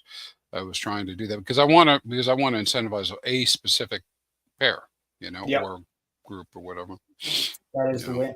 Right now, there is an issue that is bothering some people, and it's not just on that token; it's on a bunch of tokens, where Gecko Terminal is reporting some wrong numbers, which makes it look like you're getting crazy slippage when you go to buy, and that scares some people off. Because it's just pulling the wrong data. But in reality, what happens, the liquidity pools are there and you're getting the same deal you would have got before. So watch out for that. If you see, 50% slippage on $100 buy, well, that's not real. Yeah. So it's real on some things, but it's not real on, most things that are on the PHUX exchange. Yeah, another PSA on that stuff. I think it's really important for anybody who's watching this. You're making your way around. I know it takes time to do it. Stop when you see something looks funky. Yep. Don't, because I've had to do that. I don't know what the hell's going on, right? But sometimes I start getting used to it. I go to something like PulseX and I see one set of numbers, and then I go over to Piteous, I see another set of numbers. Then I go to the DEX, I see another set of numbers, and I'm like, after a while, I'm kind of like, yeah, everything's minus 50% because it's not real. But don't. Just anyways, my point is don't assume these things are giving you the right information validated, right? One of the ways that I'll do it is if I am swapping into HEX or something with something, I'll go to the chart with those tokens, and I will put in the number and see what it says. Yep. And so then I can match up on the screen what I'm getting. So I have that idea. And there's other ways to do it too, but if you can, and nothing against the builders, but what I would say is this: these are softwares, and people had to design them, and sometimes they make mistakes, and sometimes there's errors. Like, I don't know why my dashboard didn't show the first half of the stakes anymore we made. Right? Maddie brings it up and says, "Hey," it says we got 12, and I'm like, "That's not right. Did I plan for that? No. Why did that happen? Well, it just so happened I had told it to do this one cutoff, and apparently we went past that number of stakes, or at least the number of the stake ID, and so it dropped them. So I had to go make an adjustment. That's the kind of stuff that happens on software, and so sometimes things don't look right. So make sure you're always checking them. It's hard to get good help these days. It is. Like, I need a good ARB bot myself. I mean, speaking of which, we talk about I've been talking about it anyways, that these, these different DEXs that are out there, like you were mentioning, these like hidden ones, like the desktop, Sushi Swap and all that. Now they're starting to appear as more volume shows up in my APY charts. Yep. But, I assumed like, oh, aggregators, they know what's going on. They don't know what's going on necessarily. No. They're only if the aggregators actually program that to do a specific thing, right? So you can get better deals on swapping sometimes by going directly to where the LP is. You were mentioning that before. Yep. Or specific tokens to specific tokens, right? Like the LP. Not every contract is so smart it's going to move your money to the perfect place. Like sometimes like token A gives you a better deal to token C than token B does to token C, and it won't necessarily move through. So like do a test, put in like, oh, I want to buy some HEX. I'm going to buy it with Pulse. Well, see what the price is. And then you want to buy some HEX, see what it is with PulseX. And sometimes it's a better price, right? Now, HEX and PulseX and Pulse are so liquid that probably it's not really an issue ever. But, it is a thing, and you are paying for the transactions. People are taking a cut along the way, so there's ways to play the game. And if you're saving $1, that's $1 that you could be staking. So keep it in mind. Yeah, 100%, man. Yeah, I just see that way, because I'm glad that the bots exist, because I need them for what I'm doing. But for a long time I thought that the bots were the scourge. But then I came around to realize the reason they exist is because I do stupid things. And what I mean by that is like I would set up an exotic pair or something, because I do a lot of test stuff. Like I'm testing stuff all the time because I want to see how things work, and then I do some sort of a test pair and match something up, and I'd be like, those damn bots, look at them. They came. Well, here's the thing. I set up an exotic pair that nobody's going to trade. Yeah. So, when you look at, and in fact, when things get so dismal with a token, you go look on the DEXs, you just basically see no movement, no volume, because there's nobody, and then the bots aren't even interested, because there's not always bots. Sometimes it's me, Crispy, finding your pools. I know you follow me around, like push the button. Push the button. But yeah, that's what arbitrage is, right? It'd be like, oh, I found a weird pair where Hex was paired against a weird token on a Uniswap fork, and I can buy that weird token for cheaper than it would cost me to buy the Hex, and then I can make that trade. In the early days, that was like I would spend the entire day doing like 12 hours a day in the early days of Pulse Chain. Now with the bots and with the DEX aggregators that actually make it easier for just everybody to participate, that is largely dried up. But once in a while, I find the odd gem. Probably ones you placed for me, I would imagine. Maybe. Let's see. Let me get the update. I can't show it on the screen, but let me see if I can get the update. We can talk about it. Let's get the see where we are on the T-shares. I had just gotten to. We're getting there. Believe it or not, after we had been. All right, I got it for you here. We had been live for 3.69 hours, and we reached 36.9% of the way to the world record. What? Woo! Let's go. I want 913. Coincidence? Man. Coincidence? No, not at all. Not at all. No. I mean, listen, the whole idea of locking it for 15 years is kind of crazy, right? Correct. I get it. I believe it. I have my thinking about it, what I'm doing. Can I compare? Wait, so is that crazier than sacrificing and not expecting anything in return, or equally as crazy? Similar in my opinion. It's similar, but the thinking, we of course we thought that the sacrificing that was going to be short term, not long term, right? But yeah. Oh, good point.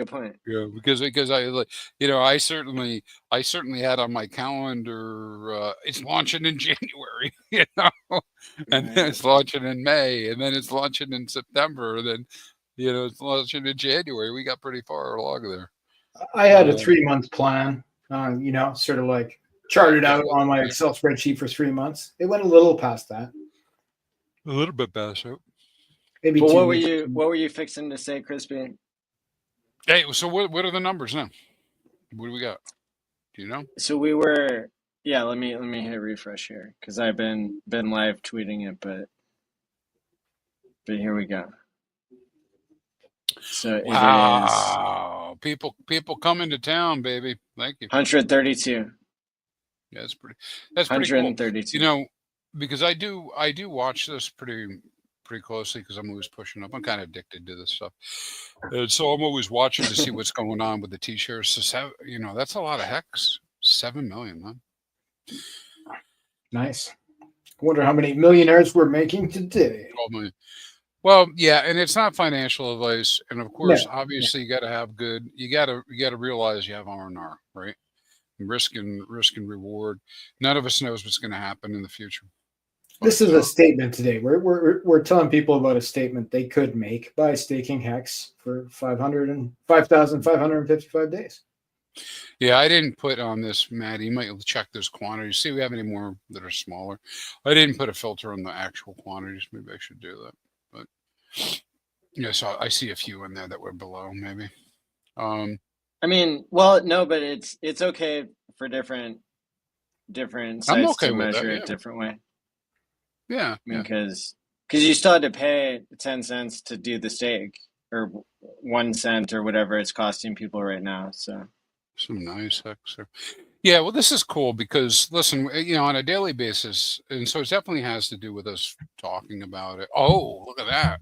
That's a big one. Our top staker so far, this has increased since last time I looked. Before it was 1.5 million HEX for 120 T shares, and now we have a 4 million HEX that created 309 T shares as the biggest one so far for today. And today is the day we set the world record, so it's kind of like if you're already going to do it, you might as well do it today, eh?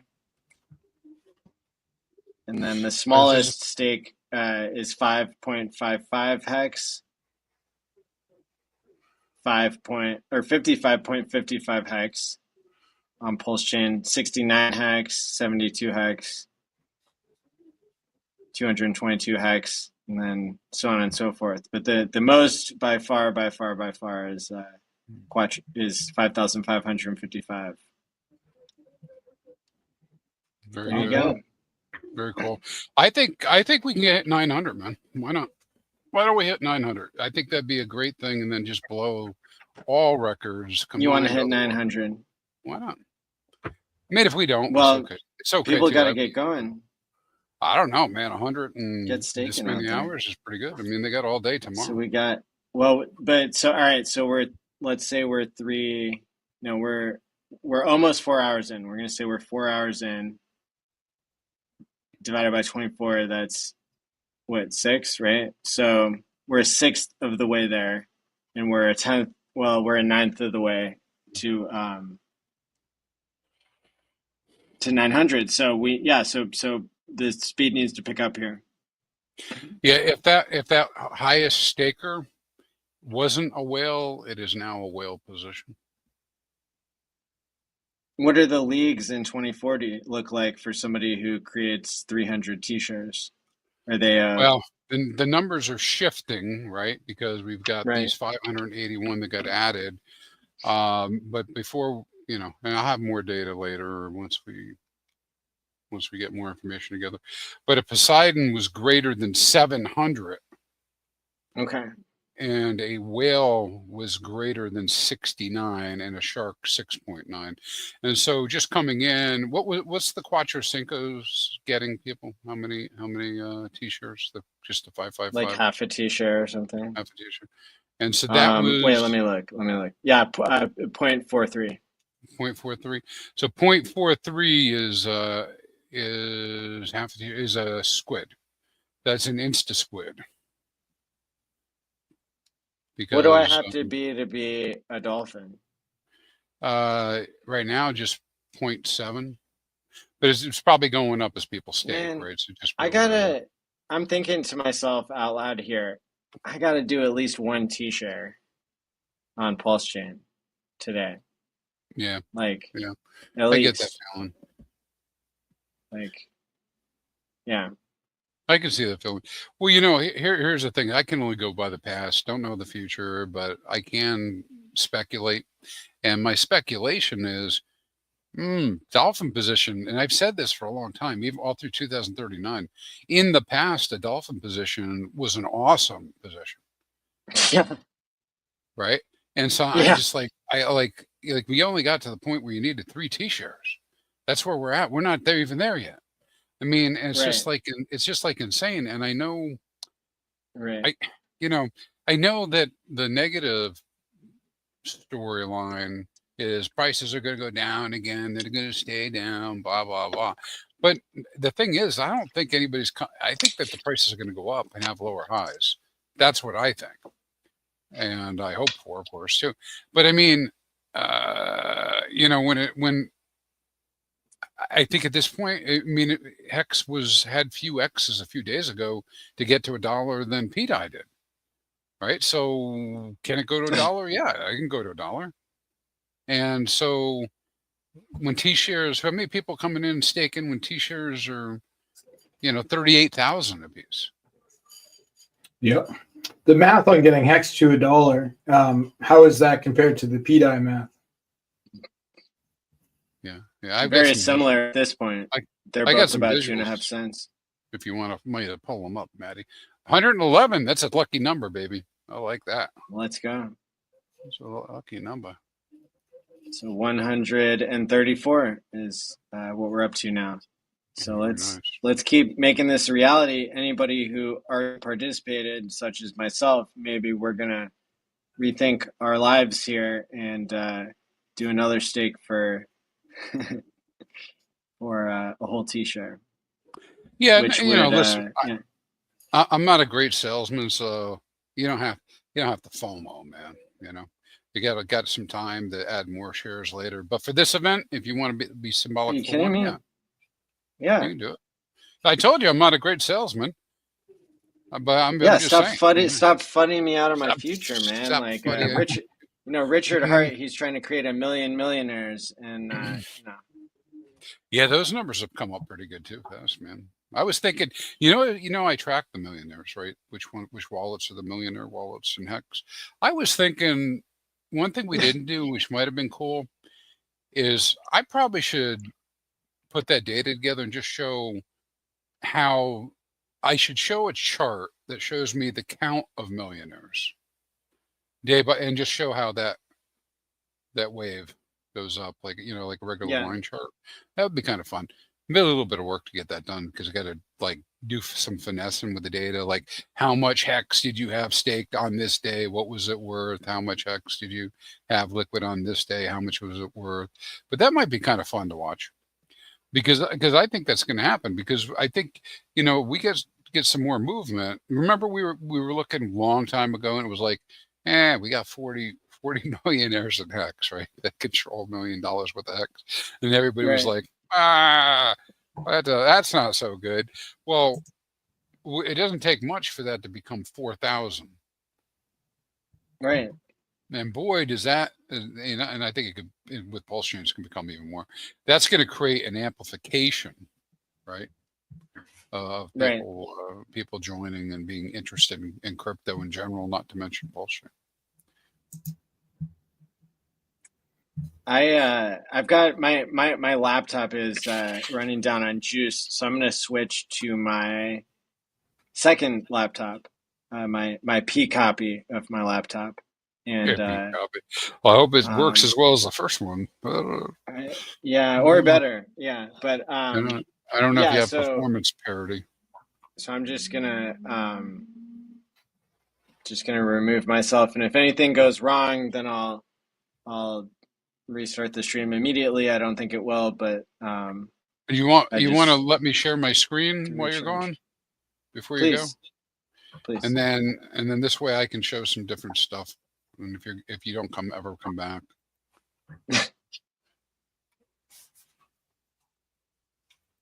All right. So you guys see that? Not yet. Okay. Yeah, it's Maddie gonna put it up there. There we are. Okay. So this data feed comes from my big giant data set that I can only update about 3 or 4 times a day. I'm working on some things with it to improve that. The reason I say only update it 3 or 4 times a day because each staking data set's got about 1 million records plus all the other tables and stuff. So it's got some pretty heavy stuff. So this lags behind. That's a lot of typing. So every day you're typing in millions of lines of code. My fingers, they hurt so bad. I bet. So bad. All right, we won't be talking about that tapping. All right, so at least as of a couple hours ago, we had been in a position we had 339 people participating, or I should say addresses participating, had 477 stakes for 2040. So it's a pretty big deal to get, and this is all on PHEX. So pretty good to get like 25% increase on a single day. Right, that's a pretty good number. That's why we're excited about it. It looks like we were sitting somewhere around 7,000 T-shares at that point already. I think we had an influx of things. And then we look at the Poseidons. We had 3 Poseidons. Poseidons, I'll remind everybody, 10% or more of the T-shares are Poseidons. Then we had 9 whales already set up. Now that's been added to probably, or one of these became something bigger or whatever. I don't know.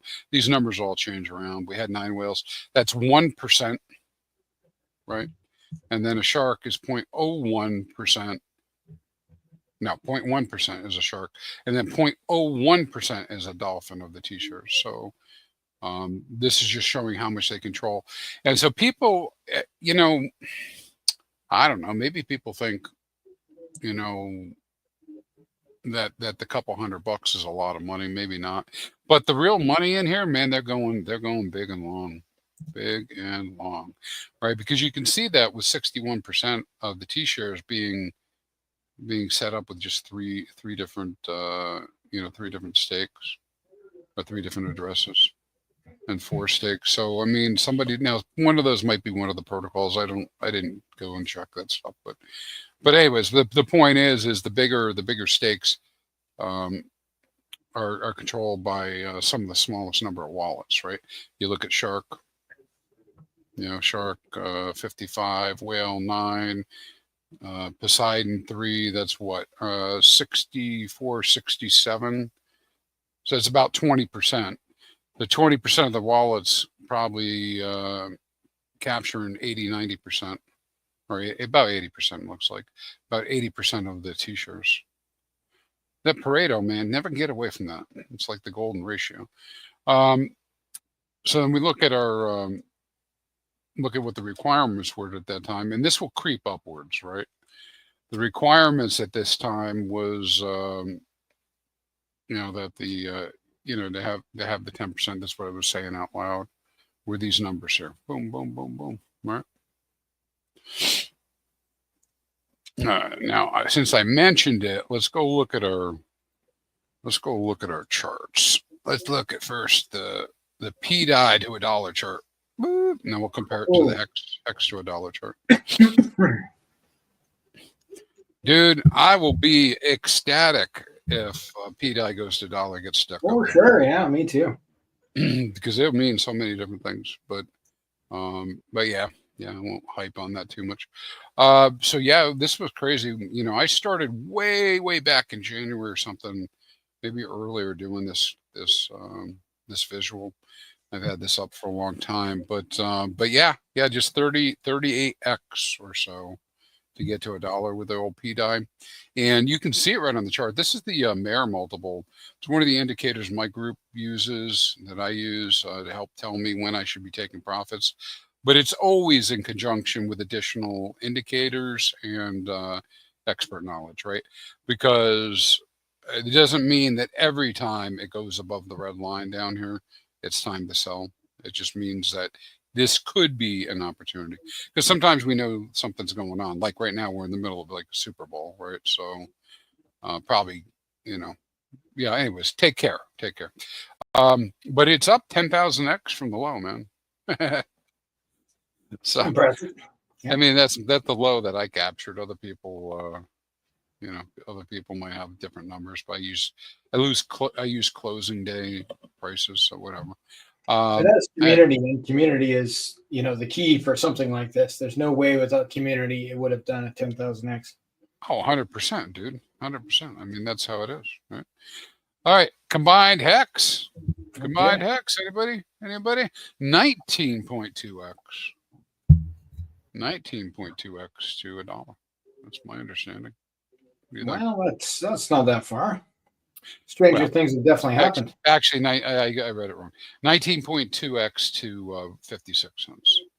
So, but it is a little bit less. 34x to $1. So versus 38. So HEX is now closer to $1 than Bday is to $1. Now my thinking with this, of course, who am I? I think about HEX. So my thinking is that HEX has many more X's in it than Bday, just based on the narrative to $1. Yeah, both in theory, $1 should be the cap. If you're trying to make a stable coin, it probably won't go to 1,000. Well, they're both going to be psychological levels. I mean, and technically, Bday can go a lot higher than $1, but I think the psychological thought of getting out of something that might go back down, right? Because people are going to trade. The psychological thought. Yeah, I mean, the psychological thought is that,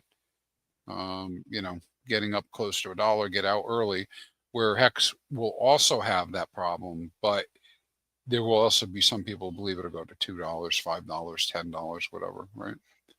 I think we'll see a lot of when people do get out of Bday or similar things. Like I think we'll see a lot of that money flow into things like HEX and other core tokens.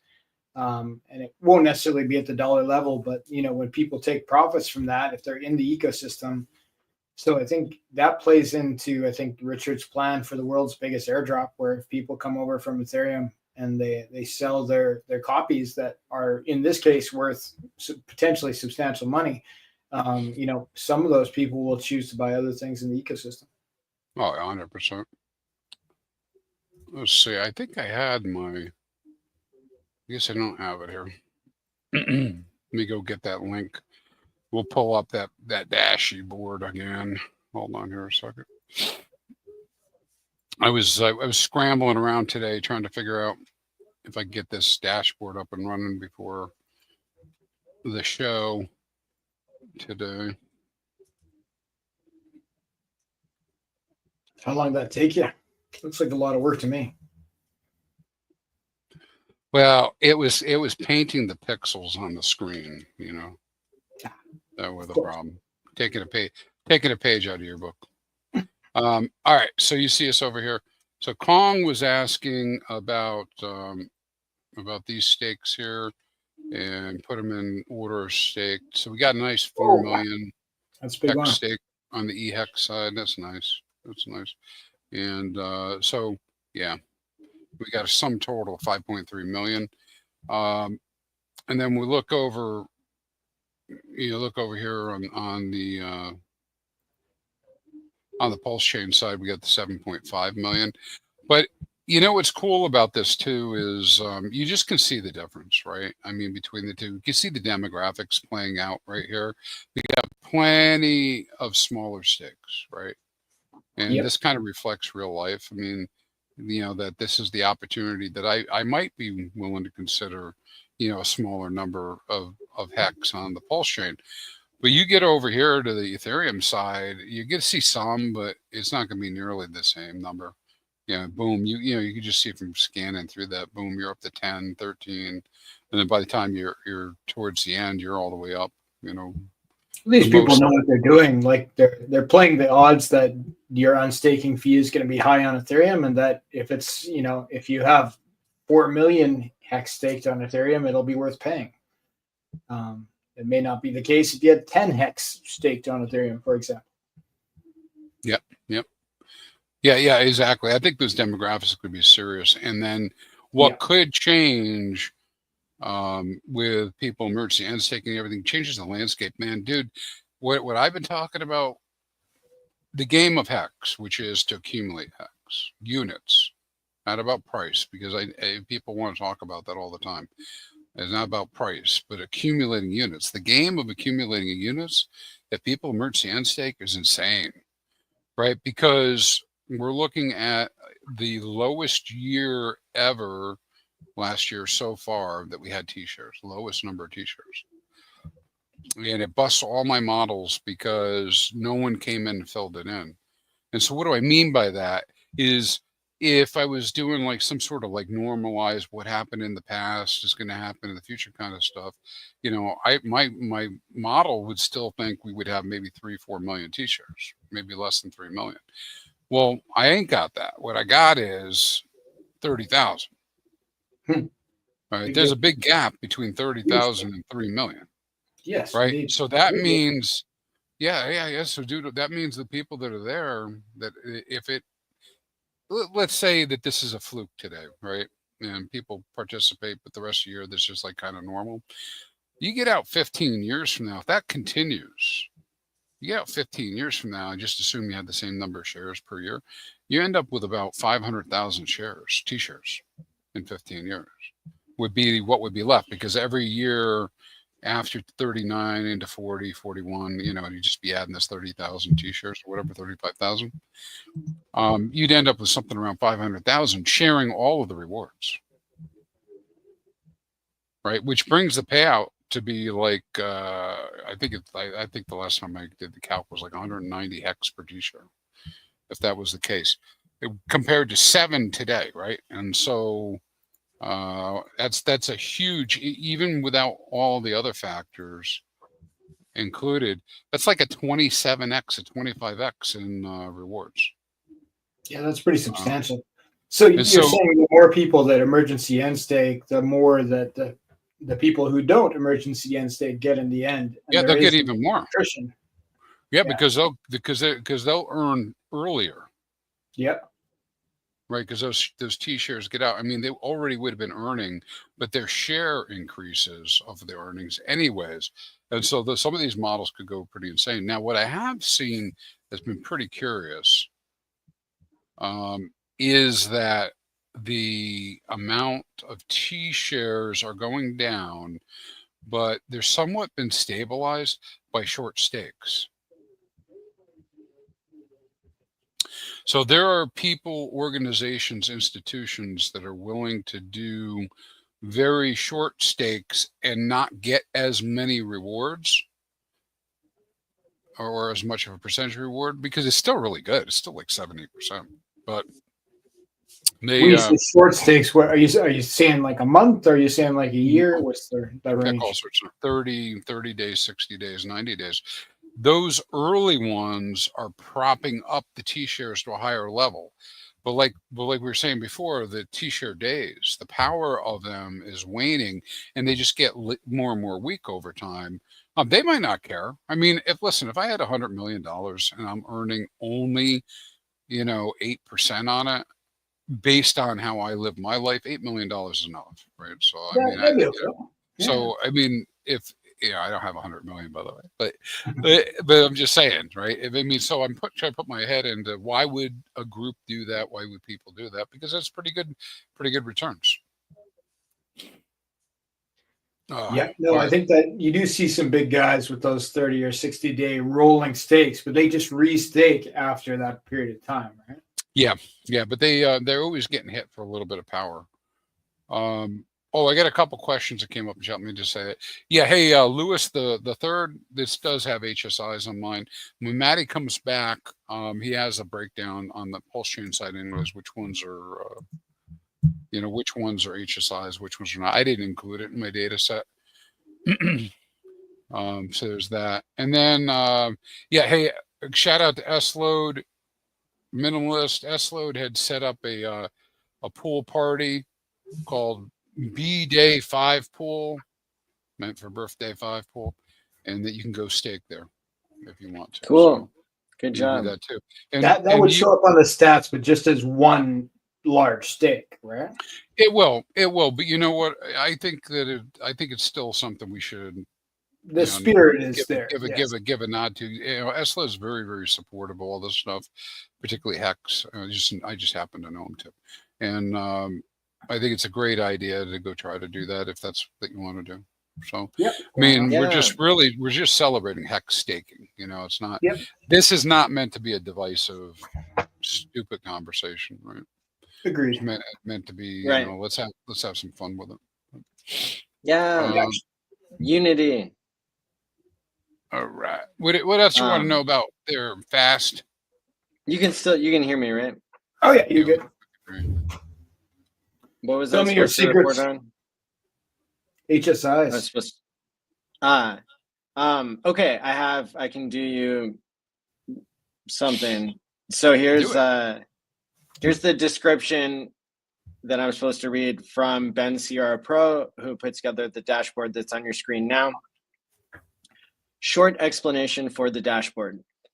It tracks real-time PHEX stakes that are between 5,000 and 5,555 days and distinguishes between native, HSI, and pool type. The pool one is a specific one called the Bday 5 from the pool party. It is time filtered for December 2nd to December 3rd UTC, except for the pool stake, because there you pledge your HEX ahead of the stake. Sorry for not having eHEX, but my ETH node is just not in sync. My ETH node's not in sync either. So that's why we're getting a slightly higher number there, because it is counting stakes that are at least 5,000 days, but not 5,555 days. And we'll have Ben on the program later into the 24-hour stream so he can educate us even more about this. But it looks like the number of HSIs that are created is about 10% of the 129 stakes that he's tracking there on the Pulse Chain side. Sweet. Awesome.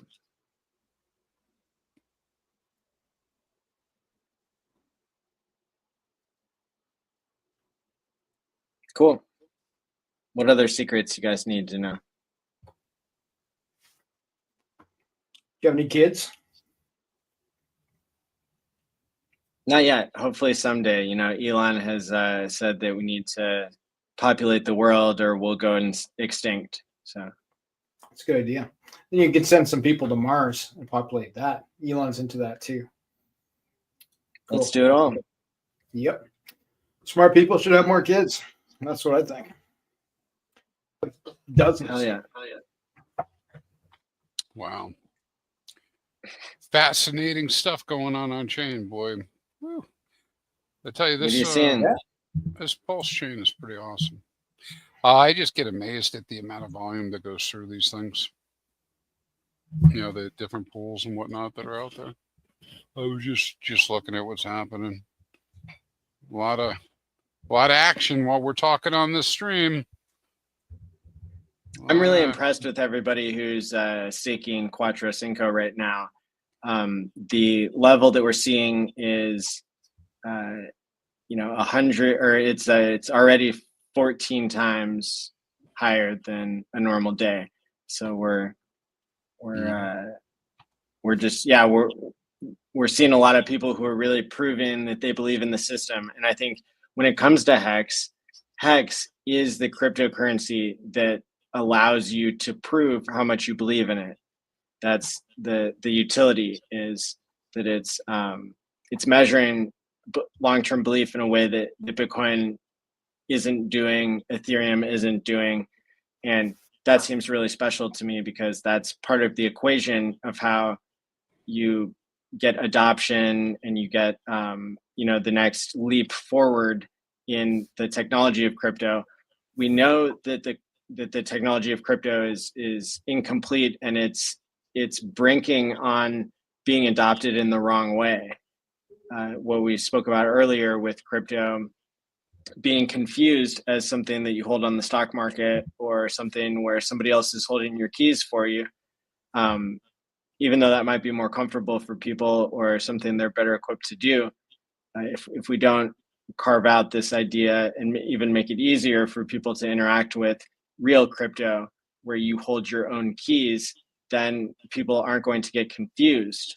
If people try crypto and it's not real crypto, then they might move on without ever realizing the major benefits. And so now that the Republicans and Trump and MAGA have gotten into office, now is an incredible opportunity for the type of leadership and the type of innovation that needs to happen, that I believe Richard Hart put into motion many years ago, even more than 5 years ago. He put into motion a lot of things, like we've seen Elon put into motion a lot of things that will come to fruition at just the right moment. And I think we're on the edge of seeing this, this truth engine work itself out for a second cycle. And it's really incredible that people have the opportunity to buy PulseX and Pulse Chain below the SAC rate. You can buy HEX below the all-time high of last cycle, significantly below. And so, it's a really cool opportunity at this particular point. And I would recommend crypto to anybody who's not in it. I would recommend these cryptos to somebody who's brand new.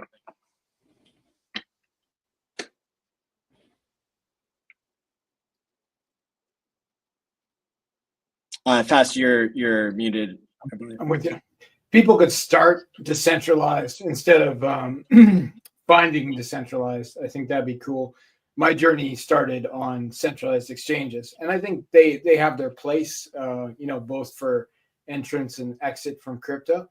But there's certainly, they could be seen as a gateway drug. If that's what gets you in, then that's what gets you in. But yeah, if you start with something like this, use a protocol like Coast to get onto Pulse Chain straight from fiat, and you can skip all that, centralized nonsense, and come straight to the best chain for DeFi there is. For sure. I got some chain rankings that I just pulled up. If you want to take a look at that, man. That'd be awesome. Please. Cool. I could share there. So this is from Gecko Terminal by CoinGecko. And it's sorted right now by total value locked on chain. So we can see that Pulse Chain is now listed as number 5 above Arbitrum. I was gunning for Arbitrum last week, and now we're on top of them. That's pretty cool. So, and we're above like a ton of legacy chains. Like there's some new chains here that are, maybe won't stick around, but some of them were big. Like Blast was way above Pulse Chain not that long ago. But some of these chains like Chronos, Tron, Avalanche, Optimism is a new one again, but like these things were way higher than Pulse Chain, and now they're lower. ZK Sync was big. Like there's chains I recognize here going back like years of me being in crypto. And now they're like, internet money, internet computer all the way at the bottom, probably at some point was higher than Pulse Chain too. So the fact that we've risen this far in such a short period of time is very substantial. And it's not just the volume locked on the chain. If we look at some of these other metrics, like we sort by 24-hour volume, we're probably going to be lower, but like we're far from the bottom of the chart. Where's Pulse Chain? Must have missed it. 88 million. 88 million. Okay. So wherever that is, where does that put us on the list for volume, 24-hour volume? Oh, there we go.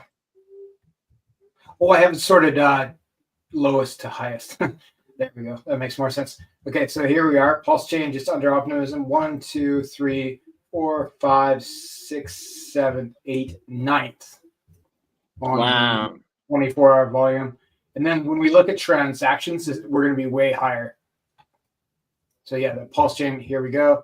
1, 2, 3, 4, 5, 6 by total transactions. Moving and up. then the total pools, I find this number interesting. So this is like the total number of liquidity pools that are on the chain.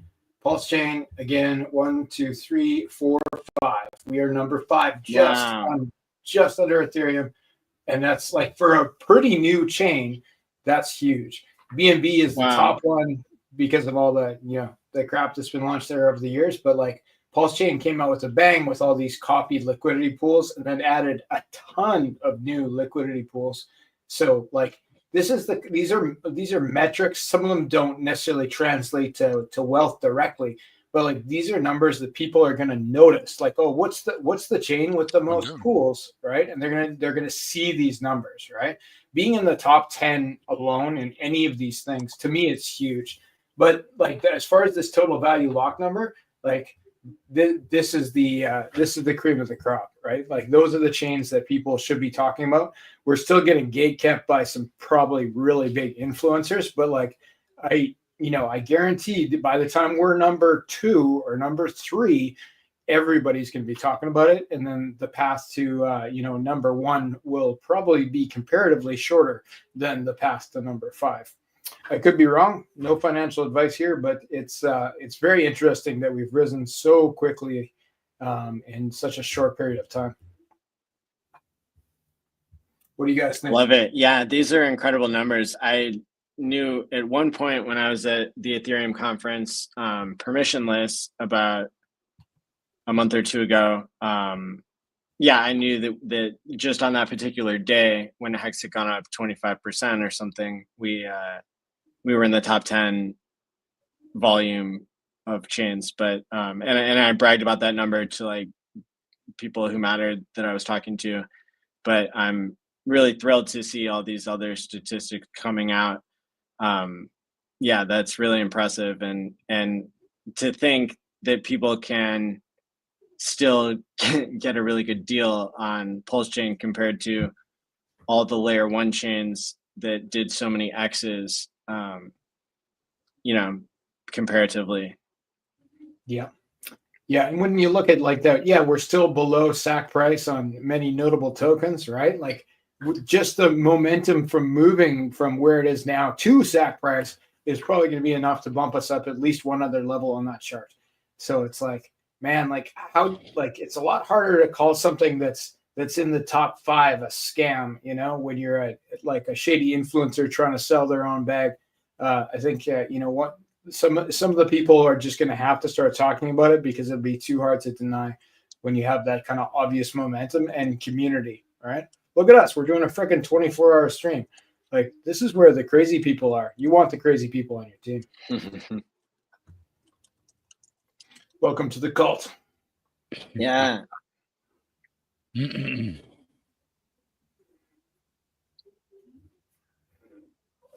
Cabals everywhere. I think so. What is it that Sami says is like the hierarchy of like cults and religions and all that jazz? Like he says cults are good. He's pushing cults. It's like something that you should be buying cults because that's where the people are gonna stay. Whereas if something's not a cult, they're gonna like people will come in, they'll take profit, they'll leave, it's done, on to the next thing, right? Whereas like, Hexicans and the Pulse Chain have kind of proven like, the number went down a lot. We're still here. Now the number is coming back up. What do you think is going to happen? So I think that, I think that's the message that he was trying to get out. Did you pick up something different? There's like a hierarchy of like one is higher than the other. Like cults versus what? Like a religion is like a higher thing than a cult is higher than. Oh wait, here I've got it right in front of me actually. Oh, nice. Believe it or not, because he commented on our live stream, so I had that up. Okay, so he says like celeb coins are at the bottom of the pyramid, and then above that is shit coins and trash. Above that, irrelevant memes. Above that, phrase coins, non-cult. Animal coins, non-cult. Schizo coins, non-cult. Culture coins, non-cult. And then a cult is like defined as only being 25 coins or less like in the world to like meet this criteria that he's saying. And then lifestyle, brand, and subcultures. So a subculture is less than 10 coins, and then movements and missions are 5 coins. So I guess memes, cults, and religions are all part of that somehow. Interesting. He's big on the memes. Yeah. I like the argument. I like the argument. Here, and then DOSBomb just like messaged me on Telegram, like answering the question in real time. He says that Sami puts memes being lesser than cults, being lesser than religions. Cool. There we go. Welcome to the Church of HEX. I'm going to see if he'll join us on stream. I also invited Buck because I know he's in Australia, which like should be the evening over there or afternoon. And then let's see if I can message KDP as well. We haven't had her on the channel in a while.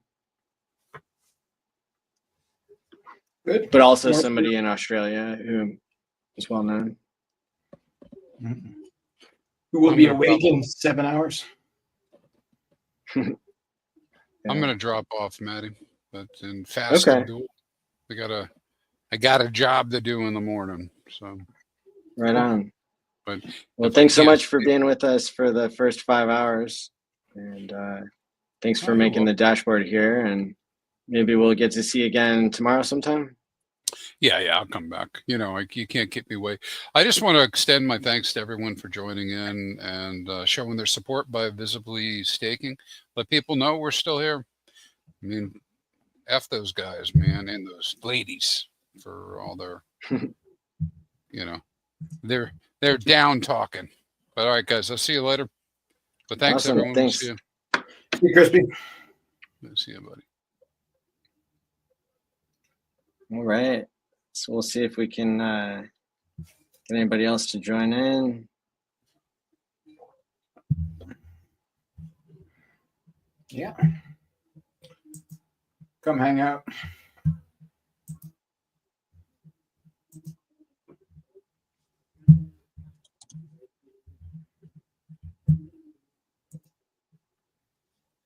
You don't know where to go, hit Maddie up on Telegram. The best bet actually is to hit up Sticker Guy Win, or even better, just go to your messages where I messaged you on Telegram or Twitter if you're a previous speaker, because you already have a link to the Telegram room that'll lead you to the green screen room with Sticker Guy. So without even waiting for me to reply, you can already be on here. Score.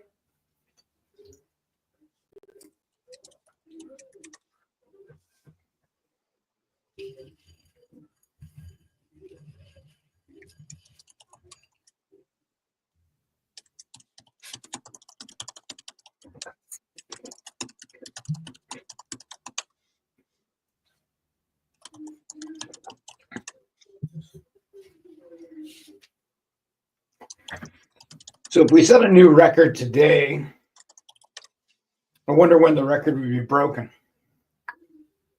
I think it'd be pretty hard. I mean, the price of HEX goes up too much, but you never know. I mean, if we're just doing the count of stakes, that's different than like the value of stakes. True. The next record could be value, because that would make sense. Though it could work counterintuitively to that, because if we do it today and the value of HEX goes up 20x from now, the green candles may make more people want to do it next year, even though it will cost them 20 times as much. Yeah,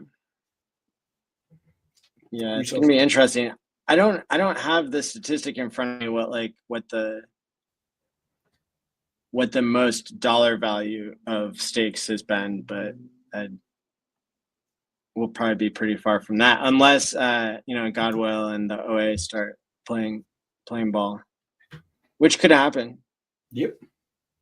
Not counting it out. Yeah, no, it'd be cool if Godwill made a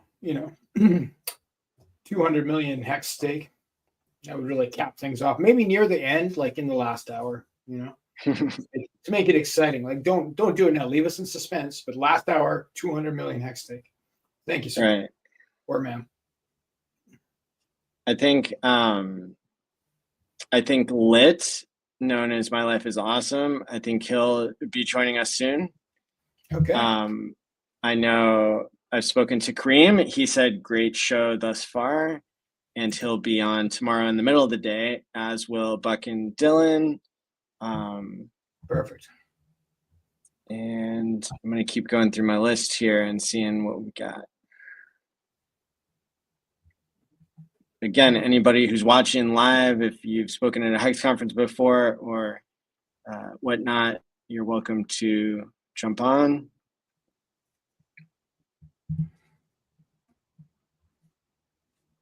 I dare you guys. Do it. Don't you want to be cool? Yeah, you know, our European allies, they aren't going to wake up for a couple more hours here, so we need somebody to help carry us through here. All right, yeah, we need Australia. You're right. Those are the people who are awake right now, right? Right. So maybe Asia, Asian Hexicans. Yeah, we got Anders in Asia.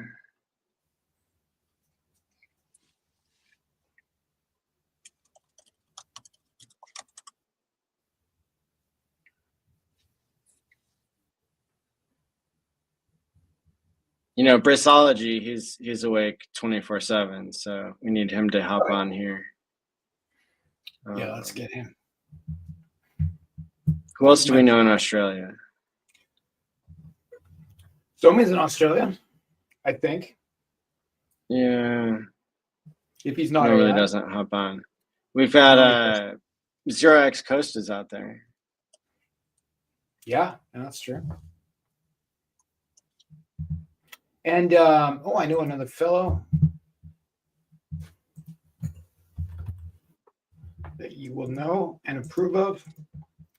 Just double check here.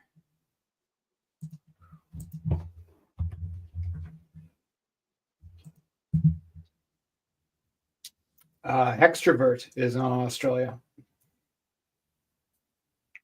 Okay. The other component of Magic Carpet Ride. Okay, cool. See what he's doing.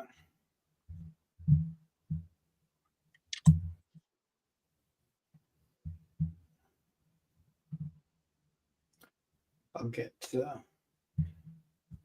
yeah. Let us know in the chat if you guys remember any other Hex conference speakers that are in Australia or Asia. Those are the regions of choice right now, or are just like insomniacs and don't sleep, like Brazil. All right.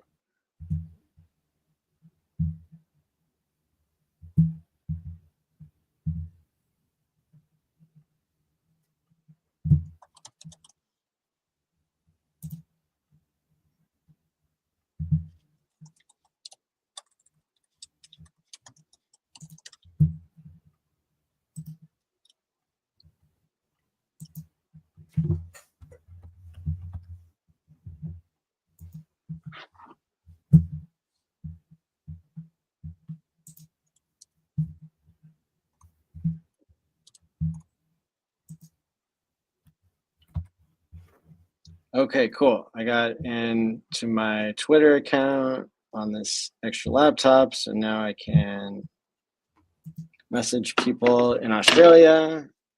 There we go.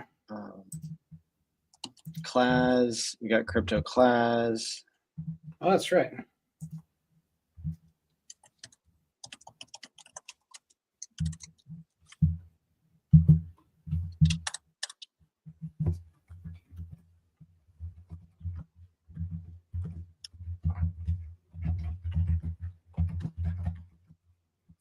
This is Mr. Hextrovert from Magic Carpet Ride. Those guys just opened a OTC marketplace, so you can buy and sell tokens without affecting the price on on chain. I think that's an important service. We got Silver the Antidote out that way. I messaged Magic Carpet Ride. We've got Zero X Coast. Let's see.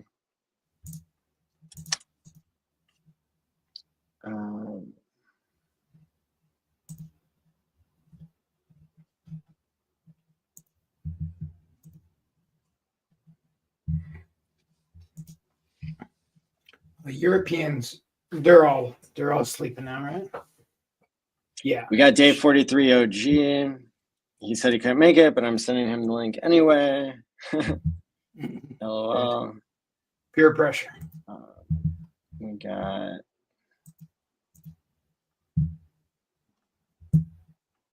okay.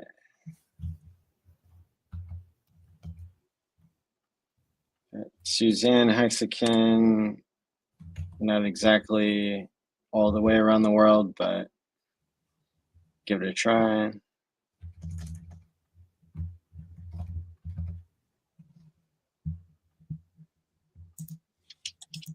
Alex Epidron, just assuming he never sleeps. We got Biffines, who's in the chat earlier. Same thing. UFO, he's a good dude. Let's see. Hex Mac, Australian. Unwrecked Pirate, Australian.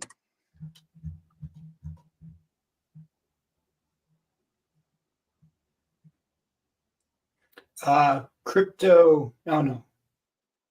Who are those Australian guys that have that show that they do late at night? Yeah. I'm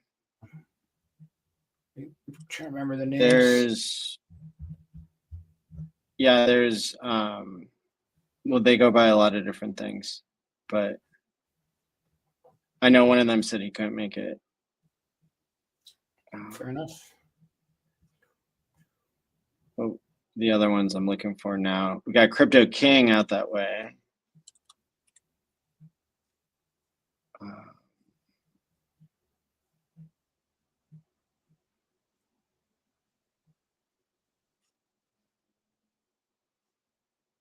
Oh, Uncle Adam Stokes.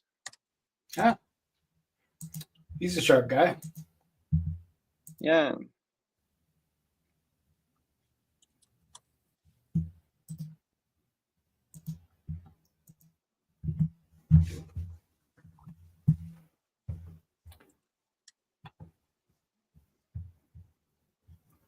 I have another website we could take a look at that shows all the links to all the Pulse Chain stuff, including everywhere you can stake HEX, I believe. Yeah. Let's do it. One moment.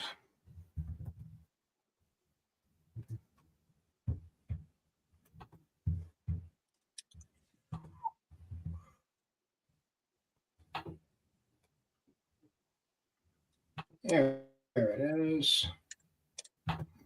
Okay, check it out. Okay, I'm adding it now. Here we go. There it is. So this is plsstart.me, made by Frank White, a Pulse Chain community member I've associated with in the past, and he's got a pretty thorough selection of just about everything that's on the Pulse Chain. So let's take a look at the Hex stuff. That's kind of our theme today. So under Hexago, he's got Hex Scout, GoHex, Icosa, Maximus, Communist, the Actuator Protocol, whose founder was on earlier, Super Staker Hex. I'm not sure what Hex One Club is. So it's got most of the links that we've gone through in the past and a lot of new stuff that I don't necessarily recognize, but so be careful, everybody. Just because you see a link on a site like this doesn't mean it's definitively good, but I recognize some good things here. Oh, look, hexfire.io, for example. I trust hex.com. So this is, a pretty good resource for just having those links on hand. Whenever you click a link, you want to double check that it takes you to the website that it says it's taking you to, because it's not that difficult to change something to take you to a different place. But I believe this is a trusted site from a known character in the ecosystem, and it does cover most of the important links that somebody who is operating on the Pulse Chain would need, including like how to get on using Coast, how to get off. We need a link to the official Richard Hart bridge here. I think we're missing that one. That'd be good to have. Oh no, it's under, here we go, under bridge options versus this is under on off ramps, which Coast fits better into the off ramps. Pulse Chain bridge under bridge options, that works. What else we got? Various dApps. Okay, the DEXs, which is cool. Fux 9-inch. It listed Fame as a DEX. It's not really a DEX. Spark Swap. the number of dexes on Pulse Chain for the volume that's on Pulse Chain is comparatively low to other chains. That's the one area where we don't rank as highly as other chains because we have some really good dexes that carry a lot of the volume, like the top three being very consistently PulseX as the number one by far. Fux or 9-inch, we trade spots between 1 and 2. You may see me fighting with Hexy Bastard about that on Twitter on occasion. And yeah, so not a bad little list of links. Something to keep in mind. plsstart.me. I like to keep stuff like this saved so that I can go and get the link that I want and not have to search for it on Google, because sometimes scammers will put up a fake thing and get the ranking really high on Google, so that when you search for when you search for the site that you want, that their site comes up first because they've either placed an advertisement or they've done a lot of search engine optimization work so that their site comes up before the real site. So something you want to be careful of. Yeah, I think that's not a bad addition to the to my list of pinned websites. Yeah, that's cool.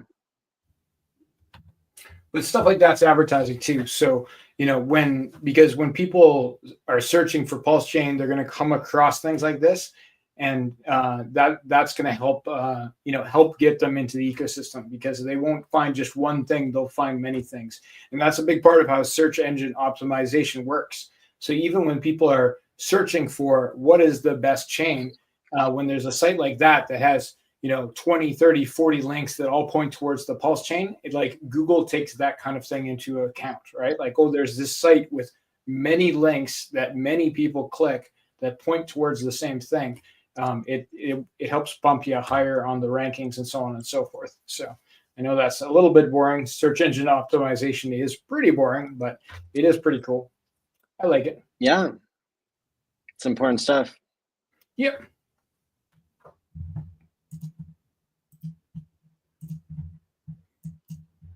Let me see. So I'm just wrapping up my messaging of 10 or 15 people who might be able to jump on and entertain us. Indeed. Maybe some dance numbers, comedians. Right. Let's see. My entertainment value is going to go down very rapidly here.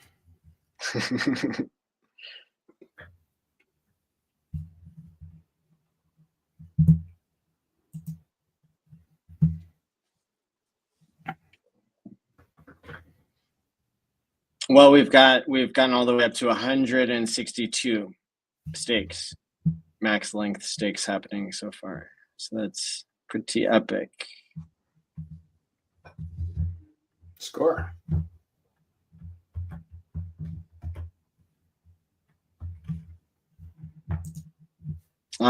Frank White is asking, Abdul, what would you like to name my firstborn? Frank was the site that we just looked at. He's the creator. Frank, I don't want to get into your personal life as far as what you name your children, except for I recommend whatever name you choose, just add OR to the end. It just sounds way tougher. Matty or Fast Abdul or, right? So just OR at the end of any name just makes it just way tougher. Keep it in mind. Dig it. Kareem's joining in the middle of the day tomorrow. Sticker Guy's Telegram is Sticker Guy Win. Nice. Glad we could answer all these questions. Superman would be awake. He's a New Zealander. Superman. Oh, that's a good idea. But what is his Telegram handle? He's I have him on Discord. He's mostly on Discord. I don't even know if he's on Telegram. Do you want to message him on there? I could. Let me try to find. I really dislike Discord. Maybe it's because I'm old. Yeah, don't drop like the group link in there that's private, but no. I can message him privately. Okay. I have him on Twitter. I just forget what he's under. He's got like some like really important handle, like stake 5555, but that's not it. That's Hexlina, but it's something like super normal, super important. Hexmac says he might have some time tomorrow. He'll try to jump on that. There we Perfect. go.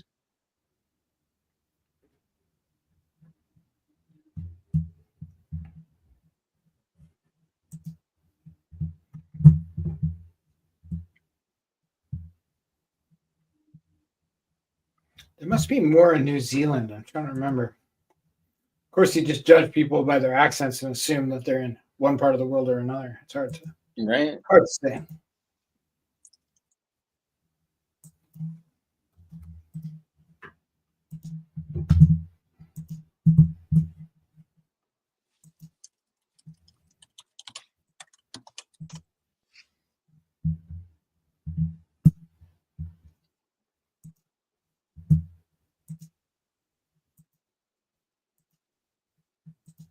Some of your Bday friends are probably in Australia. Are they?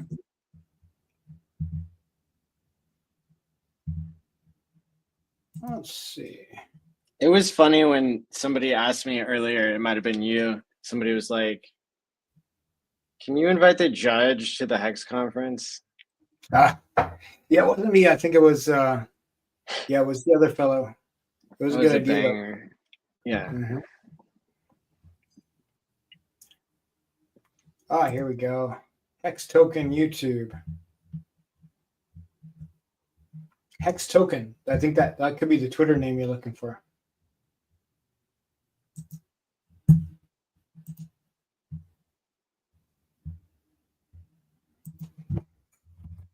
Hex token. That's it. Hex token. Hex 555. Him.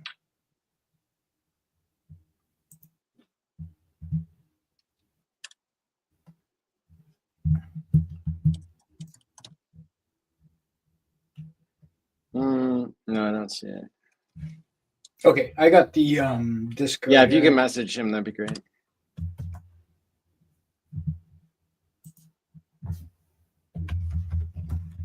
Lit's gonna join us soon. That'll be good. Good you energy. have quite a bit of boost. energy. Yeah.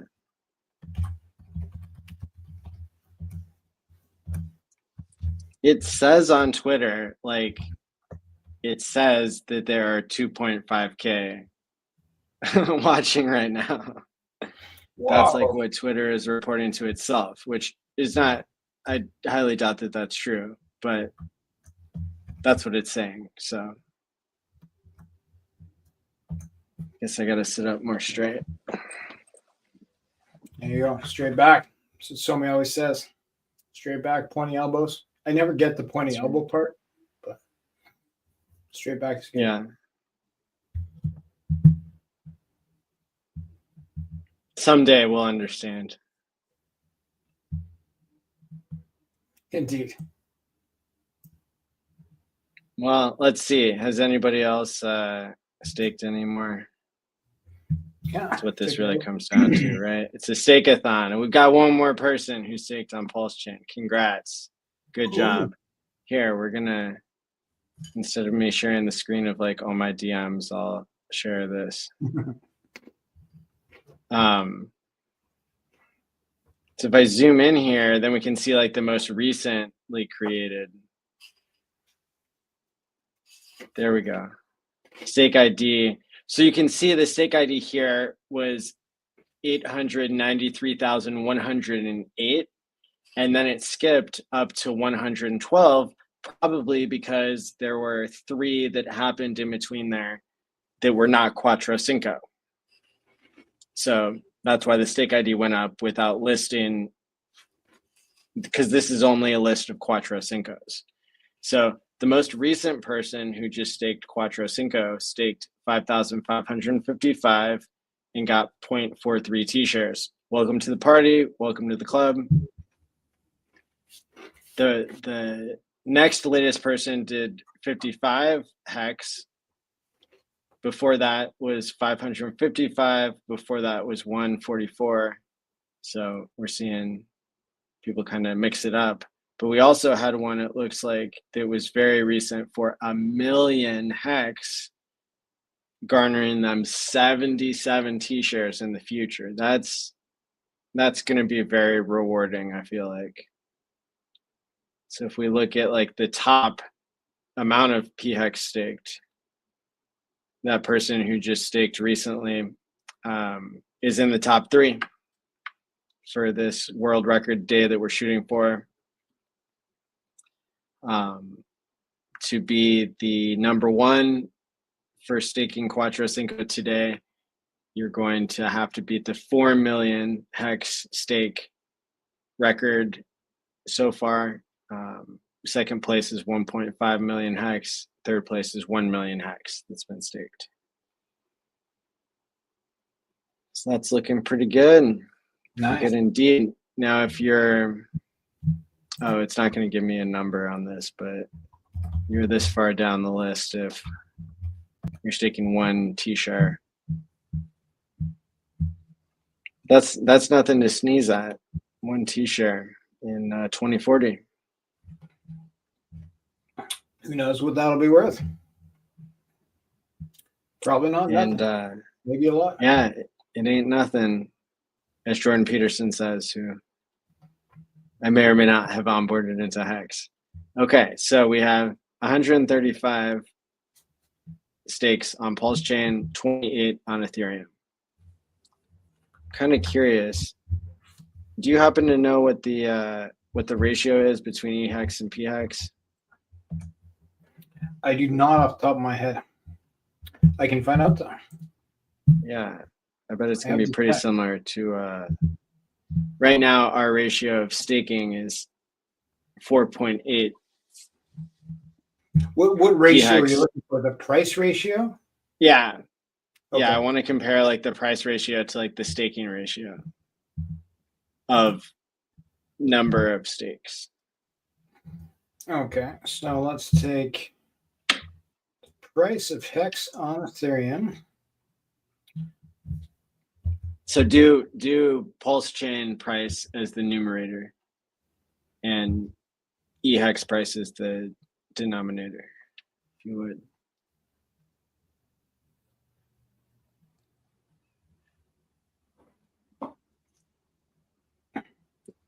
So it'll show like the multiple that PHEX is greater in price than EHEX. Oh, sure. Okay. And Johnny had, been lamenting that it had almost gotten 10 to 1. So if I had to guess the ballpark, we did do what, 50% the other day or something stupid. So my guess is that it would be somewhere around like 7 to 1 now, or yeah, I'm gonna go with that. Right now, it is only 5.22. No way. To PHEX. So wow, PHEX is worth 5.22 times more, but like if it was 7 before, that's a big difference. Well, it's wild that the price ratio is very similar to the staking count ratio that we're seeing here for Quattro Cinco. You said 5.2, and the staking ratio is 4.8. That's fascinating. Yeah, you think there's a correlation there? I mean, it's really interesting that staking is supposed to be the underlying utility other than trading activity, but it's interesting to me that there's that ratio between the short-term price and the long-term behavior. Yeah, I'm with you.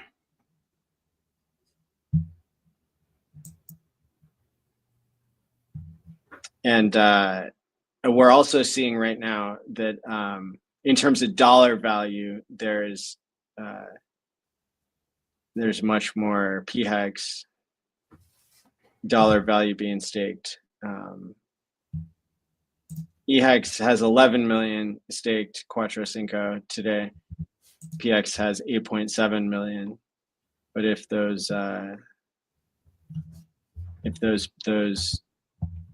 PHEX are worth about 5 times as much, that's about 4 times as much value being staked on PHEX.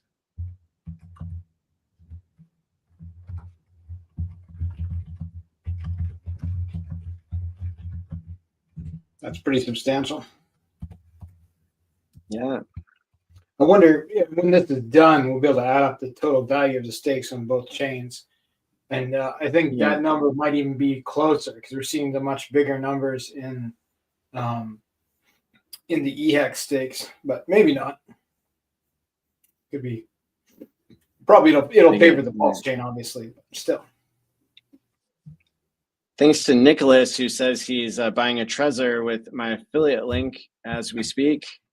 This was maybe half an hour ago. I didn't catch it, but for all of you who are still listening, now is the perfect time because they are 30% off. And this is the best sale of the year that I know of. So I'm dropping the link again in the live chat for you to order a Trezor Safe 3.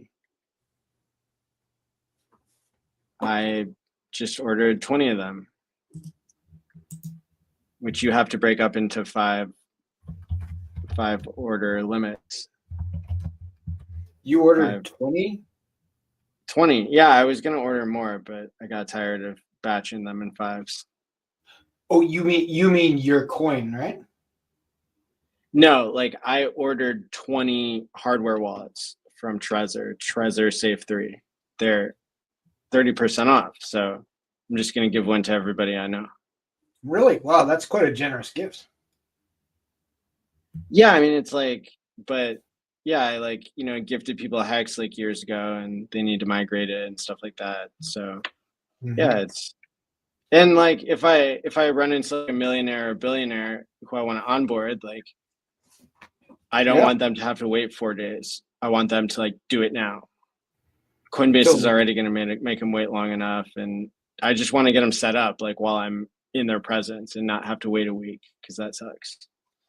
So if I just have like, you know, a factory sealed Trezor like chilling, then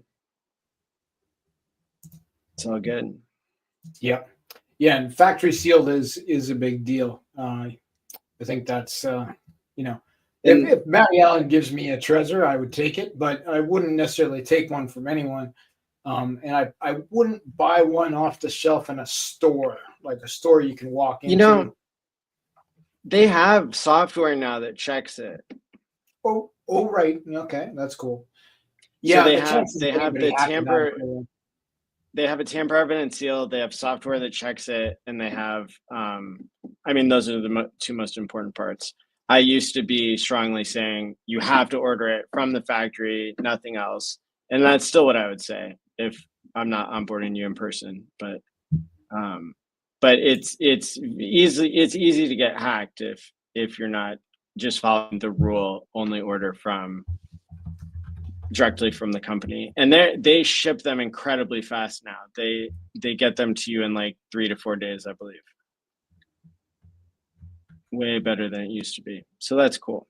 So if you're at home and you want to get this 30% off, this best deal, they're only like $55 right now. If you have at least $1,000 in crypto, you really need one of these.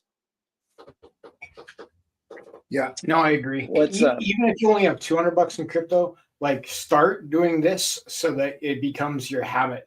And your $200 crypto wallet could turn into your $1 million crypto wallet. And like if you can have it just be a original Trezor wallet that like where the seed phrase never touched the internet, right? That's the big advantage of these things. I have several right here, and these ones are my favorite. I don't know if they're the exact one you're talking about, but they're the simpler ones. They have like there was an option for silver gold or rose gold. I'm not looking at the camera, and it helps me tell them apart. So it's like, okay, this one does this one does this, and I have other ones too. Then I have this one, which was a fancier one. I think it was called the Model T or something like that. And it has a bigger screen and a push button screen. And I think it's a good product. It won't turn on right now because it's not plugged in my computer, but it has the whole screen lights up and you can push buttons on the screen. But my fingers are too big. For somebody with pianist fingers, it would work. But if you have like goon fingers, it's pretty hard. I make a lot of mistakes. But these little ones, they just have 2 buttons, and you either press one or the other. That's the Trezor Safe 3. Yeah, I like that the best. I can do it the fastest, and it doesn't take me it takes me longer than just using like a regular wallet, but like not as long as you think, and you get quick at it too. So I think the long term on starting with that and staying with that is probably pretty good. So even if you're not in crypto and you want to get in crypto, yeah, order one of these first, right? It's not the worst plan. Yes. Yeah, the Trezor Safe 3 is my choice as well, and it comes in a 4th color of black with like brushed metal type reflective ish on the back. So yeah, like having a different color. They used to sell different sleeves, but this looks way better to just have it built in, and it's sleek and it works and it's secure and we like it. Like I said before, you want one to migrate your seed phrase that was not created in the most secure fashion on a hardware wallet. You also want one to create a new seed phrase that is created in the most secure fashion possible. Yep. Yeah, it never touches the internet. There's no way for somebody to ever get that seed phrase. It's the best way. Toby's pointing out that the Model T is only $77 right now. That is a good deal, and you can get that using my link as well. Any device that you purchase now it costs you the same thing, but they do a rev share with me as well to help support the channel. I just forked over to StreamYard $1,000 for their annual fee for all the bells and whistles that we have here. So you got the premium package. I pay StreamYard something, but it's not that much. I must have a lesser package.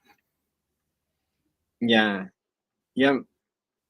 It's worth it though, with all the conferences and yeah. And you know what? I wouldn't be surprised if I started using this channel more than ever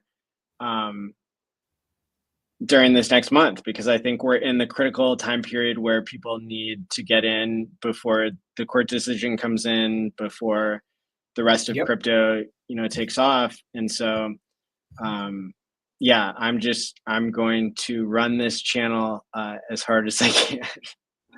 24 hours every day, all day? Possibly. We are getting to that time, right? It's that time in the crypto market where people are tuning in, new people are coming. So yeah, enough sleep, back to the factory. Let's go. Right. Yeah, exactly. So my life is awesome. Lit is charging his phone so he can join. Cool. I'll say hi, but I may drop for a bit after Lit comes on. Okay. Yeah. I'm old and tired and have children that will bother me in the morning. That's right.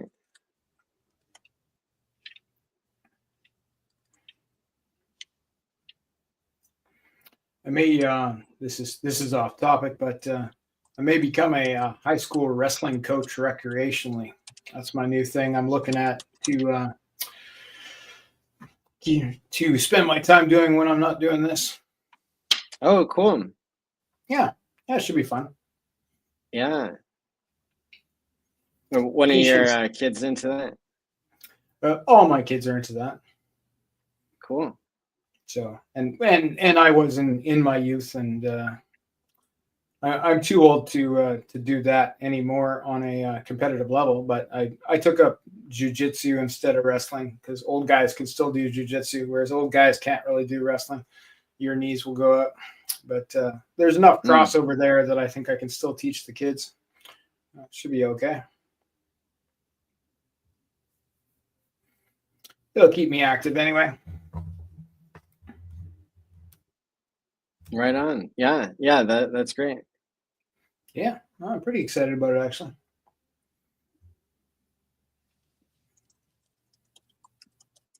My kids are pretty rough customers, as you could imagine. Maybe not the 10-year-olds.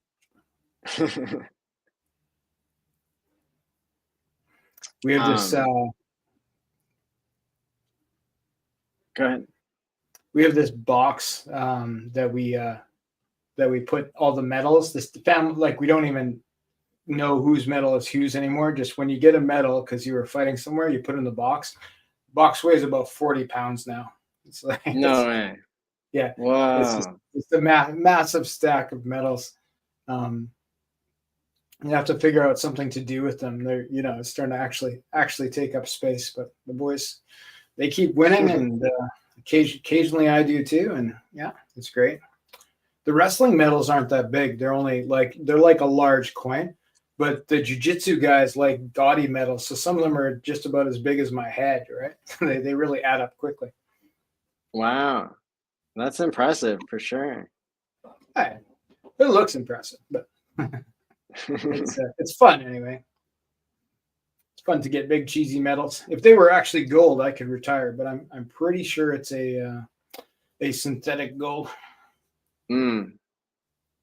Let's see. Oh, what's going on Twitter? Football? Well, it looks like Lip might have gone to sleep. So I don't know. Do we need to start tapping into the mysteries of Bday crowd or something? Well, that Toby should get on here. Steven fellow that was in the chat earlier. He's a known character, and he's a good talker, and he's got an accent. So I figure maybe he's in that part of the world.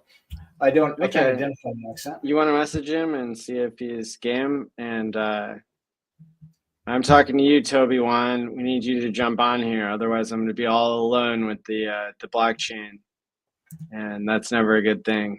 That's scary. Maddie will start chain buying meme coins. It's very dangerous. Yeah. Come to Maddie. Yeah. Could wreak havoc. Yeah. We don't want to lose that 5th position because we left Maddie alone. Right.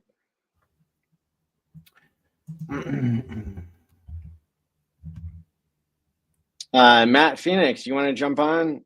I've seen you on stream before, I think.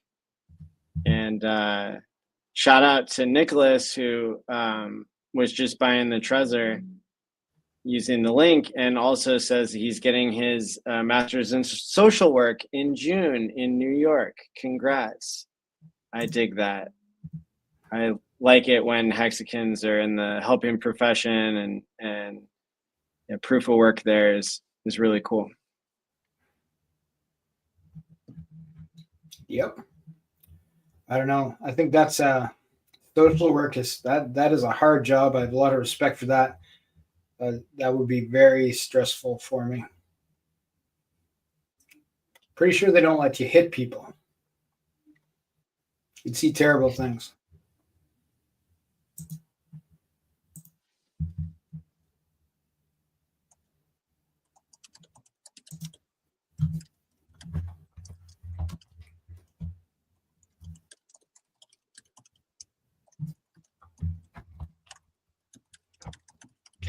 Here's the question somebody's asking in a different chat, but I think it's something people might want to know. They're asking, does anyone have the contract address for X token that was copied from Ethereum? And X token is just whatever, a token. The address is the Ethereum address. It is the same address. Any token that was copied from Ethereum has the same address on Pulse Chain.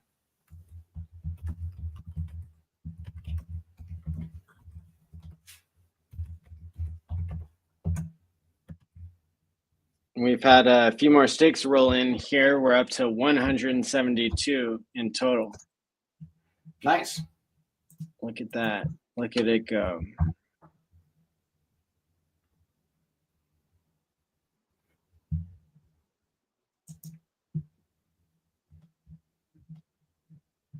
Looks like maybe somebody's volunteering here. We're gonna vet them in the speaker's room to see if they have pants what the deal is there.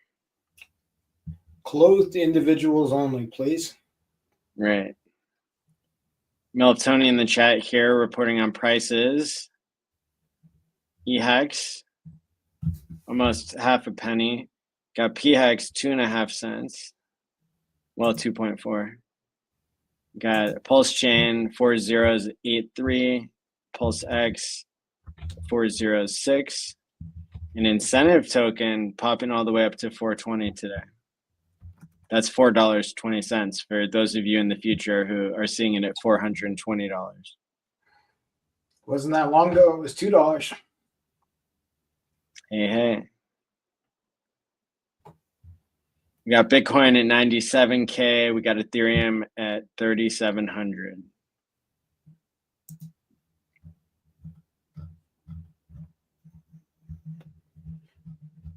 $3,700. That, to me, that's the one of the important indicators is, like, it's not the price of Bitcoin going up, it's the price of Ethereum going up. That's what's of interest to the Pulse chain. Because I hear there's this guy called Richard Hart who may have a whole bunch of Ethereum, and I want his Ethereum to be worth a lot of money. Yeah. Let's go. What about Crypto Kool-Aid? He never sleeps. Hard no. He's a big talker. I won't go into publicly why he's not invited. Okay, we'll leave that out.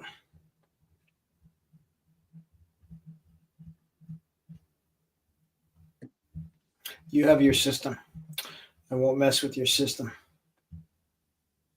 My system is very inclusive. You have to do something horrible in order to get on my uninvited list. Oh dear, the mind wanders. We'll leave it at that. Oh, I got just the guy. Let's see. Well, the season is coming soon.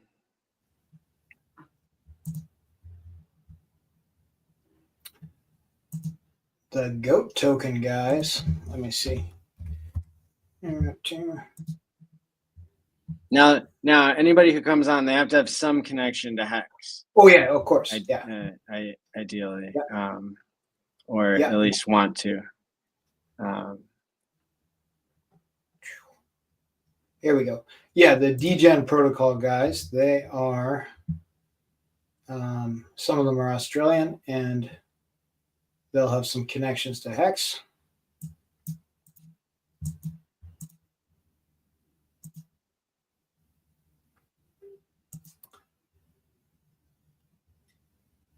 Can you believe that on Tuesday nights, we used to go for 6 hours every single week for like a year?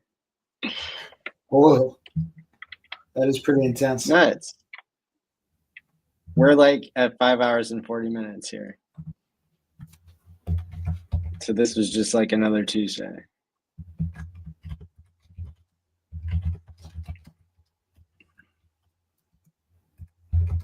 Just another Tuesday. Well, even now, your regular Tuesdays are relatively long, right? Like compared to most streams, don't go over an hour, and we're usually like, what, 2.5 hours? Is that our standard? Sometimes 3? 2 hours 20 minutes every time.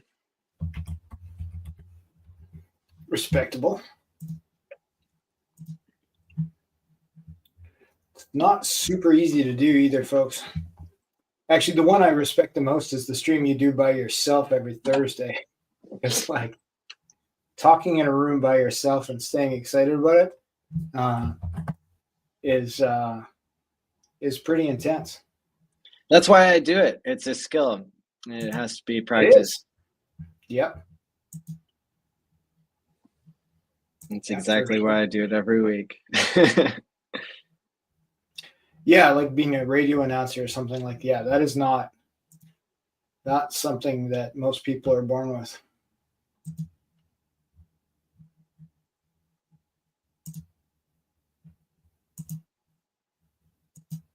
So I assume Sticker Guy is testing out the person who wants to come on.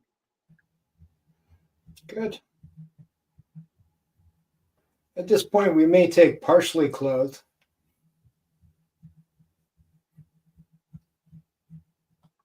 It depends.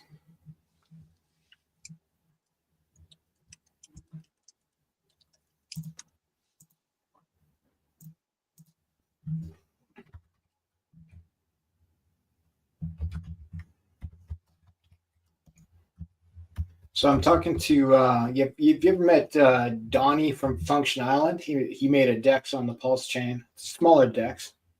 He is an Australian. He's quite the talker. Okay, sounds promising. Let's see if he's around.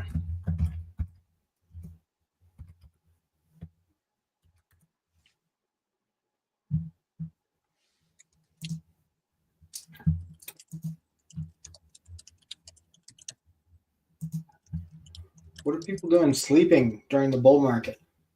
Bear market. Right? Yeah. Yeah, come on.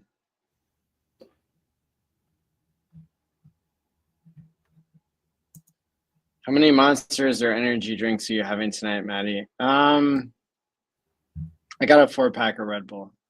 I'm gonna start off with that. If I run out of that, I've got some cold coffee. And yeah, then options downstairs for more coffee about 8 hours from now. So I'm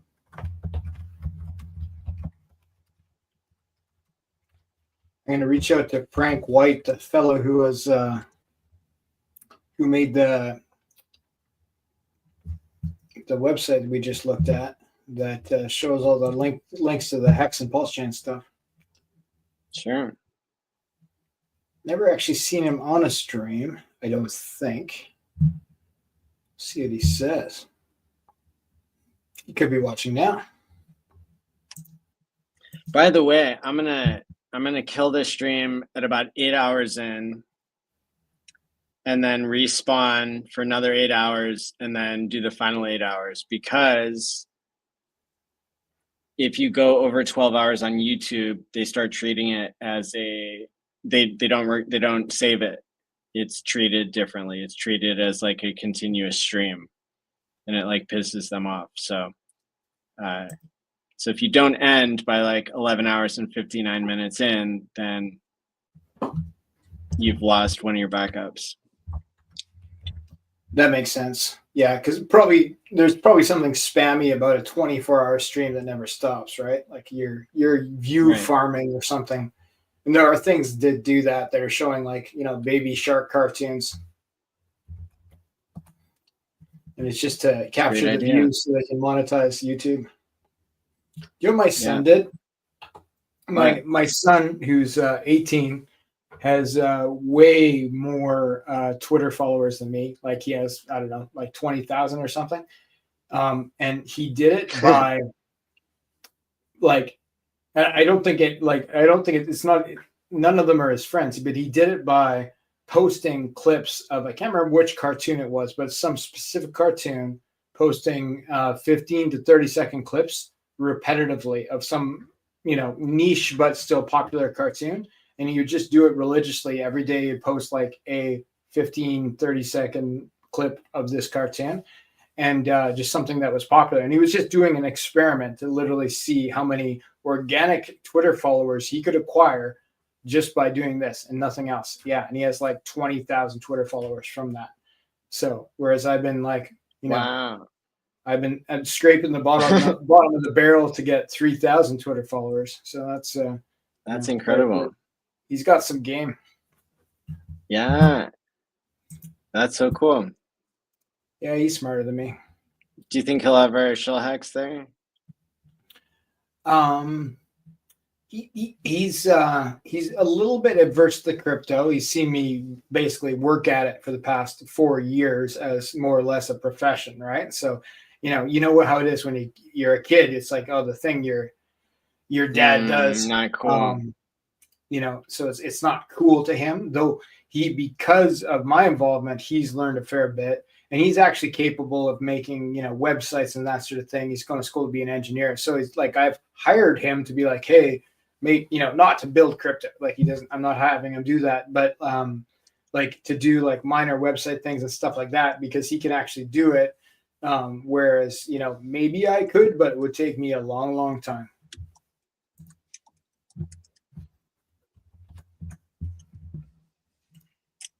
That's what's up. That's cool.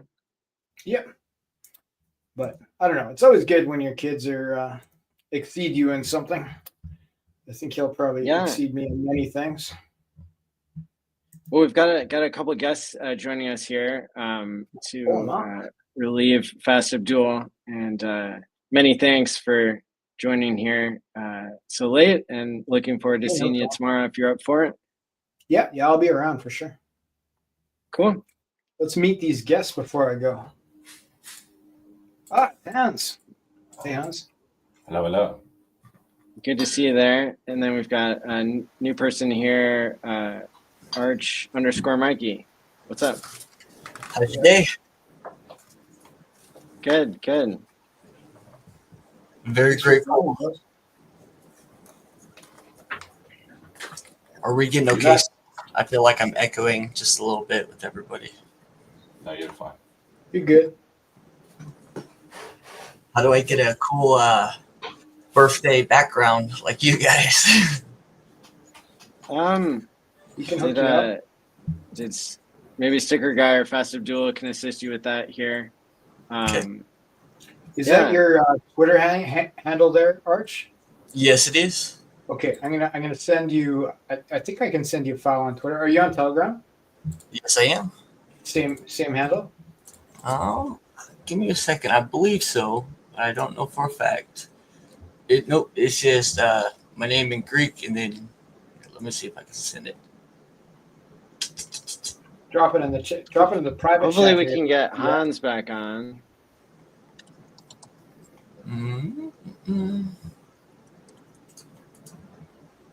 Oh, there we go.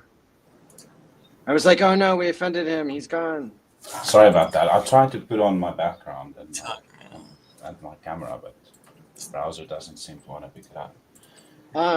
So Arch, Mikey, you can go back to Sticker Guy and he'll set you up, and that way it'll be a little bit more professional for you to just come on and have it set up. Do you know how to do that? I'm working on it. I will get it figured out. Thank you. Cool. See you soon. Am I fine like this? You're good. You got pulse chain colors. There we go. Matchy. And it was good to meet you, Hans. You're a super interesting person to talk to. Yeah, so thank you so much for coming on. Yeah. Yeah, I just woke up, so Perfect. I'm refreshed. You guys probably been up here for a while. Awesome. Only 6 hours. Oh yeah, I see it up here. 9 minutes to 6. So have you guys staked the 555 yet? Yeah, so I did one on Pulse Chain, and then I did one on Ethereum, and I've got the dashboard here that's reporting in real time. I'm going to hit the refresh button, and it should go up a little bit here on Crispy's dashboard. This is, I believe, not including HSIs. And so it's a little bit different than the dashboard that Ben Sierra Pro put together for us, which is also very useful and we're thankful for. So if we add up these two numbers, then it's 188, I believe, 178. 178. And the current record for a single day is 434. No, sorry. Oh, wow. Sorry. Let me. Was that in the month of the peak, most likely? Hold on. Sorry. We need 344 to break the record for native stakes. And it was before Pulse Chain was launched. but I don't have the exact date for it. I can say that if we include HSIs, we need 914 to break the record. So there's two different ways to view that. And right now we're on track to overshoot the native number of 344, but we're not tracking fast enough to beat the HSIs included. So that's a good place to be, you know, it adds some suspense. And what's your favorite front end to stake from? My own go.tshare.app. Yeah. I actually quite like that. Thanks. Future Us will be pleased because it was something he built from nothing, just for a friend. I need to bookmark it. Go.tshare.app. Yeah. No, I'm gonna bookmark it. I like it. This is the one where you can actually see your in staking penalty. So I always like to check two different spots because that calculation is so strange. I always like to check go.tshare.app and the what is it, hexscout.com, and yeah, that kind of gives us double confidence, because when you emergency unstake, you're doing something really extreme and dangerous, and you always want multiple sources of information whenever you're doing something on chain that's so extreme.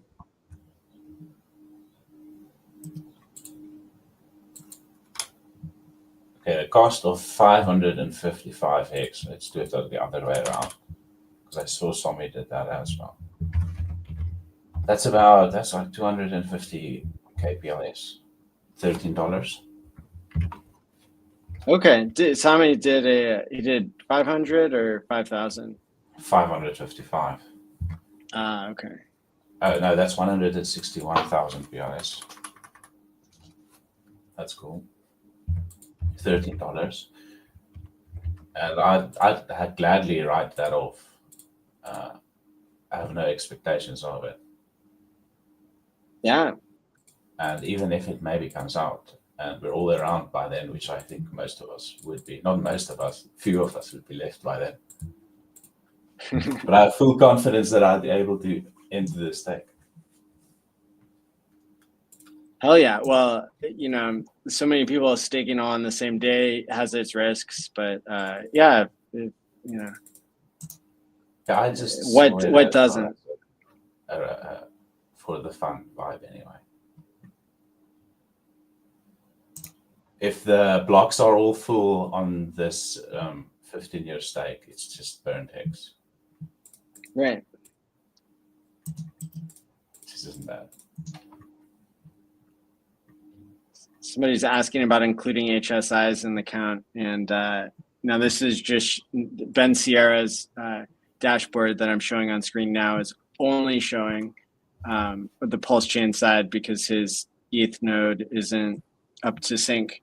And so I'm seeing that there are about 15 HSIs that have been staked out of 154 stakes that are being counted there on Pulse chain. Which, back to Crispy's 147 are on Pulse chain.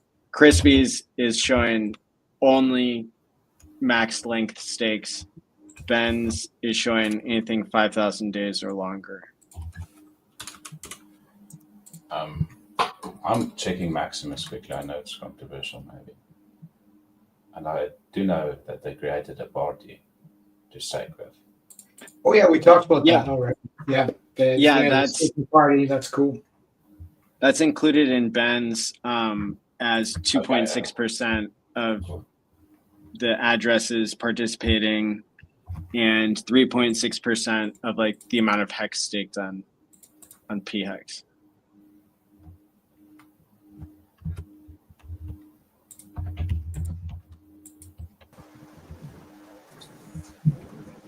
Arch Mikey's back. Welcome. Yes. Yo. Hey, there you go. You got the background. You looking snazzy. Yeah, I'm grateful once again for life, to be a part of this community, all the above. Score. Cool. So what brings you on the stream? Well, I have a lot of questions, and I've been involved, part of like crypto programming, mining since like 2014 was when I started mining. But I feel like there's still a lot of newbie kind of questions that if I had answers, maybe that kind of stuff could help a lot of people. And so it's really coming through. Yeah. So, all of the above, even from when you log into Pulse X and then you have to click the my Pinuya or whatever attachment. I feel like a lot of that little stuff throws people off when it comes to like new progression. And so yeah, so I'll answer that first. So the difficulty of buying HEX and Pulse Chain and all that, it's that's something some people look for as a good thing, ironically, because if you wanted to buy Bitcoin at a penny, you had to get a money order and send it to Japan, right? So it's not always the easiest way to buy something when it's the best opportunity. So that could be like, that could also be a negative sign if something's hard to buy. Like that doesn't automatically make it a good thing. But in this case, the thing that you're referring to when you go to pulsex.com, you have to click on it looks like My Pinata, although that's not exactly what it says. But what you're clicking on is an IPFS link. And what that stands for is the International Planetary File System. It's a way to decentralize the blockchain so that a single server being shut off doesn't like turn off the whole thing. And so it's one of the layers in a stack that in most blockchains are not as well designed and protected. There was actually code that had to be rewritten, front-end code for a lot of the things that you see there for PulseX and for HEX staking. So yeah, that's something we're proud of, even though it confuses people. Absolutely. And so I've ran into a handful of things like that. And so just covering little things like that, there might be an extra step or click that you have to do to get you to the right place. Even covering little stuff like that. I wish there was a better example way that we could like illustrate some of these little things that, like I said, could really help some of the newer people. And just because I've been involved with crypto for so long, it's nothing for me to experiment a little bit, do something that's maybe a little out of my comfort zone. But sometimes that's when I'll receive basically negative or lose or something like that. But a lot of times that's where like new development happens, and that's where we'll get the best gains from. And so, as you put it, if it's easy, that doesn't necessarily make it the best option to take. Sometimes working through the things that are not perfectly clear actually helps quite a bit, just to have the backbone or the endurance or whatever it is to work through some of those things. Yeah, like being early means it's hard. And, HEX did a 10,000x without being on a centralized exchange. So we can still get awesome price performance, but not everybody gets to win if they don't have the technical skills at this point, unless we help them. Right. Like as individuals, not just me or anybody on screen, but like just people who understand it need to teach others at this point. So one of the things that came from comments earlier, when I was creating like stake ladders, sometimes I'd create like multiple like HEX stakes that expired all on the same day. So let's say I had 20 HEX stakes that, I'm trying to put all into one stake and then restake that. When I was trying to claim all of my little HEX stakes or whatever that were all on that date, I could only do 2, maybe 3 of them, and it wouldn't let me get to like 15 or whatever the rest of the stakes that were there. And so I was frustrated. I tried to come back the next day, try to do it from a phone. I tried to do it from a different computer. Whatever the case is, it just didn't let me go to the go.hex.com website to claim those anymore. So two different methods that I found to be somewhat effective was going to like pulse scan and then enter the PHEX, what do you call it? Like contract address. And then where it goes there's the code, there's the read code, and then there's write code. So if you write code, you can actually claim or create hex stakes from that port. You just have to make sure that your wallet is connected to that scan page. Correct. And so I found that to be very useful, but once again, you got to know a little code basically, or have some kind of tech savvy to do that. But there's other options potentially for people that aren't absorbed, that they could just go to ICOSA, and then all of a sudden the rest of their hex stakes are there. Just claim them on the ICOSA page. I found that to be quite beneficial. Yeah, so what you just described, Fast Abdul, have you ever run contract code on Pulse Chain yourself? From Pulse Scan? Oh, yeah, for sure. Yeah, I do that fairly regularly. I claimed my Liquidity. I claimed my Liquidity before everybody else and made a lot of money on it. Yeah. So this is a great advanced skill that most people don't have. I did this myself recently. So that's cool that you're into that. So when one front end isn't working, no matter what it is, you can always interact with the blockchain using Pulse Scan or Ether Scan, depending on which chain you're on. And that's kind of it's a backup front end in a way. It takes a lot more technical skill, but it's nice to know that you're not just out of luck. And when it comes to Hex, there are about 8 front ends for it. So most people would would eventually discover the other front ends first before having to run the contract code.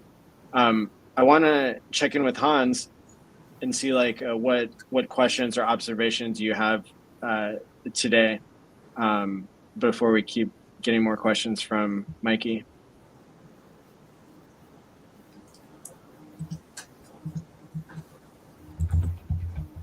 So Hans, what are you known for in Hex and Pulse Chain? Oh man, being controversial, I guess. Liking EX still, shitcoinery, meme coins, pretty much everything. But my first love in the community is still Hex, still supported fully. And charts, I like especially looking at ratios, all different assets, and Pulse Chain Eco has made it even more exciting because you can look at your PLS ratios, your PLSX ratios to Hex, your Hex to Hex ratios, your EX to Hex ratios, your Ink to Hex ratios. Play the ratios sometimes, and I pretty much look at any coins, especially if it's on Pulse Chain. Cool. And I like the farms. I like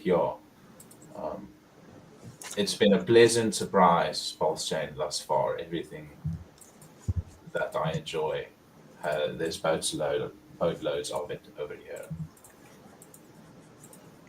Awesome. And you have years of experience with trading, is that right? Oh yeah. The last cycle in 2020, I mostly traded on exchanges, centralized exchanges. But I do risk a little bit of everything or a little bit of something in everything. And that's how, I got into HEX very, very early on launch. I just put in 0.2 ETH that time, which is a baby bag, just to experiment. I do it with everything. When I came back, it was after the Godwell bump. I totally forgot about HEX and didn't see it anywhere. And when I came back, I was up on a double, and I sell always on doubles back then because I'm a penny stock trader. If you want to put it in a category, I buy stuff that are very cheap and I sell always on doubles.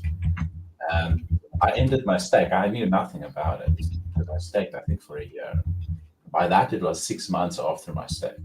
Ended it stupidly. sold off and restaked it. I think I ended the other one as well. And then Big Payday came around, and I'm one of the guys that FOMO'd into Big Payday quite heavily. I was very disciplined. I put a large stack of my BTC stack that I built up throughout 2020. So that was past COVID already. And yeah, I put a lot of BTC up right there at the top. And I knew that I had to do something here, and I staked it. And at first I thought I would sell half when I get my BTC position back, but I rode it all the way up to 50 cents, life-changing money. And rode it back down because I've got a 15-year stake. Luckily, I had some liquid HEX to sacrifice for Pulse Chain. Yeah, and since then I've been really, really buying the lows throughout Pulse Chain and gained a significant amount of my portfolio just by grinding. But it wasn't easy. Like, I'm pretty sure many of you can attest to that fact. Right. Yeah, and I wanted to thank Somi for helping us through that time. If it wasn't for Somi, I probably would have shaved off some.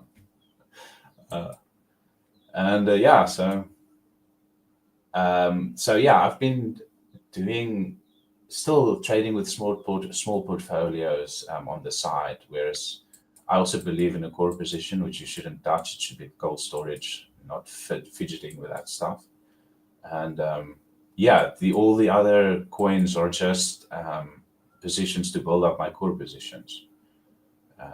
Cool. Yeah, I've got years of experience, and it does take a lot of time to get proficient in.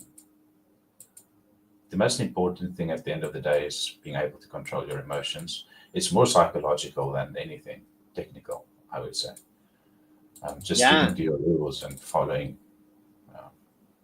And I often make mistakes, which are human. I haven't mastered my craft just yet. And yeah, so that style of trading, I still have a very, very small Binance portfolio just to play around there. And then, of course, a trading portfolio here on Pulse Chain as well, where we've been buying DAI and wrapped BTC. I remember talking about the meme coins very, very early on. We didn't even have meme coins. It wasn't that popular as it is now. Right. Yeah, so spending a lot of time on chain, playing around, doing quite well. I'm very, very happy with how it's gone that far. I'm very excited for what's to come, especially for HEX, as if all the dinosaurs are now rallying and people are looking for these specific coins as the meme season kind of fades to the background, right? Who are you calling dinosaur? Yeah, fish cycle coin PX, right? Hey, it's Fury of Finance. Hey guys. Hello. Good morning. Good morning. Or good night. East Coast. 12:46 a.m. Happy birthday. Yeah, happy birthday, Hex. That sounds like no fun at all. 4 a.m., bro. Oh, wow. So, Hans, what are we looking at, like in the medium term? Are we going to the moon here, or what? What coin are you interested in? Let's say just any arch ticker. What do you think? What's the hold for the next year? What's the buy and hold? Oh man, we would have to look at the ratios. I would try and look at the core coins and see which one's ratio is the best versus PLS. Now, PLSX, like we all know, is just absolutely outperforming. PHEX does, just like the other one, I think needs a little time to cool down. People are sleeping on the power of the L1. You have these rotations, and we have it in Pulse Chain as well, as people go for the alternate coins and then rotate back into the main coin. Okay. So I won't go for PLSX. HEX and EX both were a little bit high for me. The incentive token was really, really good value a while ago. I was pretty loud on the breakout of that. And what I do is, as this ratio weakens against PLS, I'm talking about Inc. now, I just stop farming or stop harvesting my incentive token just for a while until the ratio gets a little bit more to the upside. What's your favorite pair to farm? Oh, I've been on the PLS and PLSX farm since the start. Okay. Yeah, I've just been compounding that farm with the ink that I harvest. People want you to buy the ink and they want you to buy it. And it's very healthy, obviously, for our farms if the price goes up because our APRs go up. So just be cognizant of the fact that there are, but that's like any coin in crypto, right? People shell it because they've got bags. Right. Yeah, so I'm just, I've traded the ratio between the two hexes pretty well recently. And I'm aware, I think PX is actually going to be the better deal pretty much. Now, the ratio trading is exceptionally dangerous, guys. Please don't, if this is your first time, like, rather play with $5 in other stuff before you start shifting whole positions of your liquid bags. It's very, very dangerous. Like, I can't give financial advice, right? But just don't do what Johnny did and get left behind at 1 and 2 Satoshis, right? Right. And this is the hardest type of investing you can get into is these ratio tradings because many people don't even grasp the ratios that well just yet. But to come back to your question is, I probably just sit in Pulse Chain right now because everything's up a lot, and I'll wait for a little bit of a pullback in the other core coins because Pulse Chain can grow a lot of strength, right, and leave everything behind, and then people rush into Pulse Chain to chase that. Then they sell the lows of their tokens. That's how the psychology will look like. Beautiful. Yeah, I wouldn't expect many people to say Pulse Chain as their answer now, which is probably a good sign because, as you say, the sentiment can turn positive for that. Look at what happened to Ink this week. Yeah, Ink's running. Now, okay, cool. So Unplugged Dad saying hi to Furu in the chat. I just want to warn everybody that we are getting close to 200 Quattro Cinco stakes being created.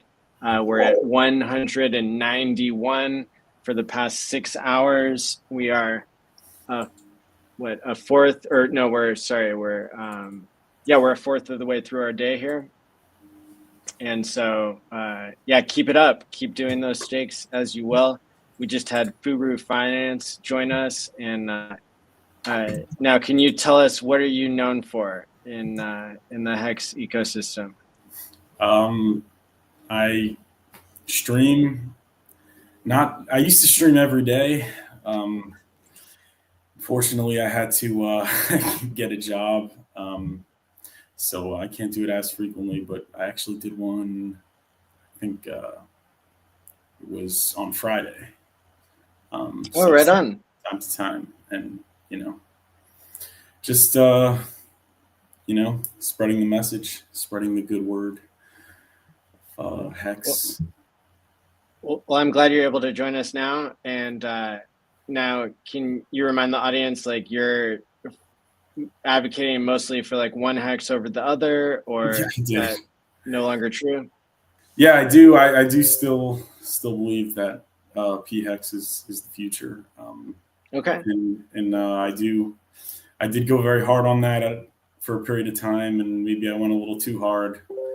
But I do think it was the right decision. To go in on PHEX. Maybe there were a way to go about it. I'd probably go about it differently. But I guess there are lessons learned along the way, and I'm very happy for everyone that really got into position in the right hex, in my opinion. So there you go. Yeah. And on this live stream, we're not like we're not trying to poke any wounds or anything. As seen in like the dashboard that's showing both sides, and whether you like HEX as a meme or Richard's like murdered child or whatever, like it's fine. I did an HEX and PHEX stake today, so there you go. There you go. But cool. Yeah. So hey, Maddie, I think I'm going to call it a night. Cool. I'm starting to slow down, but yeah, thanks for having me on. I appreciate it, and it's good to meet you guys. Pleasure. Have a good stream. Awesome. Yeah, we'll catch you later. You bet. Take care. Fast Abdul started it off with me, so I'm very happy he was able to do the first 25% of the stream, and I might hand it over to somebody at some point, but for now I'm gonna keep going, and maybe I'll do about 2/3 of the 24 hours here or something like that. Now maybe we go all the way back around the room to Mikey here. I just muted you when you weren't talking, but you can unmute, I think, and maybe ask your next question or topic or whatever. Okay. I think we got a good little panel here. We got 3 different people here joining who are all different angles of HEX and different kind of levels of experience in crypto and that sort of thing. So one of the comments from earlier, somebody kind of corrected me. I wanted to show that I was participating in the Quadro Synchro staking marathon, and so I put my transaction ID up there, and somebody corrected me for that and said, take that down. And it's like, I know better, I do, but what are the implications of sharing like your public address, to the community or whatnot? What are the bad things that could happen by sharing my public address? So in crypto, one of the reasons why most people who are seriously into it don't want to share their public address or any transaction data, or even say, hey, I'm the one who did the Quattro Cinco stake at this very second, is because people, if you're just broadcasting it, there could be bad actors out there that then know how much crypto you have and could try to scam you online, or in the worst case scenario, try to wrench attack you in person. And we've seen, like, especially in Europe, among Bitcoiners who have like 1,000 Bitcoin and brag about it online, people like show up to their house and rob them. Oh wow! So that's something where security, once you reach a certain level of crypto, because you are your own bank, more and more precautions need to be put into place. For me, I invented a protocol where you can set up a second seed phrase.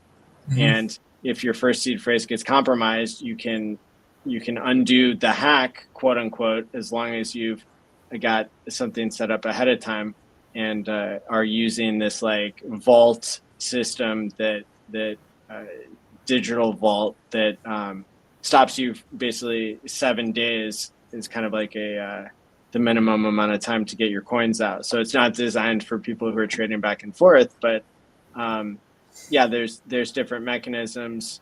One example is you can do Shamir secret sharing, which is where you split your seed phrase into 3 different pieces that all have 2 out of 3 of the words, 2 out of 3 pieces of the list. And so I can decentralize, like, let's say a hurricane hit, one of my locations out of the 3, I can take the 2 pieces from the other 2 locations and, reconstitute the seed. they're, they have features now on some hardware devices where you can have a code that destroys the key. And so if you're taken hostage, you can like punch in a code and it will destroy the seed on that device. And then the idea is hopefully you have it backed up with multiple pieces in different locations and that sort of thing. But yeah, it just depends like how much crypto you're securing, what kind of like privacy profile you might want. For me, I take it pretty seriously, and I so that I can set a good example to all the whales watching the show. And one place that somebody might start to like get these skills would be to take my free chain analysis course that you can find at the website pls.academy. And that is like a 12-hour course that allows you to do chain analysis, which is something you might want in order to know how your current wallets are affected. And so like in general, though, I can tell you there are some like privacy options that are coming to Ethereum, but or they're already on Ethereum, but we're not really sure what the legal implications are. Like Tornado Cash got shut down. That was like a privacy service. There's like, there's other privacy services that are being used, but I don't recommend those yet. The number one way that people today are creating a private wallet, is to essentially use Coinbase or another exchange. And what they do is like, they know who you sent to in this like pseudo anonymous self-custody address, but the rest of the blockchain doesn't know. So like if I have 1 ETH, I can like send it to Coinbase and then like send it to a fresh wallet address that I have. I can bridge that over to Pulse Chain. Bridge Buddy is going to automatically send me 3,690 Pulse, so I can swap 0.01 of the ETH into Pulse, so I have enough to transact, and then I can go do whatever I want to do. Turn that into PulseX, turn that into PHEX, whatever. Now I have a wallet that isn't connected to any of my other wallets, and except for what Coinbase knows, which is still circumstantial because they don't really know that I sent to myself, in a sense. So, but the rest of the blockchain then isn't knowing that that's connected to everything else. Now, if you already have like a large amount of, like if I had 10 ETH, I wouldn't necessarily want to send it to Coinbase because Coinbase will sometimes hold on to it and not let me send it to anyone else immediately. That's happened to me where they just said, nope, it's ours for 3 days. Yep. So, hopefully that's enough of a primer on. No, absolutely. It mentioned something, especially bringing up Tornado Cash. Is that kind of the phenomena you were speaking of earlier? By participating, if your account gets doxxed, and then any of the accounts that are attacked that any kind of transaction with that, all of a sudden all of your accounts are going to be doxxed basically because you participated with something like Tornado Cash. Like the worst case with Tornado Cash is that like your accounts get like sanctioned, or you get like, that's the problem with mixers, is like they can give you like Bitcoin or ETH that's been like put on the sanctions list or something like really bad. The more likely situation is that like using a mixer like allows you to send to a wallet that isn't tracked like along with your other wallets anymore. So it's just like you're doing this at a certain level of risk that may or may not be acceptable to you, and that like most people don't really know. Like, will change now even work for you anymore? Because they track that kind of stuff, and so yeah, it's not something that is easily understood, but the principle and the idea that if I have a wallet and I basically having many wallet addresses is appropriate, and then keeping notes for yourself on like what that's interacted with. And like for me, I knew that I was going to set up a com referral link, and I knew that that was going to be a public address. People can claim their com from me using hexcommunity.com. And if you know what you're doing, you can do a redirect sniffer website and figure out what that public address is. And so, so I made sure that that address that I'm using has never interacted with my private wallets. And I made sure that the gas that funded that wallet came directly from Coinbase to where it's not coming from one of my other wallets. Right. And then if I'm going, to send any of that out, like, if there's anything in there that I want to move into like another wallet, then I need to think carefully about like how to do that in a fresh address that now is labeled as like, by the way, this is connected to the one that's public, and that sort of thing. Right. So a giant Excel spreadsheet that like, has notes of kind of, what's going on here. Is this private or public? And what is it connected to? That could be very useful.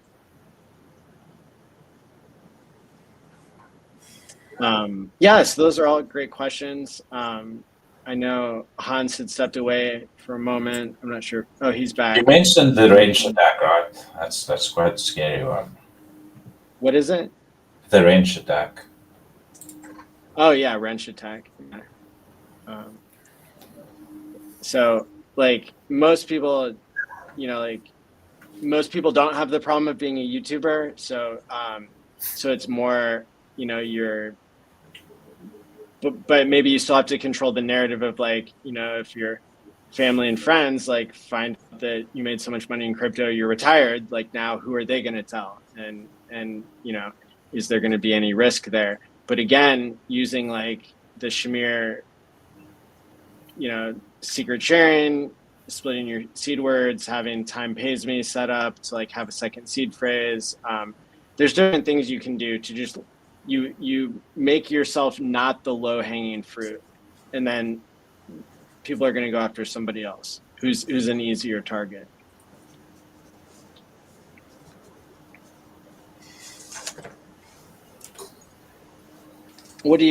Hans, what are your opinions and lessons and philosophy on like on all this?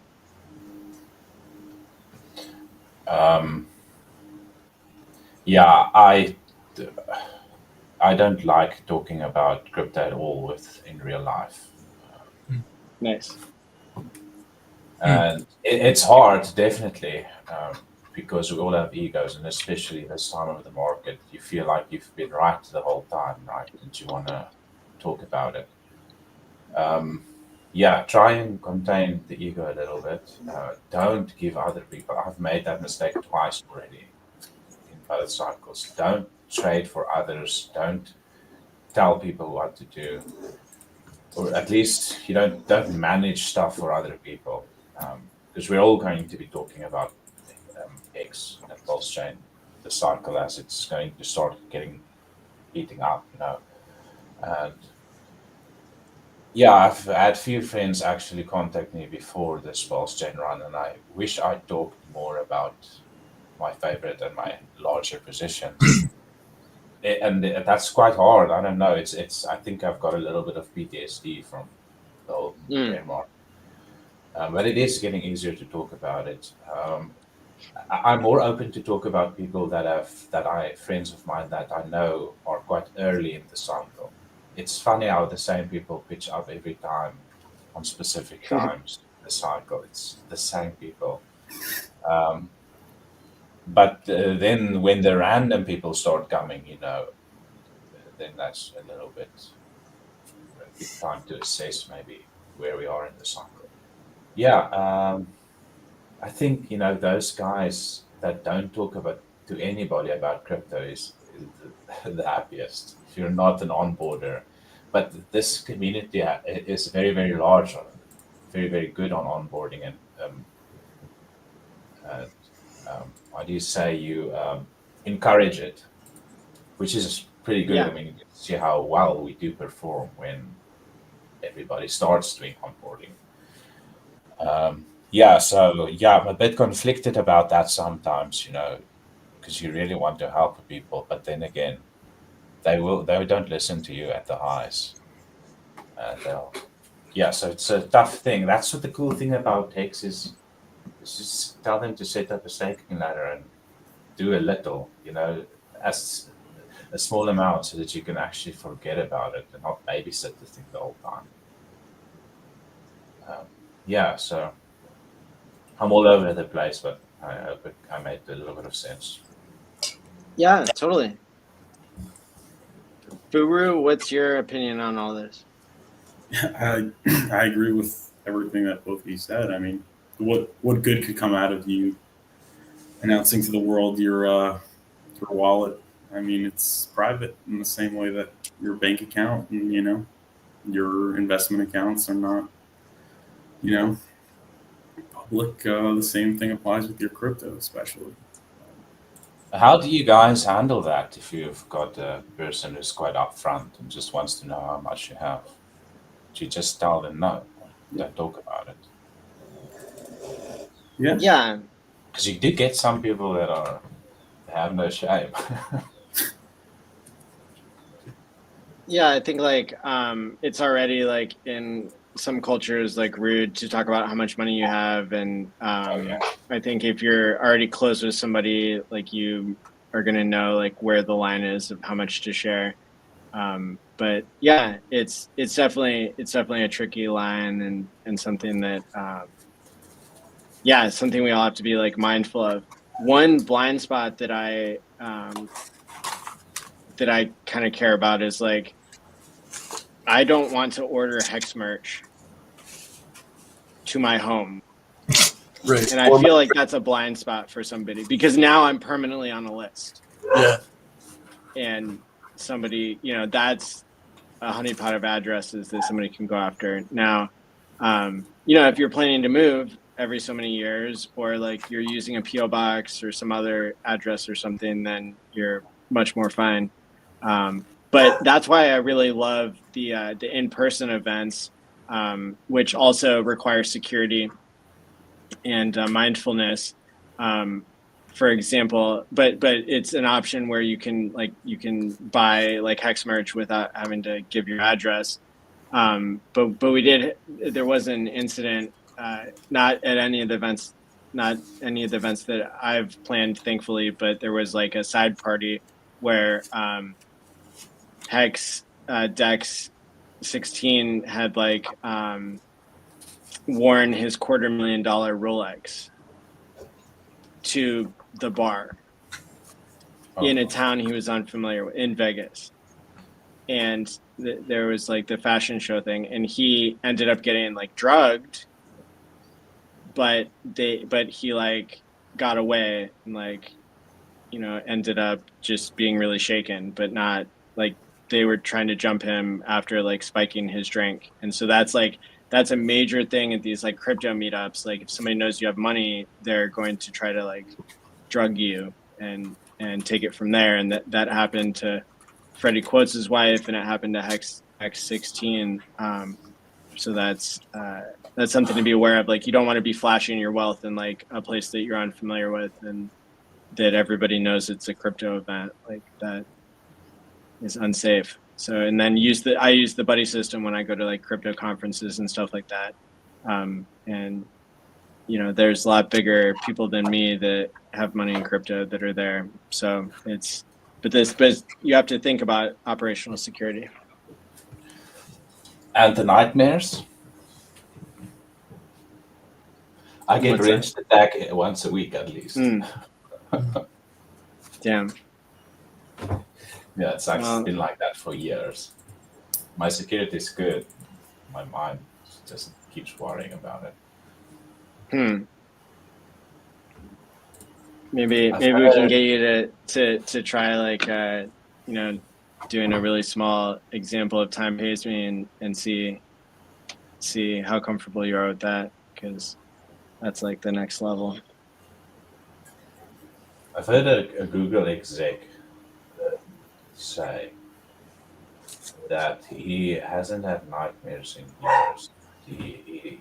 The way he does it is he never watches anything violent and he never watches any horror movies ever, and he hasn't had a nightmare in years. I don't like horror movies, but it's hard on Twitter. Violence comes up quite a lot on Twitter these days. One of the things I did was I went deep into the Twitter settings and I blocked like 2 or 3 words, like for example the word like shot, or something like shooting or whatever. Like it just doesn't come up, and I've like trained the Twitter algorithm that like I don't want to hear about all I want to hear about is crypto. And for a while I like that's actually very smart. I told it for a while, and I do the same thing with YouTube, and I tell it like I don't like this if it's not related to crypto, if it's related to violence, like so I get pretty much none of that now. And if like there's like an interesting crypto thread that like mentions the word like shot, like I only had 1 shot to make $1 million or something, then it still shows up, and I can like unmute that post if it's in like a thread or something. Like it'll still be there if it's relevant, but it's really good. Yeah, it's because we gotta to not get that quite distracted, especially on X. That's really good information, actually. Yeah, we gotta keep our like mental mental health health straight, and emotions, like you said, is the hardest part. And another thing that I did a while back on Twitter is I kind of migrated people from me following them to like me having them on a list, and that's been really helpful too. So there's this guy that helps you with the algorithm, and Alex is his name. I can't remember what his surname is. He also advocates for that list because replies are being boosted by the algorithm right now. So you want to be a reply guy, and like Maddie said, making a list of those guys you want to engage with. That's probably a really good idea. I get to scroll a lot. Sorry about that. Yeah, I think like if your reply is interacted with or something, then it can help. And I rarely get a good reply in, but I did one just yesterday or the day before with Elon's post of the interview of Joe Rogan and Mark Andreessen, when Mark Andreessen was explaining people being debanked for like participating in crypto. And Elon was calling for people it had a video in it. It had an 8-minute video. Elon was posting it, and Elon was calling for everybody to share this with all your friends and family and people you know.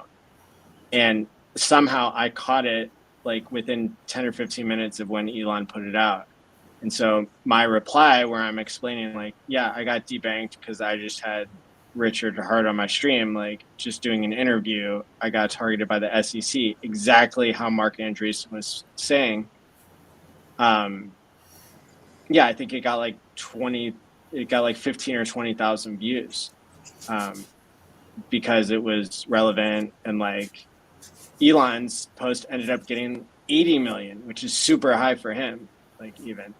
And so, if just thinking about my own strategy, like myself, I want to follow like hexologist footsteps and people who probably have notifications turned on, push notifications, to know exactly when those high reply people are posting, to be able to, because you don't want to catch it after it's been 10 hours or 20 hours. Like you have to catch it in the first few minutes before, because that's when the competition happens of when the algorithm is deciding like which reply to show people, and then it cascades.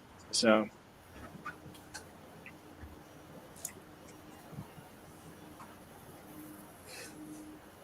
yeah, I was talking about that on my stream with Shill Gates, hexologist. and I was saying it's a lot more effective, like going into the mid-size accounts with like, you know, in the tens of thousands, because you know, they're a lot more likely to engage with you as opposed to like interesting. That sort of cultivate, and you onboard them. People keep on, you know, systematically onboarding those people. It'll compound and bring attention to the larger followers. But going on to the larger followers is good too. Yeah, that makes sense. If you want impressions, the large accounts are better. But if you actually want to onboard natives, the mid-sizers are definitely better because they will actually re-engage with you. Me, I mean, I haven't been so super active in doing it, but I did. Oh no, I didn't ask you a question. Sorry. No, I totally agree with you. If you want to, like the shill gates is a great example. Yeah, that's a great example. They can still read their replies. It is unbelievable though. Go ahead. Yeah. Just like you see Hexologist's tweets on the replies get a lot more engagement than a lot of followers. A lot of you know, Twitter accounts in the hundreds of thousands and millions, especially crypto ones. My mind was blown on the Uniswap posts recently. It was so embarrassing to them. Go Pulse ratioed Uniswap. Yeah. Wow. It's crazy. Yesterday. Yeah. How do people not see what's going on? Right? People are seeing. Yeah, people are starting to realize. My brother's never been a fan of this eco for some reason. These mid-go hard. But if they are actually asking about it now for the first time ever. So there's definitely how does that expression go? A change in the wind, or something's up? Let's go. The whole stable thing narrative is interesting. Yeah. What do you think about that? Oh man. I'm just gonna sell halves on doubles on the way up. I want more PLAs. That's what the plan has been from the beginning. You know? And I just feel very uncomfortable when I'm not following my plan. It's very hard for me to. You know, I've brainwashed myself throughout the bear market to take my profits when I get them, especially into pulse chain. Right? So it's been very, very hard for me to break that discipline.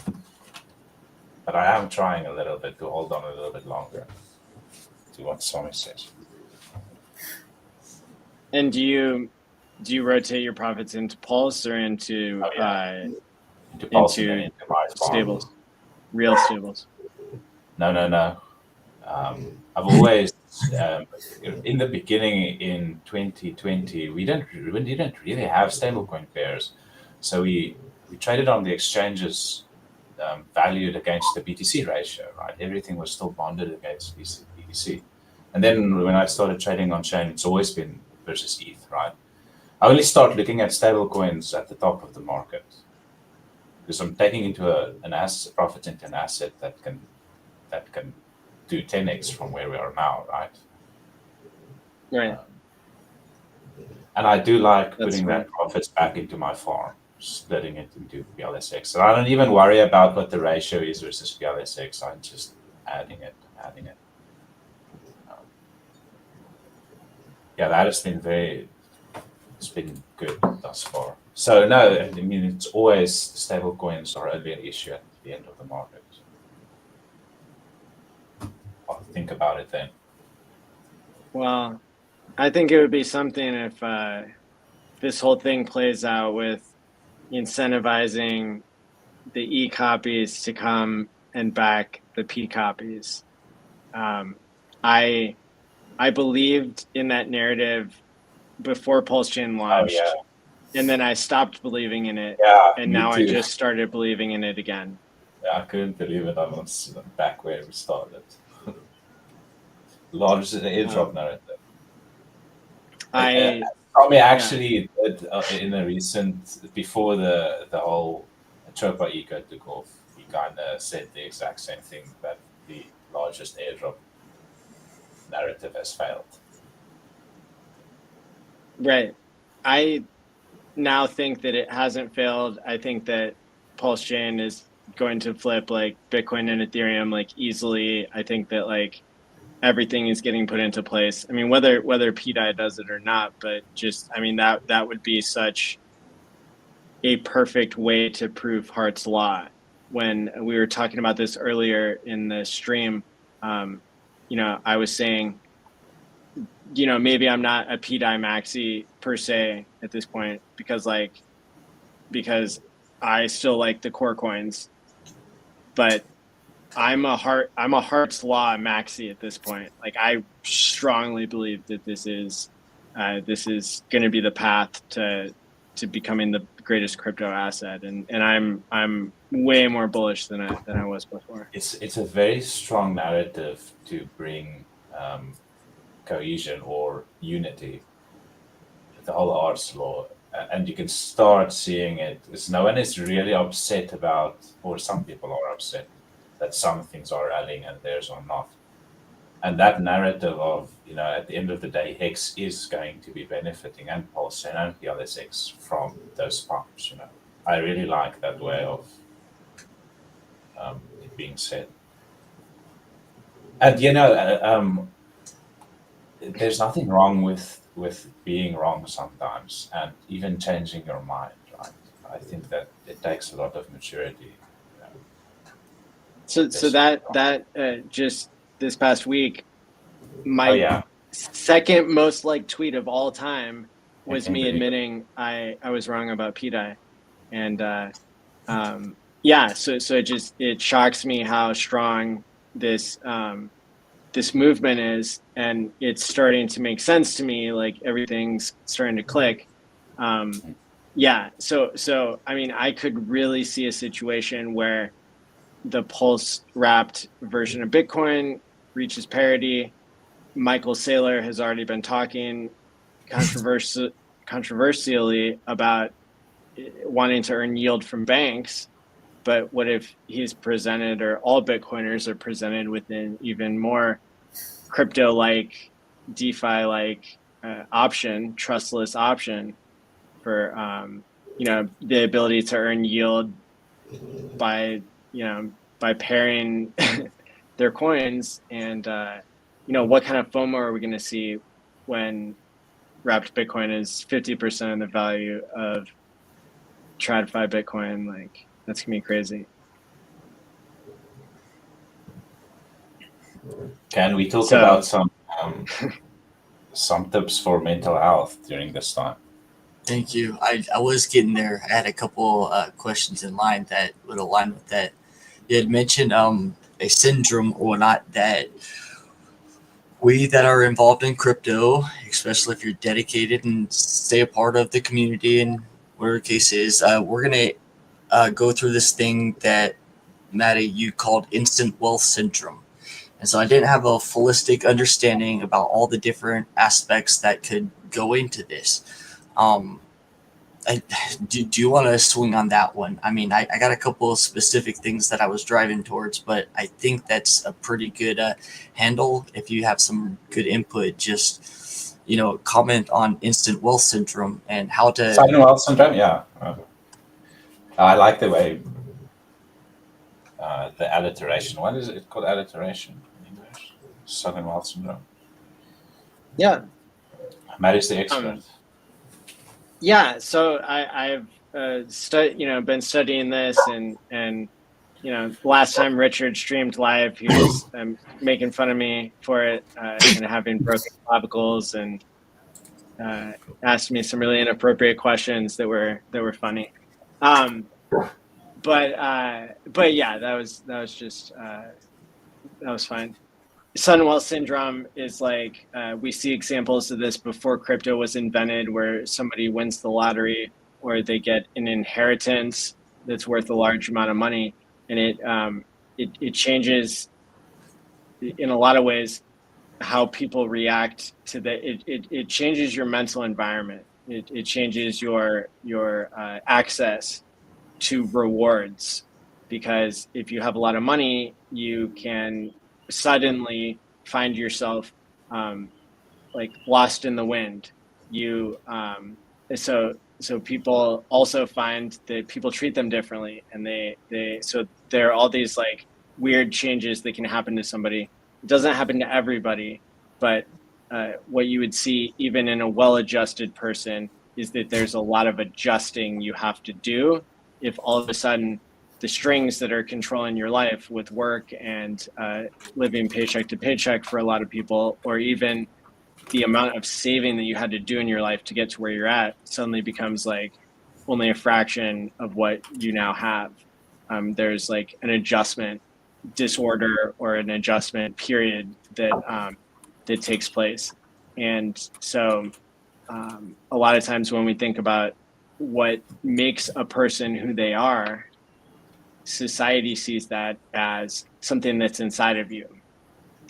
But any psychologist who knows what they're talking about understands that it's much more your people, places, and things that define who you are and how you do your decision making and your interacting with people. And so because your people, places, and things often don't change, it gives the false impression that there's something inside of you that's making you who you are. And but in the example of like suddenly getting millions of dollars from crypto or from any of the other places I mentioned, like that's something that can sometimes have disastrous effects for people. They become ironic, like they become depressed, like they don't have any meaning in their life. People start treating them differently, like people turn on them and start like using them for their money. And when you give away money to people, it can make them weaker and more greedy. So there's all these weird effects that happen. Some people get addicted to drugs. Some people, don't know what to do with their time. So there's all these things that people have to adjust to when they get suddenly wealthy. Like one interesting thing in crypto, that like a tool that was developed, HEX, allows you to send money to your future self. So you can off-put some of that weight that you have. Like if you're doing a weekly or monthly or yearly stake, like you can off-put some of that. But another thing that I invented is Time Pays Me, where you can time like any ERC or PRC20 token. And so you can take whatever it is, USDC, like if you lock it for a year or two, like whatever your coins are, it's your liquid worth. If it's affecting your life and people are treating you different, well, now you just time locked it, and now you can go back to now you can go back to your normal life. So any other questions there? No, you're hitting it pretty on the head. I found like that was pretty much the exact circumstances. I foreseen it a little bit, but there was little. I say this, but I'm gonna say this. I felt like there was little I could do to change like my course of actions. So, for example, I called the XRP bottom. Basically, I bought 12-cent XRP in 2019, stuff like that. And so I bought at the low, but even when it was up at over $1.50 back, I think it was 21 or sometime in that. So I bought at the top too. So how can I spend $1.50 on an XRP, and now it tanked again and it's 40 cents, but somebody needed a cheeseburger or something to eat. So I could sell my whatever crypto it was, even at a loss, just to go help somebody. So now that we're a little bit farther in the thing, I've got some significant profits that have came in. And so I've got this this tendency to help whenever when I know that somebody needs help. And so I, without thinking about my personal whatever it is, I can give that up and help somebody just because I had access to it. I know there's a higher level of responsibility that I need to feel when I have resources like that in a way that I can use those things for better. And so with that being said, I was really involved with different aspects of public service, but COVID-19 came out and it became important to learn how to combat like viruses like in the environment. And so mitigation, cleaning mold, pet dander, stuff like that out of your house is a big deal. And so I started like getting involved with the industry part of that. But a lot of people in the industry are just in it for the money. So the companies are just there to fulfill their insurance claims. But I seen how important it was to actually come in with this antimicrobial solution and actually help those people. So now I step away from the industry. I've got a little crypto backing of my own. I didn't have my LTD or whatever up and running the right way or whatever. And so now all of a sudden I'm just funding or whatever, paying to help people because I know they need it. And so this is, like I said, I know I need to do better with those resources, and that will mean, what did you say about the time pays me? Well, I cut myself off from basically all of my resources because I knew I was just going to continue to bleed out. I got a hole in my boat for helping people that way.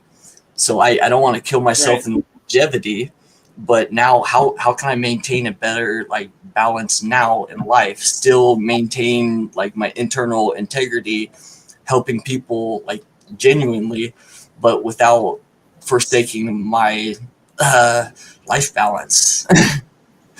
Yeah. And in fact, like the ultimate tool for sudden wealth syndrome that I invented is the part of Time Pays Me where you can pay yourself to do some self-improvement behavior. So it's self-pay for self-improvement. And so this is something where, you can pay yourself to achieve whatever goal you want, whether it's, adding some behavior like exercising, eating right, doing more volunteer work, working more hours, working less hours, whatever it is, quitting a habit maybe that is unhealthy for you. And so kind of this idea that helping others starts with helping yourself first.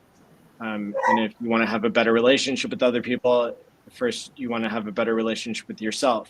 And so, this is something that I think is a really powerful tool that can be used in a lot of different ways, but we're still kind of figuring that out. It's great to be a part of a community and with you here, like working on those important things. I really appreciate what we're all doing here. Yeah. And I tried to lead by example. So even in more of the bear market, I used Time Pays Me on myself. I paid myself $10,000 to write the first book chapter about Time Pays Me, and that of course needs like a behavior validator, and so that's built in already. That because the blockchain doesn't know if I wrote a book chapter, but maybe 3 or 4 people I had met at conferences who I thought were influential people. They worked for Apple and Google and Twitter and SpaceX. So I got them involved, even though they're not in crypto. I got them involved. Like, hey, here's a code that unlocks my money, right? It doesn't give them access to it, but it without that code, my money, my time lock, my behavior lock is locked for a year. And so that's the punishment if you don't do the behavior change. If I don't write the book chapter, then I have to wait a year to get my money out. And so I sent this code to these people that I wanted to influence, and for them to see crypto can be more than just gambling and getting rich. It's like it could, you know, make you more productive. And so I sent them the book chapter, they sent me the code, and then I got to unlock the money after 2 or 3 months. So that's an example of how it would go. But I think it needs more like fine tuning of how to market it, how to maybe have an incentive system for people to talk about it and that sort of thing. Because paying people to do shit is more powerful than even talk therapy in the field of psychology. But it's something that scales. So and that's why I've been chasing down these politicians and trying to get into these circles, is because I think Make America Healthy Again, you know, could really use, and all of crypto could use some of this like mental health plus crypto type stuff that I've been working on for 8 years. So thanks for coming to my TED Talk. Honestly, that's probably one of the most attractive things about our community, was that focus on mental health and these external things that we're working on towards that inner like built of wealth. And so that only starts with mental health and the value and appreciation for life in the first point. Yeah. And somehow the universe like you know, created a situation where the CEO of Sens is like being what do you call it? Like he's being recommended by Trump to be confirmed as like the deputy of Health and Human Services, which is like the second highest position in the entire government in like the entire world when it comes to like, you know, health. And yeah, like hopefully we can get all that worked out where Sens is you know, kind of stops fighting over all the money that we gave him back in the day. But enough about that for now.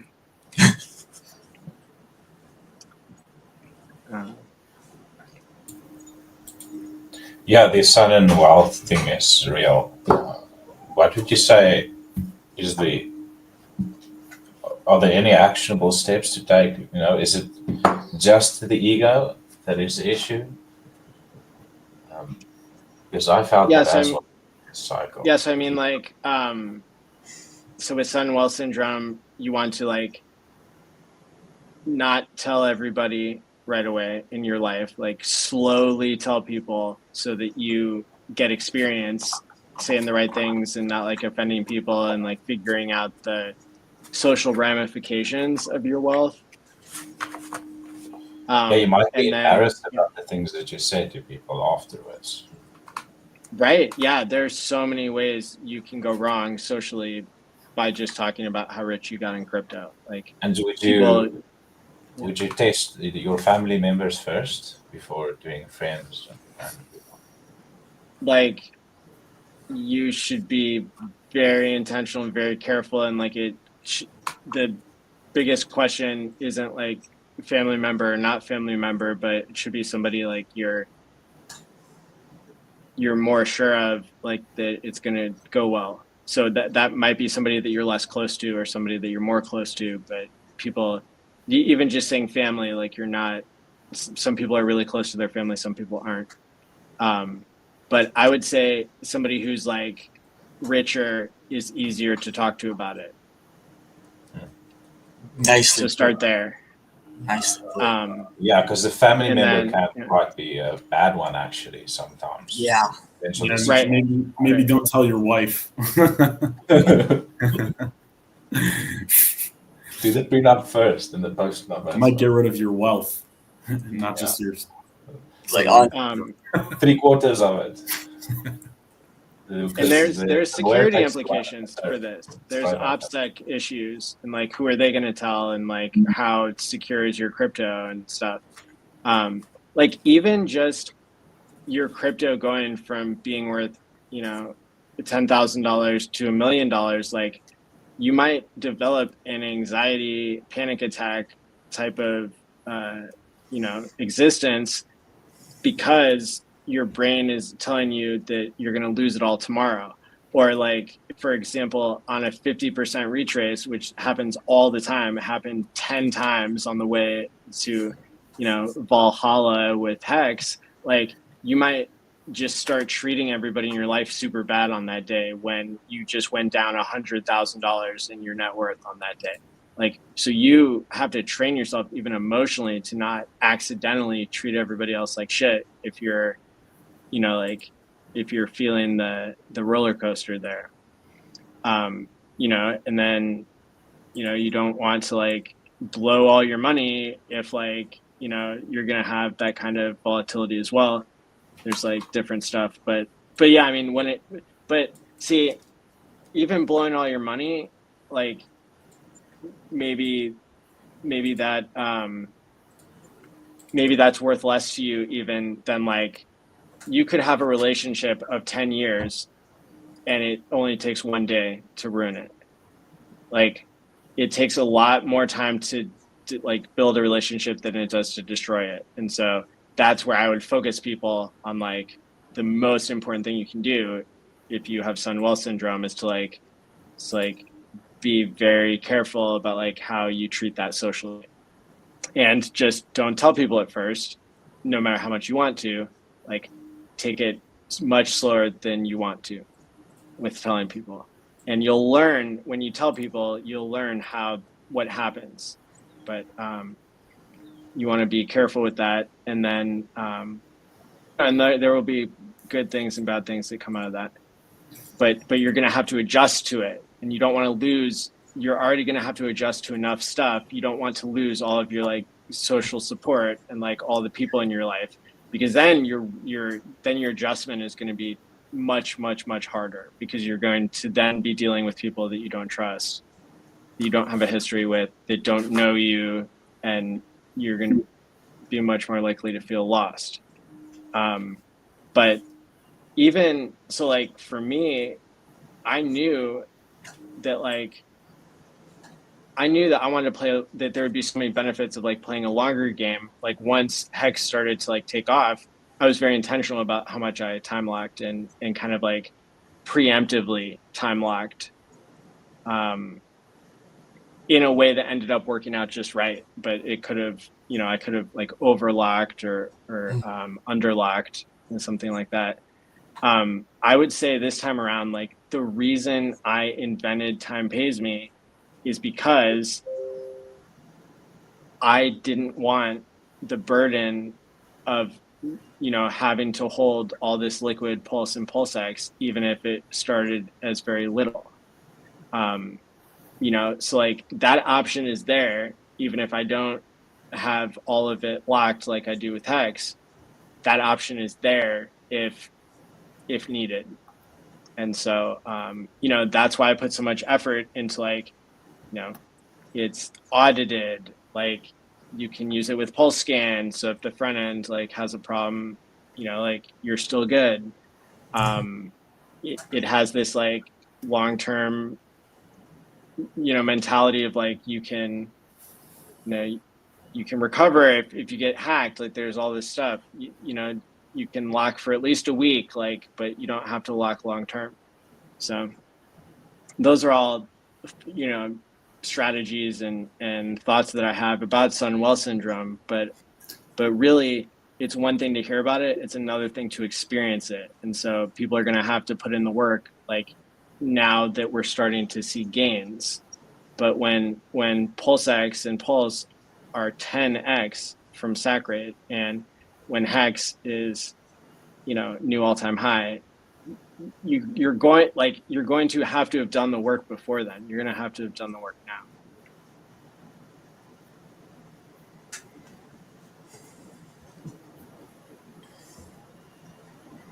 Can I ask Hans a question?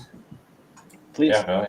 All right. You had said that you don't talk about crypto in like your real life, in your daily life. I respect, and I want to hear more what you have to say about that. That's been overly difficult for me because of how much I believe crypto and Pulse Chain and Hex, how much they can actually help people, how empowering that it can be to quote unquote set yourself free financially and such, because I know and believe that to be so true. I really value sharing that information with other people, but for all of the reasons that you've expressed and that we've heard here, I've definitely experienced the backlash from that. So I don't know how I'll go about doing and feeling like I'm helping onboarding people in my life or other people that I don't even know. How do I go about, I just say, seeking that fulfillment of actually helping other people with what I know to be true? I've got an idea for you. You can always, like Richard always used to say, is do things that can scale. I mean, how many people can you in your group of friends or family can you talk to? Like, not much during a day. Sometimes it'll take you a whole afternoon to onboard one person, but you can do it, scale it much larger on social media. If you really want to spread the good word, no one has to know who you are. You can be an anonymous profile picture. And if you're good with social media, you can onboard an infinite amount of people instead of putting yourself in a compromising position where your uncle is calling you a year later and he didn't sell the top and he's down 80% on his bag. There isn't a worse feeling in the world like that. When Right. we suffer 90% and 99%, right?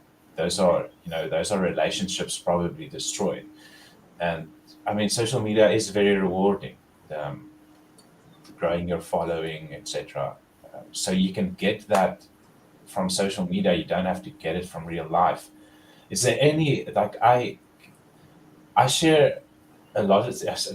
I don't know. I don't want to get political. Have you ever found in your life that you've shared something that you are passionate about and you've gotten good reactions from that?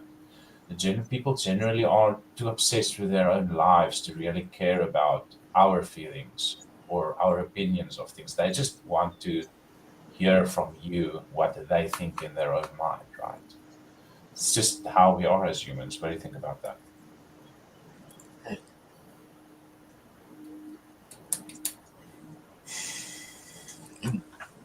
I think I do. I see where you're coming with that, and I validate the accuracy behind what you're saying.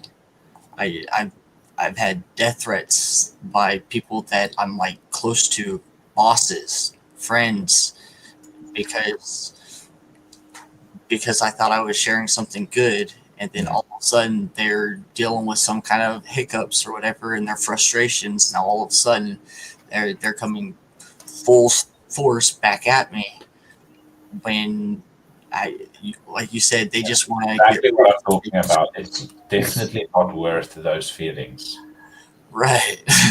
And you know what? Even if you help the people, and I've made people lots of gains, you're not going to get anything back in return. Not a thank you, not cash, nothing. It's sad. It's really sad, but that's the way we are as humans. So, is it just to feed your ego? That's also not a healthy thing to do.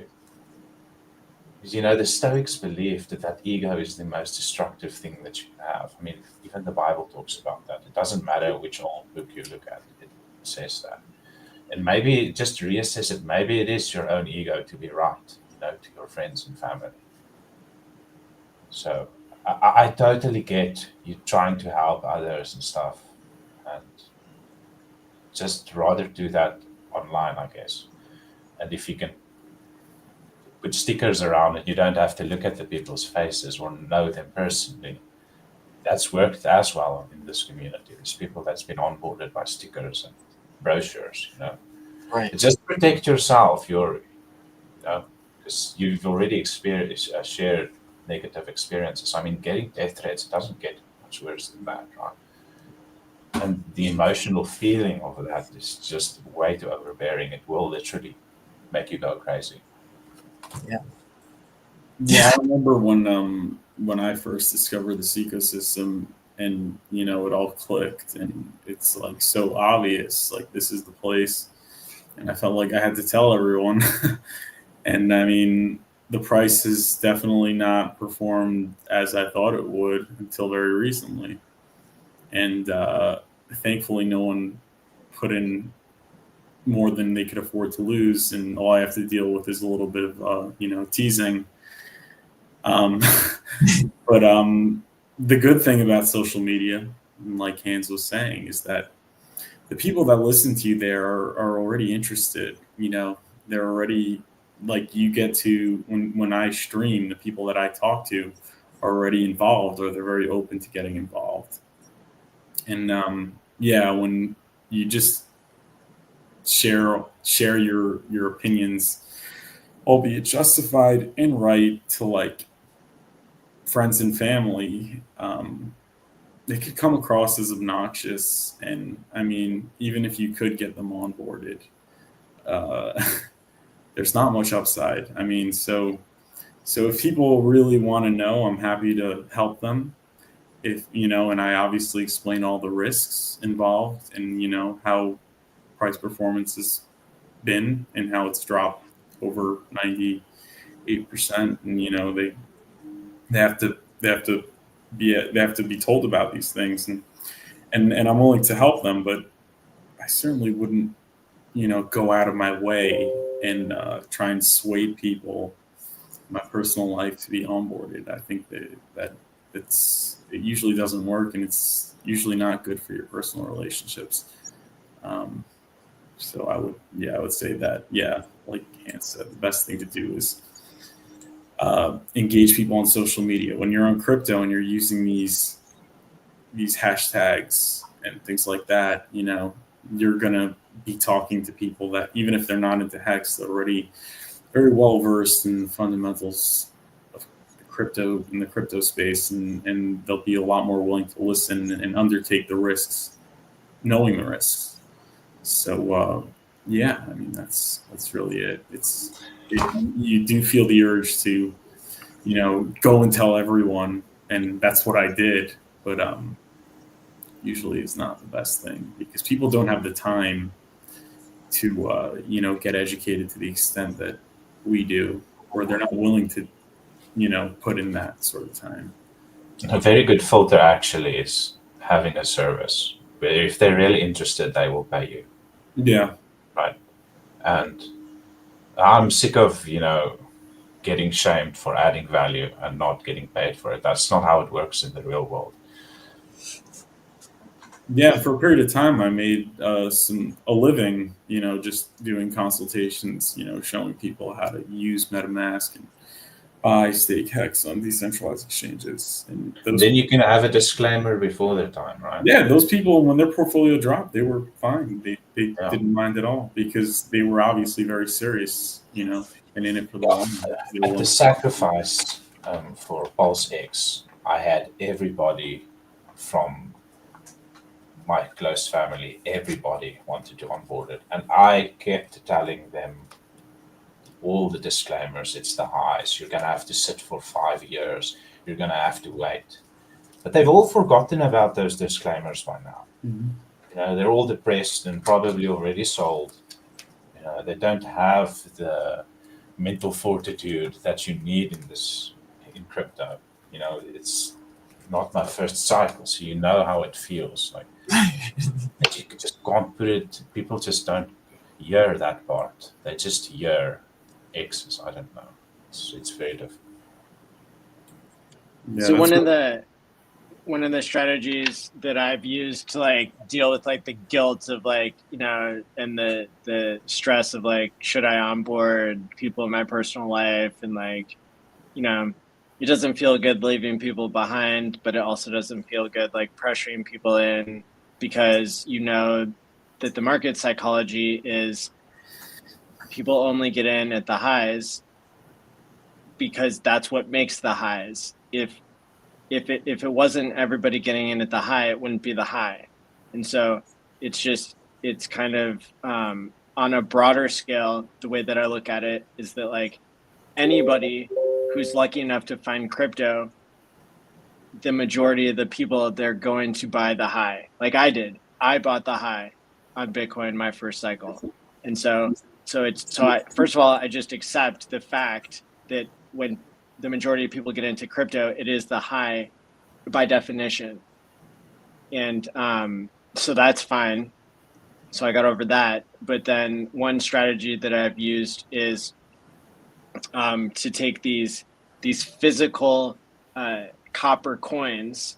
I've been using these for 6 years. I just made one that's Pulse Chain branded, and it allows me to gift people a time lock. It used to be that I would just do HEX, and so back like right before big payday, I loaded up a bunch of these physical Ethereum coins with a Quattro Cinco stake for like Christmas, you know, in 2035. And you know, I gifted that to like 5 or 10 people, you know, family and friends and stuff. And you know, because HEX had already started, you know, to move, and really over the entire first cycle of HEX, what I ended up doing was gifting in between $50 and $100 to about 100 people on these physical coins over the 3 or 4 years or whatever, 2 years, whatever it was. And that really helped with like my guilt, because it's like, okay, well, if this does as well as Bitcoin did, you know, in 10 years from now, then $100 was enough of Bitcoin in the early days. Like, it's enough. That's worth $5 million now or something. Like that's enough to change somebody's life. And so now I do the same thing with Time Pays Me, where I can gift somebody. Oftentimes I keep a copy of the key, because Richard says people lose their keys. And so this way there's a backup of it. And then some of the people that I gift to, they become interested in putting their own money in, and some don't. But either way, I've got that person covered in my own mind as like, well, you know, I didn't leave them behind completely. And if they, you know, they were into it, then they had the chance to come to me over that 10 years and like get into it. Yeah, I like that. That reminds me of when I watched the Rise and Rise of Bitcoin. They had those physical Bitcoins that they were giving out that had a private key. And I don't know. That's one of the things that got me into Bitcoin was being able to buy a fraction of a Bitcoin on a poker chip from that. I think that's the exact movie where they feature some of the Satori coins and some of the Bitcoin China coins and stuff. They just started making physical Bitcoin again,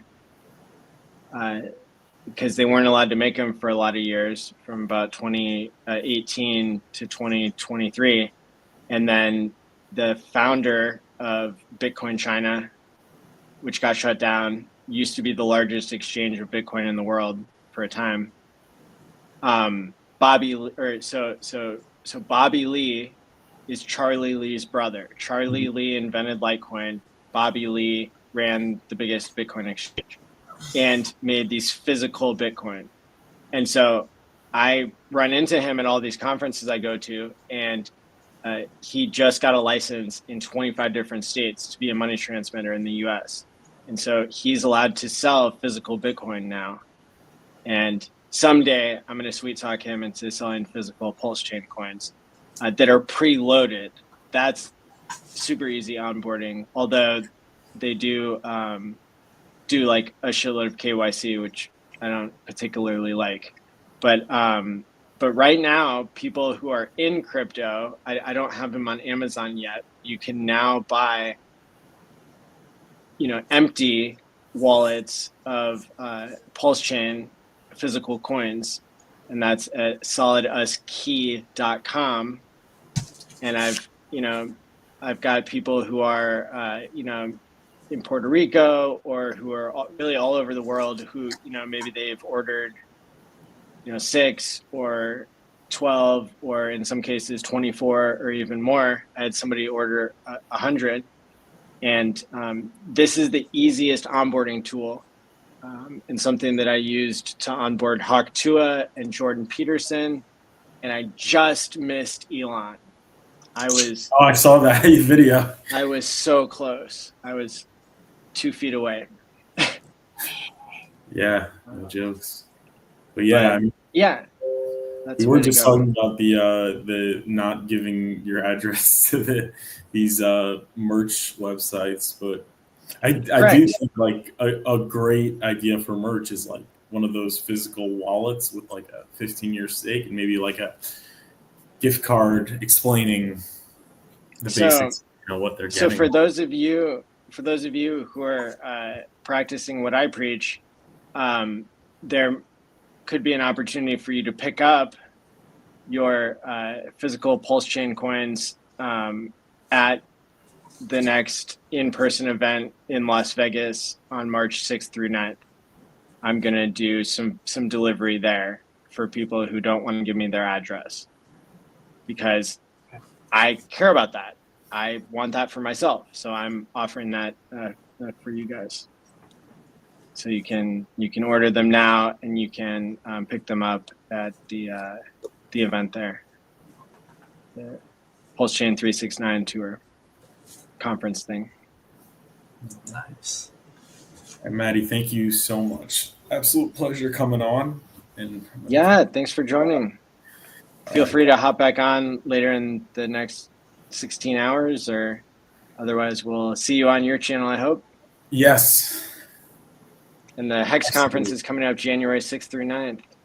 All right, I'm looking forward to that and appreciate like everything you do. Like this community, it's unbelievable. And I was at the Bitcoin HEX conference. And it was unbelievable seeing you and getting all that merch and stuff. So really, respect. All right, guys. Thanks, Fury, dude. We appreciate you, dude. Keep I appreciate you too. Yeah. And have a good night, guys.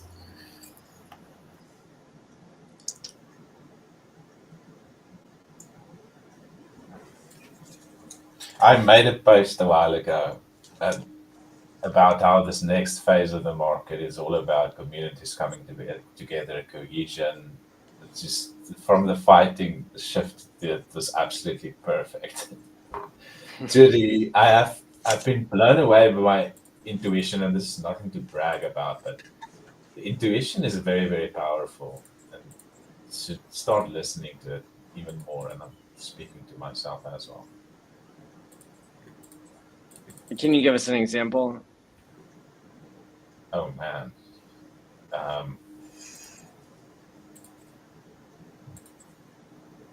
It's my last live stream was at the bottom, I think 3 weeks ago. And the title is "And So It Begins."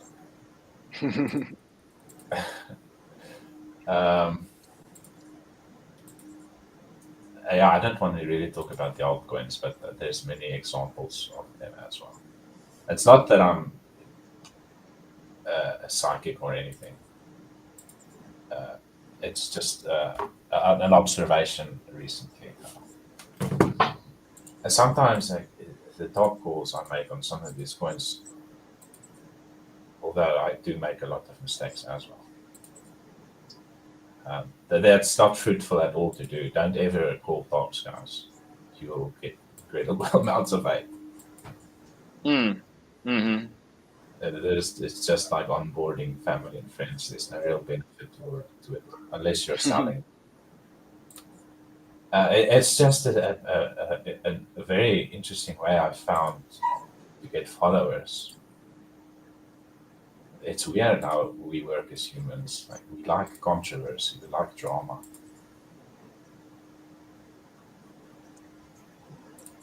Yeah, and it's good to see everybody coming together now after the bear market, instead of this constant looking for enemies.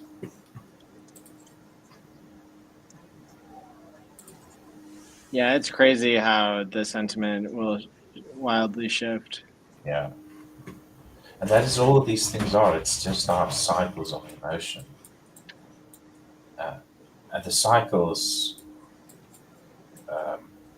it's also just like technical analysis, very frowned upon, not very generally accepted. It's like the astrology for men kind of thing. But the cycles are pretty mind-blowing. Here we are again. Just the 4-year cycle is playing it's playing out absolutely perfectly. I've been reading this book. Where is it? I can't get the title. It's a beautiful title. Tides in the Affairs of Men. It's all about the cycle, and it goes. The guy has data from the 1800s. He wrote it in 1934, and he just talks about this 10-year cycle and how markets bottom in the 3rd year and peak in the 6th and the 9th years. And it all comes down to the emotions of us.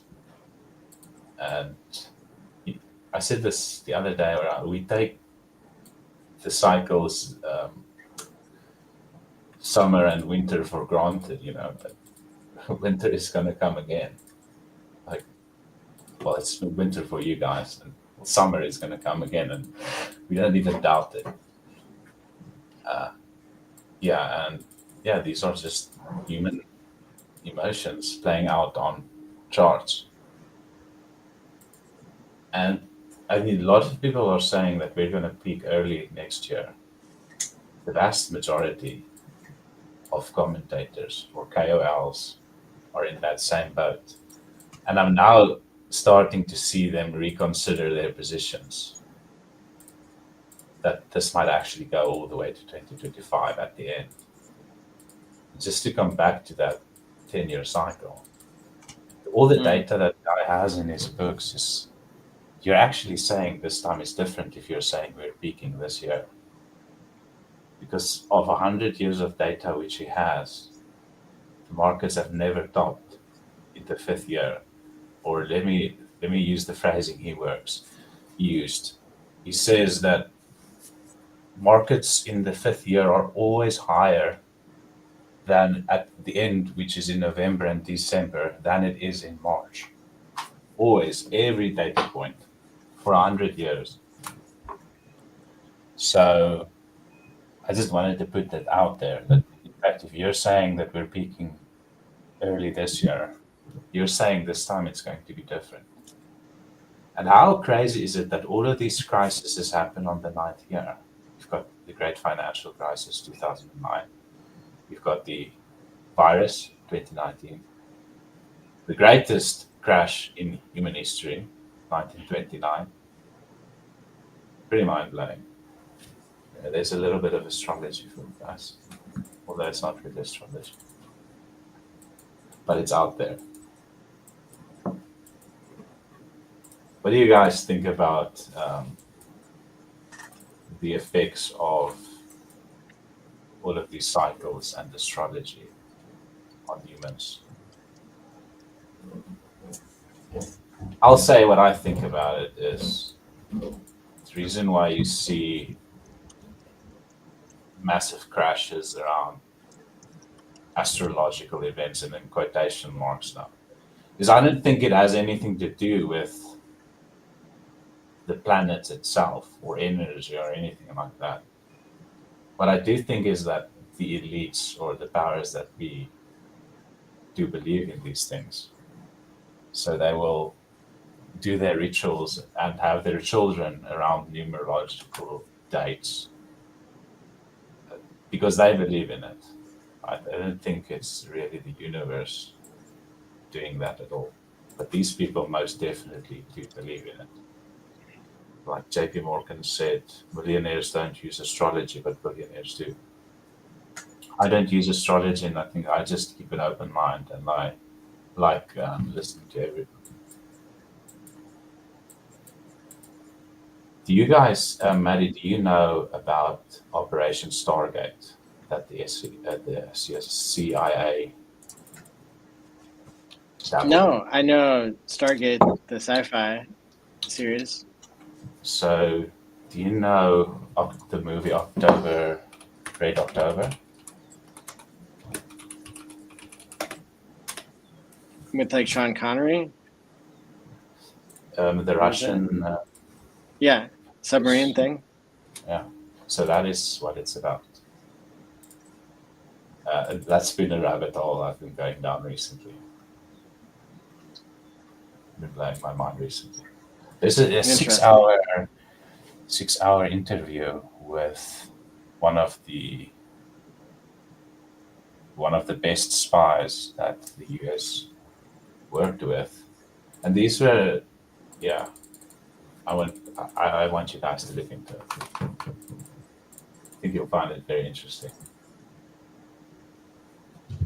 Good stuff. We got Money Gang Crypto joining us. Welcome. What's up, guys? How we doing? Good work on the graveyard shift, I must say. Thanks. How we doing? Man. You're in that time zone as well, eh? You're not in the UK anymore. I'm not in the UK. No. I am gone. Let me get the proper light on. There we go. That's a bit better.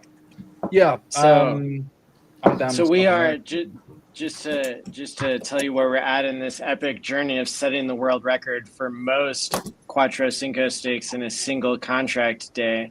I can tell you that we are 60% of the way there because we have 207 stakes that have been created in the past 7 hours. And that is 60% of the way there to 344 native HEX stakes to break the world record, not counting HSIs, which would be a higher number. So there we are. What's the making our minimum way it has there? to be? On here, it's any amount of HEX is showing up, but as you can see, like a lot of it is 5. The smallest one right now is like 5 HEX. There's a lot of 555s, but then probably the most are Quattro Cinco HEX, and then the top one right now is 4 million on P HEX side. P HEX side. Let's see. Maybe I'll do one now. There you Just go. for shits and giggles, man. Why not? Yeah, I did 5 as well, just for fun. You'll be part of the world record setting crew if you do it. Fill up that blocks so no one can end it. Let me have a look. Hold on, guys. 2 seconds. I'm going to hop on to PyTS.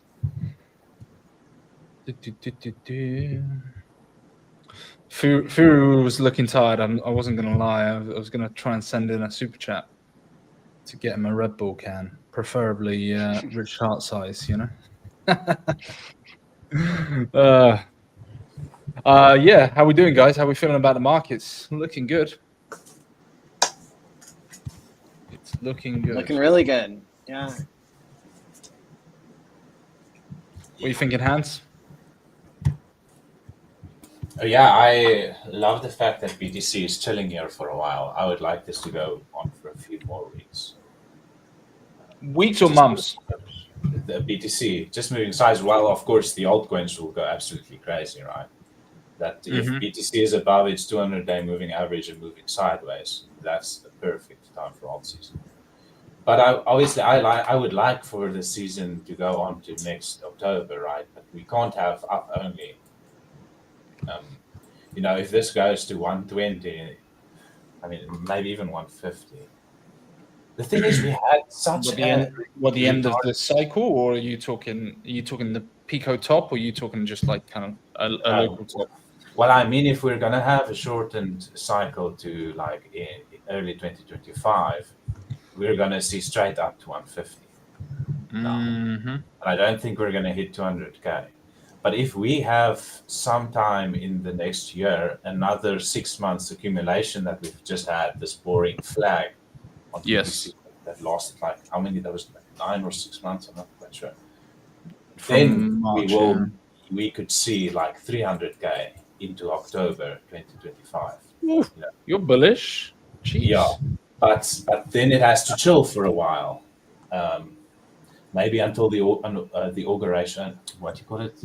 The inauguration of Trump. Yeah, that's going to be probably bullish. So or it's going to buy the rumor, sell the news. I'm all over the place. I hope I'm making some sense. But yeah, that's why I'm glad we're seeing some sideways movement of Bitcoin.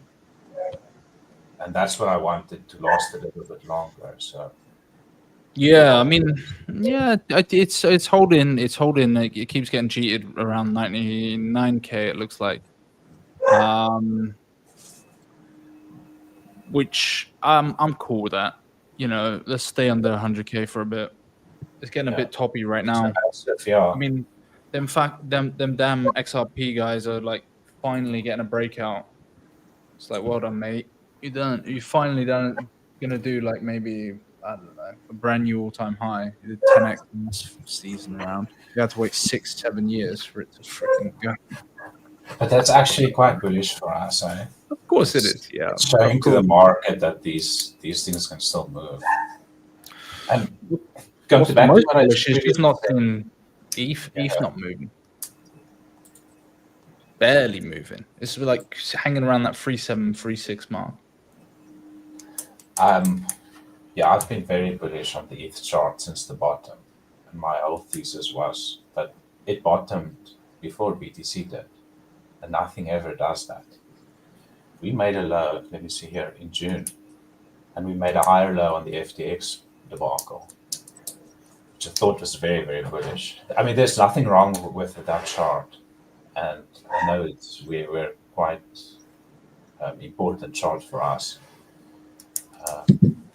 I'm of the opinion, same as some is, we're going to see a massive candle on that ETH chart pretty soon. I think so. Did you see BlackRock was purchasing up? It had its biggest inflow day the other day. I think it was Friday.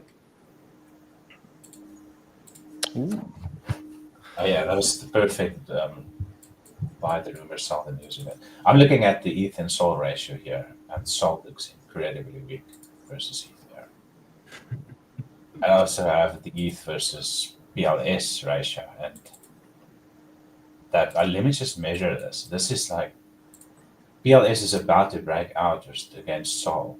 It is 11% off that breakout, so just below it. And these indicators are bullish as well. So that would be really interesting to see. I don't know if we flip SOL this season. Like I've dabbled on SOL, and it is crazy what is going on there. The amount of transactions. If we do flip Solana, what you think? Pulse Chain's going to flip Solana? Yeah, I don't know. Like if that was to happen, yeah. Let me rephrase it. I mean, the market caps and that stuff like that is kind of vanity. But if we start flipping volume, the volume that they're experiencing there. Sorry, guys. So Fast Abdul was saying just earlier he pulled up data from Gecko Terminal showing that Pulse Chain was 9th on daily volume. It was like somewhere around 5th for the number of liquidity pools, and was like 4th or 5th in TVL.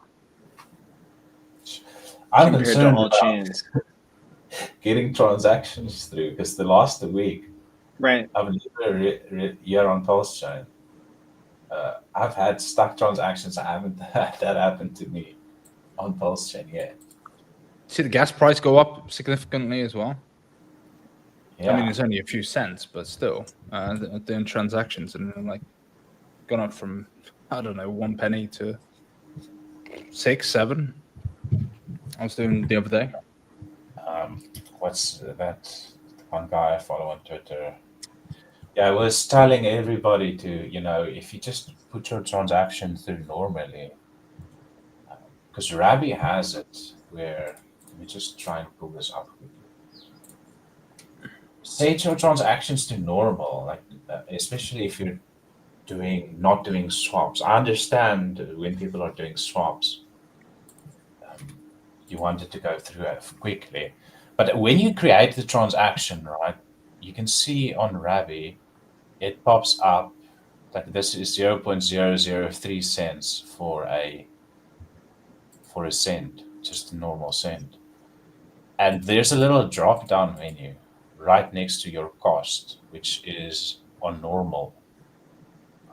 Like don't have the transaction if it's not important. Don't have it on instant or fast. Keep it on normal. Like the transaction eventually goes through, and it just keeps more block space for everybody.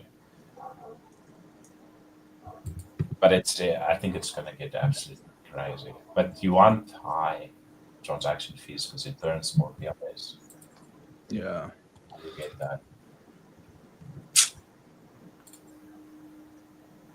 It's good. I'm cool with that. What's the most anybody here has paid in a transaction fee? Just out of curiosity. Someone in my Discord said they paid 300k PLS. So that's like, I'd say, it's like $20. I was going to say about $300 last bull market. Mm. Oh, you're talking about I meant specifically USD value, but yeah. No, I've paid a lot on ETH. It's do your transactions now on that chain before the price gets ridiculous. Because yeah, I did a spreadsheet of like all the gas fees that I'd done like in 21, and I was like, "Holy shit!" That's excuse my language. It might be tax deductible. Obviously, I'm not a tax consultant. I don't know anything. Just have to speak to your own accountant. Someone did it on the blockchain somewhere. But specifically talking about Pulse Chain, what's the most PLS that you've paid for a transaction? Myself. I probably paid the most on a sniper bot. I'm trying to think how much. Quite expensive. Yeah, super fast and also high slippage as well. So I would put up my slippage up to about 49%. Mm-hmm. You know, to try and get in on that first block. Right. So yeah, super high gas fee. So I don't even on slippage. Huh? Especially if you're using a bot, you can use 100% actually. It's like you said, you just want to be in that first block. You know? If you're in the second block, you've already maybe missed a few doubles. If you get in on that, yeah, that is crazy how different it can be. First block versus second block. Yeah, massive. And the worst is when the transaction doesn't go through. It gets a failed transaction, and you have to redo it again because you've then lost out on like a window of maybe 30 seconds to a minute, depending on what you're using or whatever. Before you come to the realization. But yeah, I was using Prodigy on Pulse Chain before it became pretty crap, and then on Solana I would use both Banana Gun, and I use that on Base as well.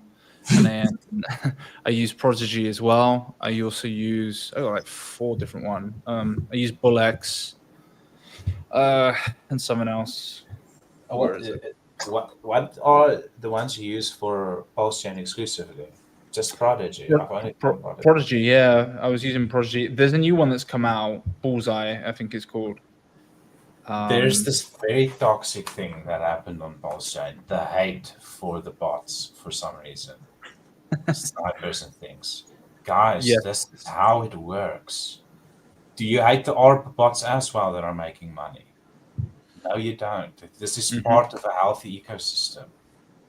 Some people enjoy just doing sniping, and that's fine. You know, they create volume for coins that would most likely have not even been seen.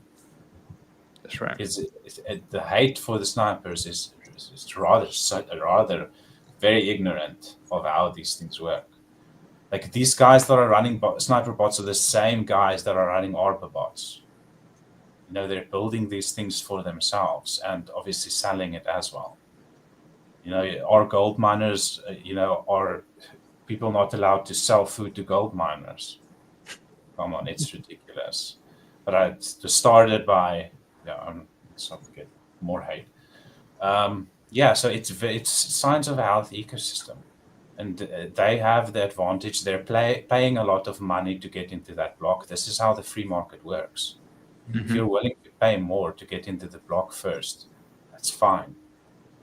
I know the issue that people have, Hans, yeah, is where CA's being leaked and stuff. I do understand that, an unfair advantage, but there are sniper bots that not even controlled by humans that buy every single launch, and they'll sell halves on doubles, and they skim off a little bit, you know. The other problem is like a lot of people get confused that the CA gets leaked, and obviously you can have the CA that goes. It's very easy to find the CA before the liquidity is even added.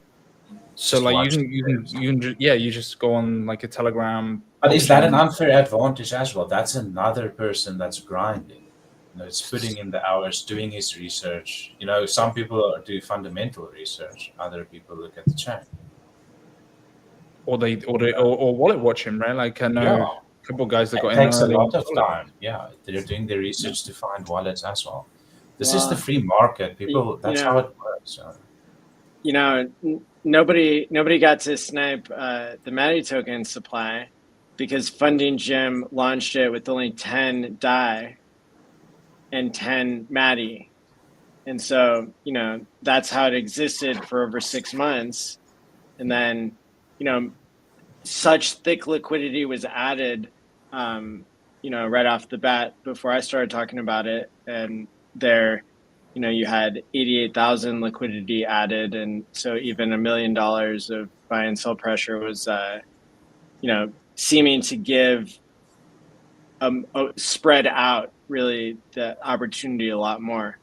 And yeah, so that's kind of interesting, kind of different approach that was taken that maybe not everybody would do, but kind of solved that problem in this case. Yeah, because those bots, they hold PLS, right? They're not holding all of, you know, they're not holding DAI. So that's a good way to block the bots. Yeah, but I've seen now recently. Some use aggregators anyway, or like aggregate. I've actually seen them snipe PLSX pools as well. So I don't know if it's changed. But there was only 10 Maddie to start with, worth only $10. So that's kind of interesting that they didn't have much of an opportunity from the start compared to the total supply and what is circulating now. I believe founders should be sniping their own contracts. Yeah, if you're not giving yourself, no, I think it's really actually quite smart to rather inject that liquidity early instead of giving it for yourself for free.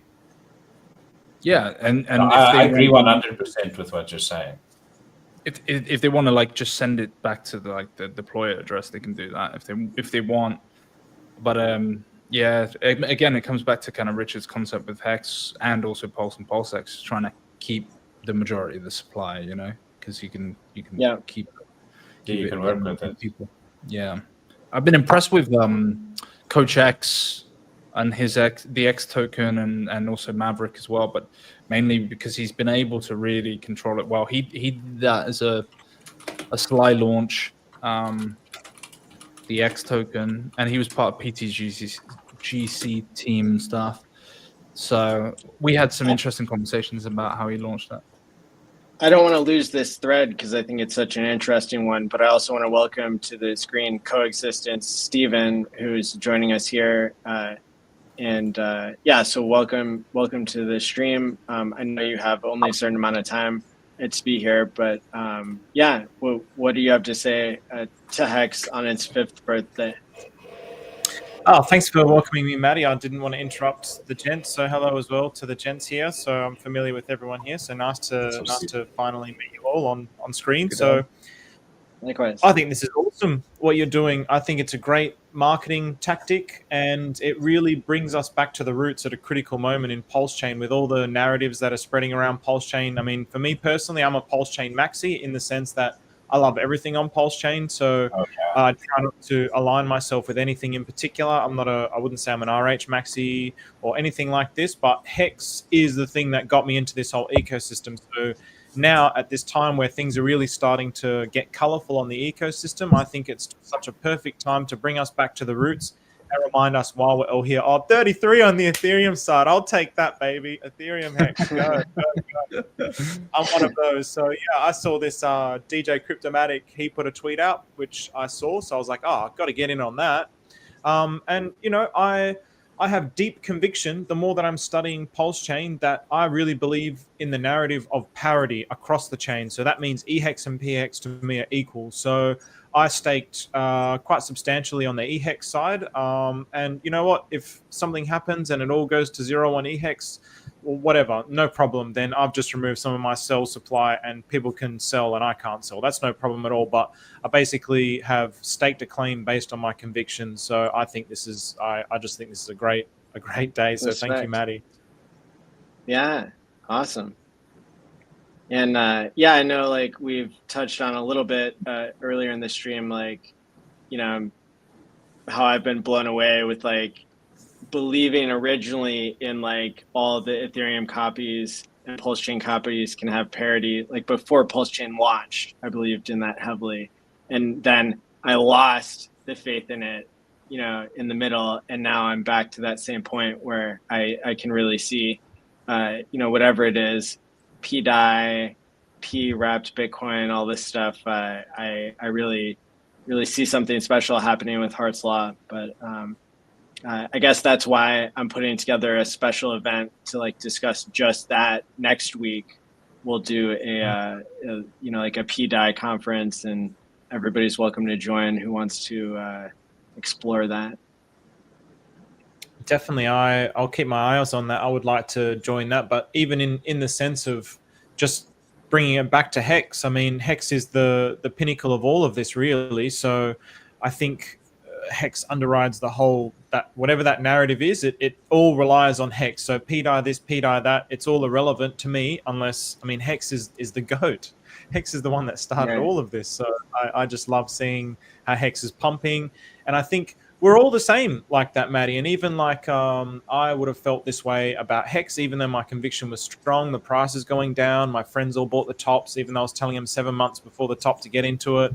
And it's painful because they're like, you know, they're giving me shit about Hex. And now what I'm seeing across Pulse Chain, I'm like, nah, man, we're going to be good. And I want these guys to be in here for life. I want them to get away from that system and come into this system that we have here. And Hex is like, again, I really want to bring it back to the Hex point, but everyone's talking about Pday. That's great. But if like Hex now is, nothing beats the T-share system in terms of yield. So, okay, Pday, great. Stabilize our stable coin, the yield, that's great. But nothing is ever going to come close to the T-share system of Hex. So what I love about this as well is the real OGs who are like hardcore Hexicans that have carried this system forward and really believed in it. I feel that they're going to be the ones that are going to be the most heavily rewarded. When I went to a Hex and Pulse Chain meetup in Australia last October, it was about a year. Everything was suppressed. The mood was kind of a bit low. We had a good time, but there was a guy there who was like, I only just do 555 stakes. And in the back of my mind, I'm just like, shit, I feel really sorry for this guy. But in the end, if Hex wins, he's going to be the best one out of all of us because he really like had the faith in the system, and he'll be the most heavily rewarded because I believe Hex is going to break all-time highs, and it's going to secure itself as being what Richard Hart designed it to be, and it's just going to continue to break all-time highs every single cycle now. It's a better Bitcoin. So right. Exactly. So yes, very bullish. Stephen, I was going to say, man, you must be doing well on your Pday. I know you're one of the early believers, and you're going to have to change your name, bro, to Stephen Stacks-a-lot or something like that, you know? Do you know what? Do you know what, man? I'm actually I'm very conservative in the sense that I like to do a lot of research first before I go in. And it's funny, like I'm actually just in a chat now, and someone's just like, "Oh yeah, I put 2 million in for shits and giggles," and I'm like, "Man, all these people who did it for shits and giggles are doing way better than I am." Like I spent a year researching this thing, and then I go heavy. So I'm probably not as good as you would think, but yeah, Hex is still my largest holding actually. So yeah. Respect. Yeah. Hex is, I mean, even on both sides. I'm impressed with what's going on with EHEX at the moment. Still not convinced about parity. You know, I know that there's probably some guys on the panel that disagree with me, but you know, that's why you have Furu Finance on before as well. I would have loved to see like Furu and Chaos back at it again. You know, I missed those days. I actually really enjoyed that. So kind of like Bryce and Hexy Bastard, but yeah, it's certainly entertaining to see. I'm liking where the price is going, and we saw recently BankX pull a lot of their liquidity, which is they've got a lot of liquid hex now, but I think it's a sign that they'll probably be getting out soon, right? Like probably going from you know having those massive big sell walls and just selling it on market, which is great because you know they're getting rid of units quicker. So get more bullish on the EHEX. Is that your biggest fear with EHEX, the sell wall with BankX? It's not necessarily. I know a lot of the OGs, and I know that a lot of them got together to try and mitigate that. And when there was no compromise on their side, they kind of gave up on the EHEX side of things. So a lot of them would be like, right, I'm happy to take whatever stakes I've got and keep them liquid, but I ain't gonna stake again because I might round trip and go through the process where I was staked and I couldn't pull it out, and I don't want to be in a position where I can't EES and take my initials out. And then that compounded with the bear market, compounded with the lack of compromise from them for an OTC deal, made it like, right, I'm keeping all of it liquid, and whatever it gets to, it gets to. I've got the PHEX side of things, and they don't have that stack, so I don't really. I'm happy to accumulate on that side, but I don't care about the EHEX side of things. Whereas there was a lot more people who were like, well, this is probably going to go to parity, so I'm going to buy it cheap, right? It's hex on discount. So it's interesting that you've got these two perspectives. You've got like a lot of the OG kind of viewpoint, particularly the pessimistic side of the OGs. There's lots of optimistic OGs. Shout out to Matty Allen and Korean the Dream. But there are other OGs that I know, like big whales, big sharks, things like that, that were like, yeah, it's dead. Like super bearish on it. So that tide will change, even though it's not really as big a deal, right? It's just a big player that people know that is like a stopping mechanism, or like something that's just in the way that we need to glide through. And there's probably bigger whales that you have to deal with, or bigger sharks that you have to, bigger whales in this situation. So I think it's just getting the sentiment changed on it. So once that gets out of the way, you'll be surprised how much more money will ape in the minute that happens, even though there's probably bigger players that could do more damage to the price. It's just a weird mental barrier. It's like probably the same with the SEC cases with XRP and us. Look at the price of XRP now, right? We've got Gary Gensler out of the way. Is Gary Gensler the one who's actually suing, for example, XRP? No, the SEC as a governing body is, right? Yeah. But he's the representative. So it's weird how the psychology of things work, where it's like they care more about, you know, a silly news event. It's really just an emotional event. But it's weird how people kind of use that as a precondition to not buying it, including myself. Well, I think everything that you've highlighted about the alternating opinions between EHEX and PHEX is going to be really interesting to see how it plays out within this bull market. I mean, let's just say we maintain this ratio, but EHEX still breaks its all-time high. And I've heard of a lot of people who are also maintaining liquid, and I also had that exact same plan. But now that I'm seeing things on chain, I'm like, you know what? I'm going to stake heavily, because now the value of the T-shares on the EHEX side is extremely valuable because there's a lot of liquid HEX on that side. So the interplay between, or the game theory between the stakers and the non-stakers and how this might play out if we do break all-time high, even if it's just a 2x over all-time high. It makes it very, very interesting. So yeah, maybe we'll never get the parity, but I still think that there's potential that it can break the all-time high. So that's why I'm just like, screw it, I'm going to do it. So Here's yeah, go on. Here's a good question. So like, why doesn't BankX, like, why don't they just swap half their EHEX into PHEX and then create a bonding between those two at like the ratio that it becomes, and like earn yield while being able to bond and like actually do something productive with their coins? Like, because he's a cheap bastard, excuse my language, but but like, I see the way he sells, like, right? He sells like a you guy get more for like, that. Yeah, I know. He to me, he sells like a boomer. And I'm not going after the boomers because I know that there's plenty of boomers within the community. But he does. He sells with like, he comes across as that kind of guy who's like, button-up shirt and, sound financial decisions is putting, into your 401k, and you buy an allocation of silver, allocation of gold, you buy the S&P 500, all of that kind of stuff. And even the way he sells is so conservative. It's incredible how much he has sold, or how he sells for like the least amount of price impact and slippage he can do as possible. There's a reason why I think Richard just pulled the F out of the liquidity on the E side when he got that.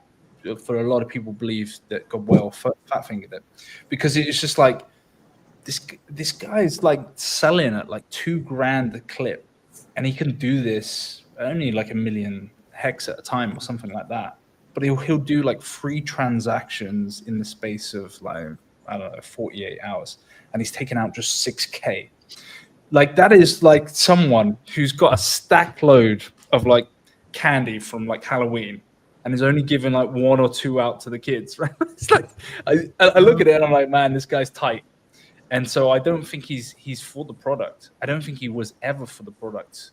I think he came in, he saw an opportunity where a lot of sacrifices were happening. He came up with this idea of a stable coin that's somehow backed by digital silver, right? But I think it's the stock ticker, not actual ounces of silver. And then he's seen that loads of people raised a lot of money during that period of time for sacrifices, for stuff that's been legitimately built on chain. And he just saw an opportunity. He just saw an opportunity to come in. He's never been involved.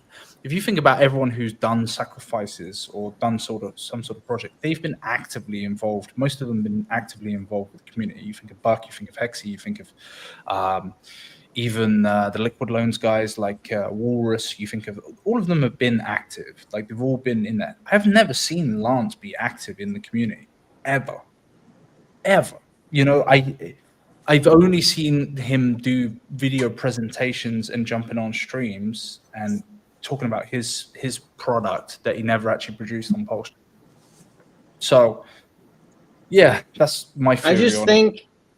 I think even given like whatever his attitude is, like still the game theory suggests he should do what I just said of bonding, because like he can get more out of it.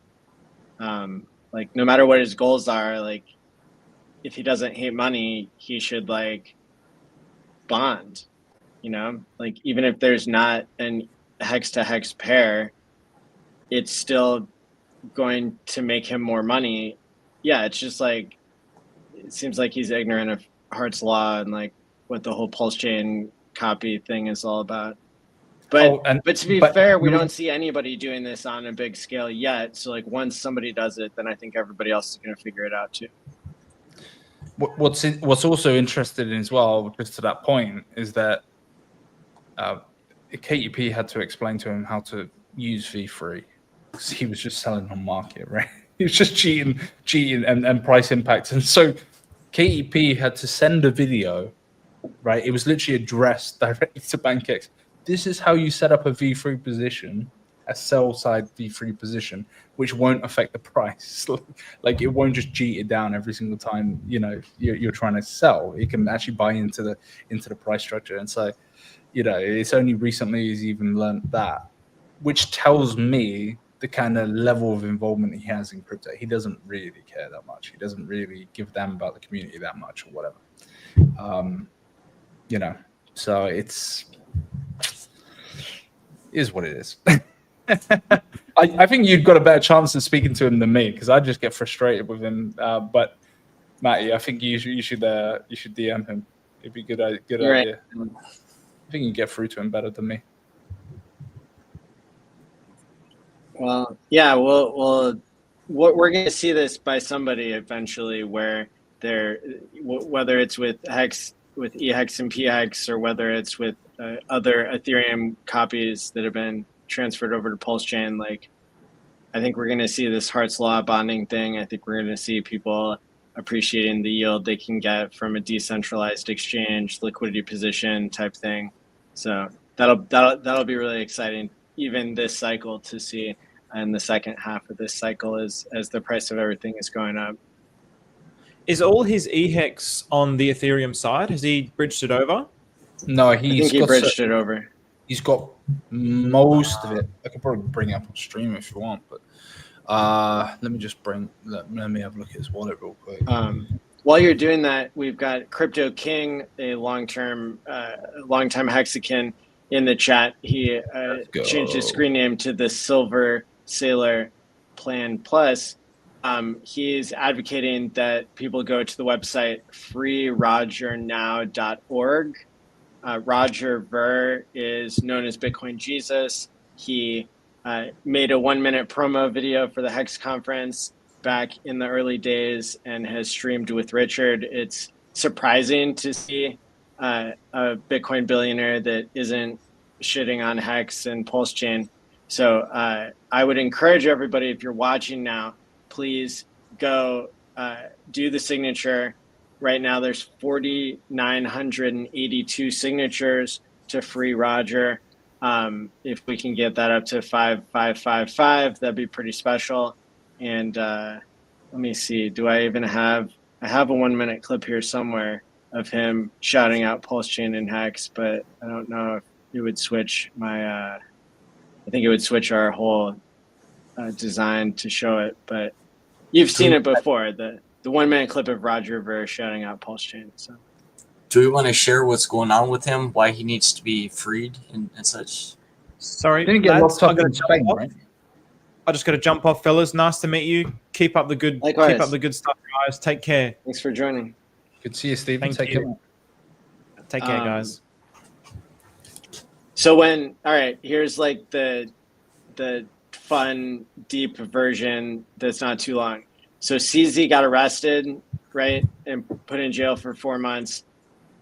That's when the U.S. government that's when like the deep state got all of the Binance records of like their centralized exchange, which is where we're assuming Roger had like transferred some of his Bitcoin to sell for Bitcoin Cash. And then they could see his transactions and figured out that maybe he didn't pay taxes on some of the Bitcoin that he got back in the day. But Roger wasn't even living in the U.S. and like had not been a U.S. citizen for a while. So the bottom line is like he shouldn't be in prison. Like he should just be able to pay his tax bill and like move on, if anything. So. You know, but they did this as retribution. At the same time, he published his book that was explaining all of the corruption and like psyops that went into controlling Bitcoin. And so it was like a week or two after his book got published that they arrested him, and so it's no coincidence there. Literally, I was reading a little bit of his book at the Firewall's house, and then we saw him easy, getting locked up in Spain of all places, which is a very normal country. It's pretty Western, pretty chill place to be, and locked up for a transaction. I'll play the 50 second clip here.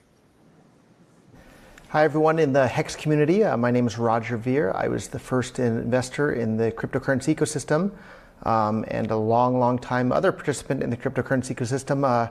Really did a good job of convincing me to make a video for all the HEX fans out there today, even though I'm trying to take a break from social media, everything.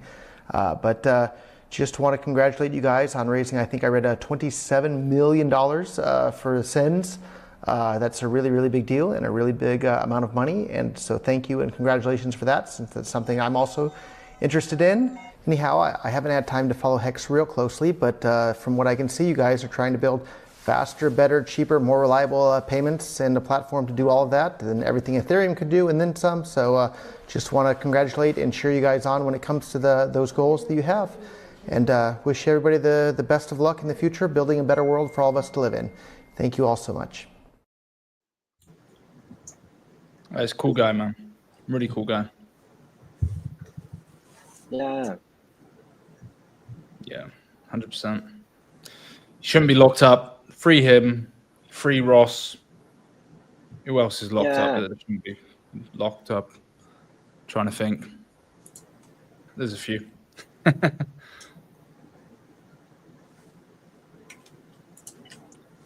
Cool. I don't know if you had that that information on whether BankX has most of their HEX on Pulse Chain, even though it came. Oh yeah, he's gone. Ethereum. Yeah, most of it's on Pulse Chain. But actually, let's bring this up. So he's got 200 million HEX liquid on the Pulse Chain side of things. But again, all of this is EHEX, right? Not PHEX. It doesn't have any PHEX. And then he's got 67 million liquid on the Ethereum side.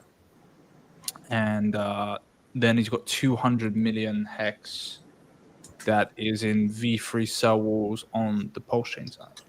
So in terms of HEX quantity amount, he has 400 mil on the Pulse Chain side and then 67 mil on the Ethereum side. Don't know what the strategy is for that. Okay. Well, we'll get him to bond that and make it happen. Hearts a lot. All right. All those, yeah. Because then you're yield farming, just people swapping and like all of the routing that goes through whenever somebody wants to buy PHEX, they have to buy EHEX in order, to take advantage of that route. And then, then price of both go up. And so you get impermanent gains. And then, it's available on market. So people aren't stressing that you're going to hold on to it forever and keep dumping on the market forever. So it's like it's trading at a known price instead of an unknown price, which like gives the market more certainty and allows the market to value it higher. It's just like there are so many reasons why people would benefit, why everybody makes more money in that strategy. Yeah, 100%. He just likes selling it into DAI, clean old DAI. He doesn't even want to sell it into ETH. He's not even set up any sell position. Well, sell walls in different pairs and stuff. So yeah, just straight up DAI, E DAI, not even the real DAI, right? Not even the people's DAI. Right. So yeah. Well, the stakes are still rolling in here, and we've seen this number jump up like 10 stakes, which is normally what we see in an entire day for the max length stake. And so here we're now up to 34 on the ETH side, plus 189 on the Pulse side, and that's giving us 223 total. Out of the 344 we need to break the record for native. Let's go. Nice, man. Might be a little higher. Yeah, refresh that. Might have a. I just on by now. Oh, right on. I just did it. It updates every 5 minutes here. So yeah, a couple more minutes and we'll see more rolling through. What's the lowest one again? The amount of hex, quantity of hex that was lowest. The lowest now is 0.56 hex. Look at that. And that's on the Pulse chain side, and then let's see on the Ethereum side. Probably not as low. 555 is the lowest on Ethereum. I know I paid $10, or it was $6 after it got settled. $6 to do a start stake on Ethereum. But the most hex staked here on Ethereum is 5,555,369. Nice. 427 t-shirts. What's that in USD value right now? At half a penny, that would be like 25 grand maybe, or no, 250 grand. 250 grand sounds right. Oh. Let me check my math. Let's go big ballers. What's it at? 204 right now? Oh, sorry. So it's 27K at half a penny. 27K. For 15 years though, that's no joke. No. Cool. Making a decent yield on that. I'm not gonna lie. That is good. And what's the highest on the Pulse chain side? 4 mil? 4 million. Which, if we're talking maybe 2.5 cents or 2.4, I think. That's going to be 96K. Not bad. Not bad. There we go, guys. Some whales need to come in. Do some big ass stake. Amp up the competition. Have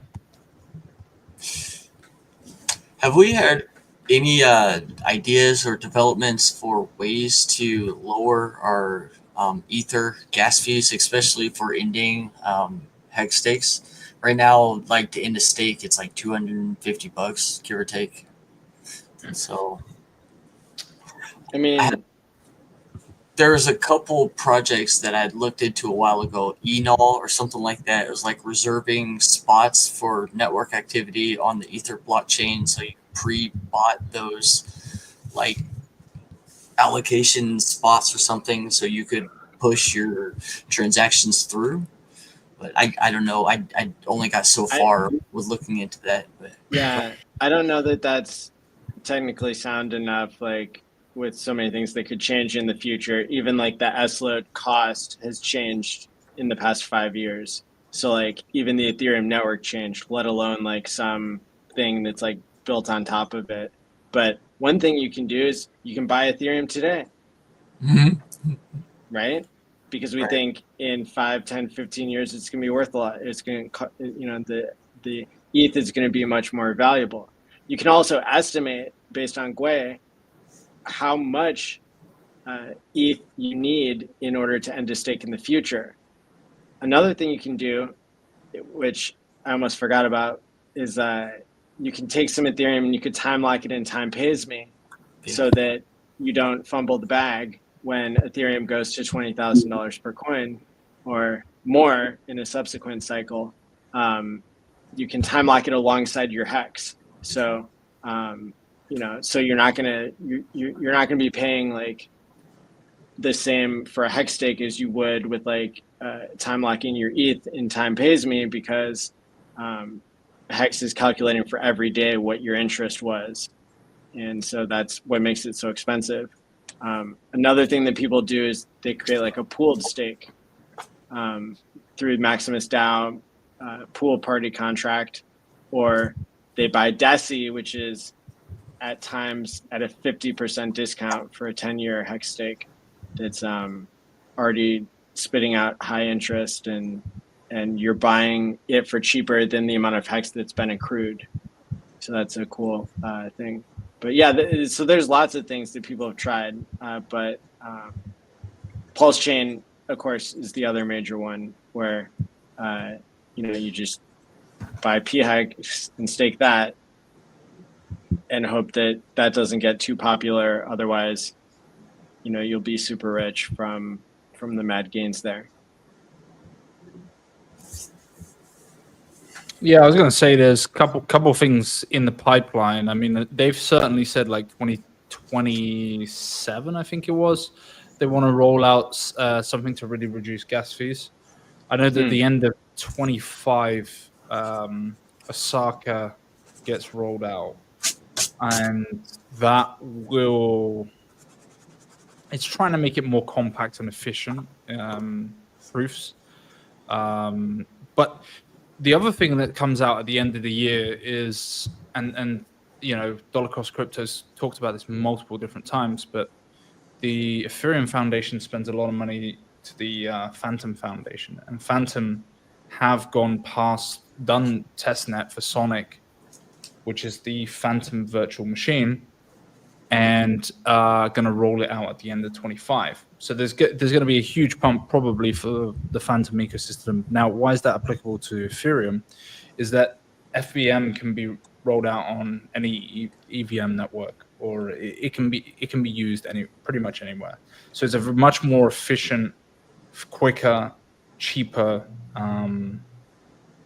virtual machine that can be rolled out even on ETH. So the likelihood is that you can just literally carbon copy and paste, and this can go on any EVM chain, including ours, and implement those upgrades straight away. And it has made transactions go, I want to say, about 10 times quicker and about 90% cheaper. I've heard a bit about that, but just to make sure I understand the implications of what you're saying that if I have Phantom, like in the future, I'll be able to use that basically like Ether or fees on that? No. So basically what they've done is they've created essentially the code and the infrastructure to be able to then implement that in any EVM-based chain. So in the same way that when Ethereum rolled out, 2.0, right, Richard's team could then take that open source code and then modify it to create a better version in Pulse Chain. Same thing can happen with Phantom. They have a very open source network, and so that can be, in a sense, kind of taken and then implemented into upgrades going forward on any EVM-based chain. So obviously, the Pulse Chain is a fork copy of ETH, and ETH obviously is a EVM chain. So it's interesting to see how that rolled out, because they've been working. I mean, Phantom's pretty good at doing a lot of Solana devs. They said on an interview one time, they said that we just steal all the ideas from Phantom and make them our own. So the Phantom devs are pretty good, but they've had issues. Like in the past, they had a bridge hack, and that kind of knocked the confidence in the network itself. But as devs, they're pretty damn good devs. So it's interesting. The group of young guys and the Ethereum Foundation puts a lot of money into research and development for them. Obviously, it's a competing chain, but they see it as like they're trying to. They don't bubble themselves like you might see on different networks, like XRP guys or like any maximalism. They just see it as like we're moving blockchain forward as much as possible, and they also have a philosophy of like kind of interchangeable multiple blockchain ecosystem, whereby you can just switch from one to another so easily and effortlessly. So it's a very different mentality to the kind of maximalist mentality that a lot of subsects have, like BTC maxis or Ethereum maxis, etc. It's pretty cool. I mean, you can watch some of the interviews with those guys about what they're trying to do. I know that DCC is really heavily involved with them. He's kind of within that community, and it's not a big community. It's quite a small one, but they're pretty cool guys. I got enough of a heads up about that. I put some leveraged investment into Phantom not too long ago, and yeah, definitely seen the benefits from it. But yeah, moving forward, I think what you're saying about applying those higher level or better protocols and then applying that over to Ethereum, I kind of look forward to that. That would be good. That I guess the whole phenomena is what I was hoping Change Now would kind of bring to Pulse Chain, just about interoperability with other blockchains. Yeah, I think who was it who famously said it? Morales, Ivan on Tech, wasn't it? Right? Ivan on Tech was like, we're going to go from kind of, multi-separate ecosystems where to just like seamlessly moving from one chain to another. That is just kind of the future of the infrastructure and the way things are going to go. And even this cycle, I've seen it a lot. Like I use stuff like Rubik.exchange. I use privacy pools on stuff like Blockblend. I've used obviously Change Now. A lot of people know Change Now. And it's been, amazing. Just very easy to use. And, there's always risk. There's always counterparty risk, but it's been good if I've ever wanted to move from one place to another, or, back and forth. And I can do that very, very quickly. And pretty easily. Yeah. So one thing we got to do at this point is we're going to migrate this stream to a part 2, because if we go over the 12-hour mark, YouTube deletes everything that we did because they consider it to be like spam. And so I'm going to count on you guys to rejoin me here just in 30 seconds or whatever, if you don't mind. Sure. I'm going to drop the link in our private chat, and then any YouTubers who haven't joined us yet that are planning to, who have access to the speakers room, I'm watching the green screen room to make sure that I can catch you and add you when you're here. I just am going to do a couple more times where I'm messaging somebody this, so I make sure we can have a smooth transition here. I know that Ben Sierra Pro with his dashboard may have just rejoined, so I'm going to send him the link, and then we should be off to a good start. We're headed into the second part of 3 8-hour, 24-hour streams, and we're going to have, I think Buck is going to be joining us soon. Sweet. Very good. I'll jump in, and then I'll probably shoot off, and then probably jump back in a few hours later. Sure, that sounds great. But I'll jump into the next one. Perfect. Well, then I've got to share also with the audience where you can jump into the next one immediately. So I'm going to share the link in the live stream here, and then this will also kind of work out better for people on Twitter to be able to hear the replay and go through stuff at 2x and stuff like that. So there's lots of reasons why we're doing this, but here we are. We've made it over 60% of the way to our world record setting goal of creating Quattro Cincos, and we're 1/3 of the way through the time of the live stream, so off to a good start. And if you guys both have the StreamYard link, then I'm going to go ahead and shut this one down and start back up right away. Yeah, the new link, though, is not down for the YouTubers. So I've been looking at that, too. Cool. Yeah, go ahead and join the StreamYard in the private chat there, if you see it. Awesome. Yeah, so thanks, everybody, for tuning into this. If you're watching on replay, hit the like and subscribe button, share this out, and join in the second part that we have here. So until next time, stake wisely, my friends, and peace out.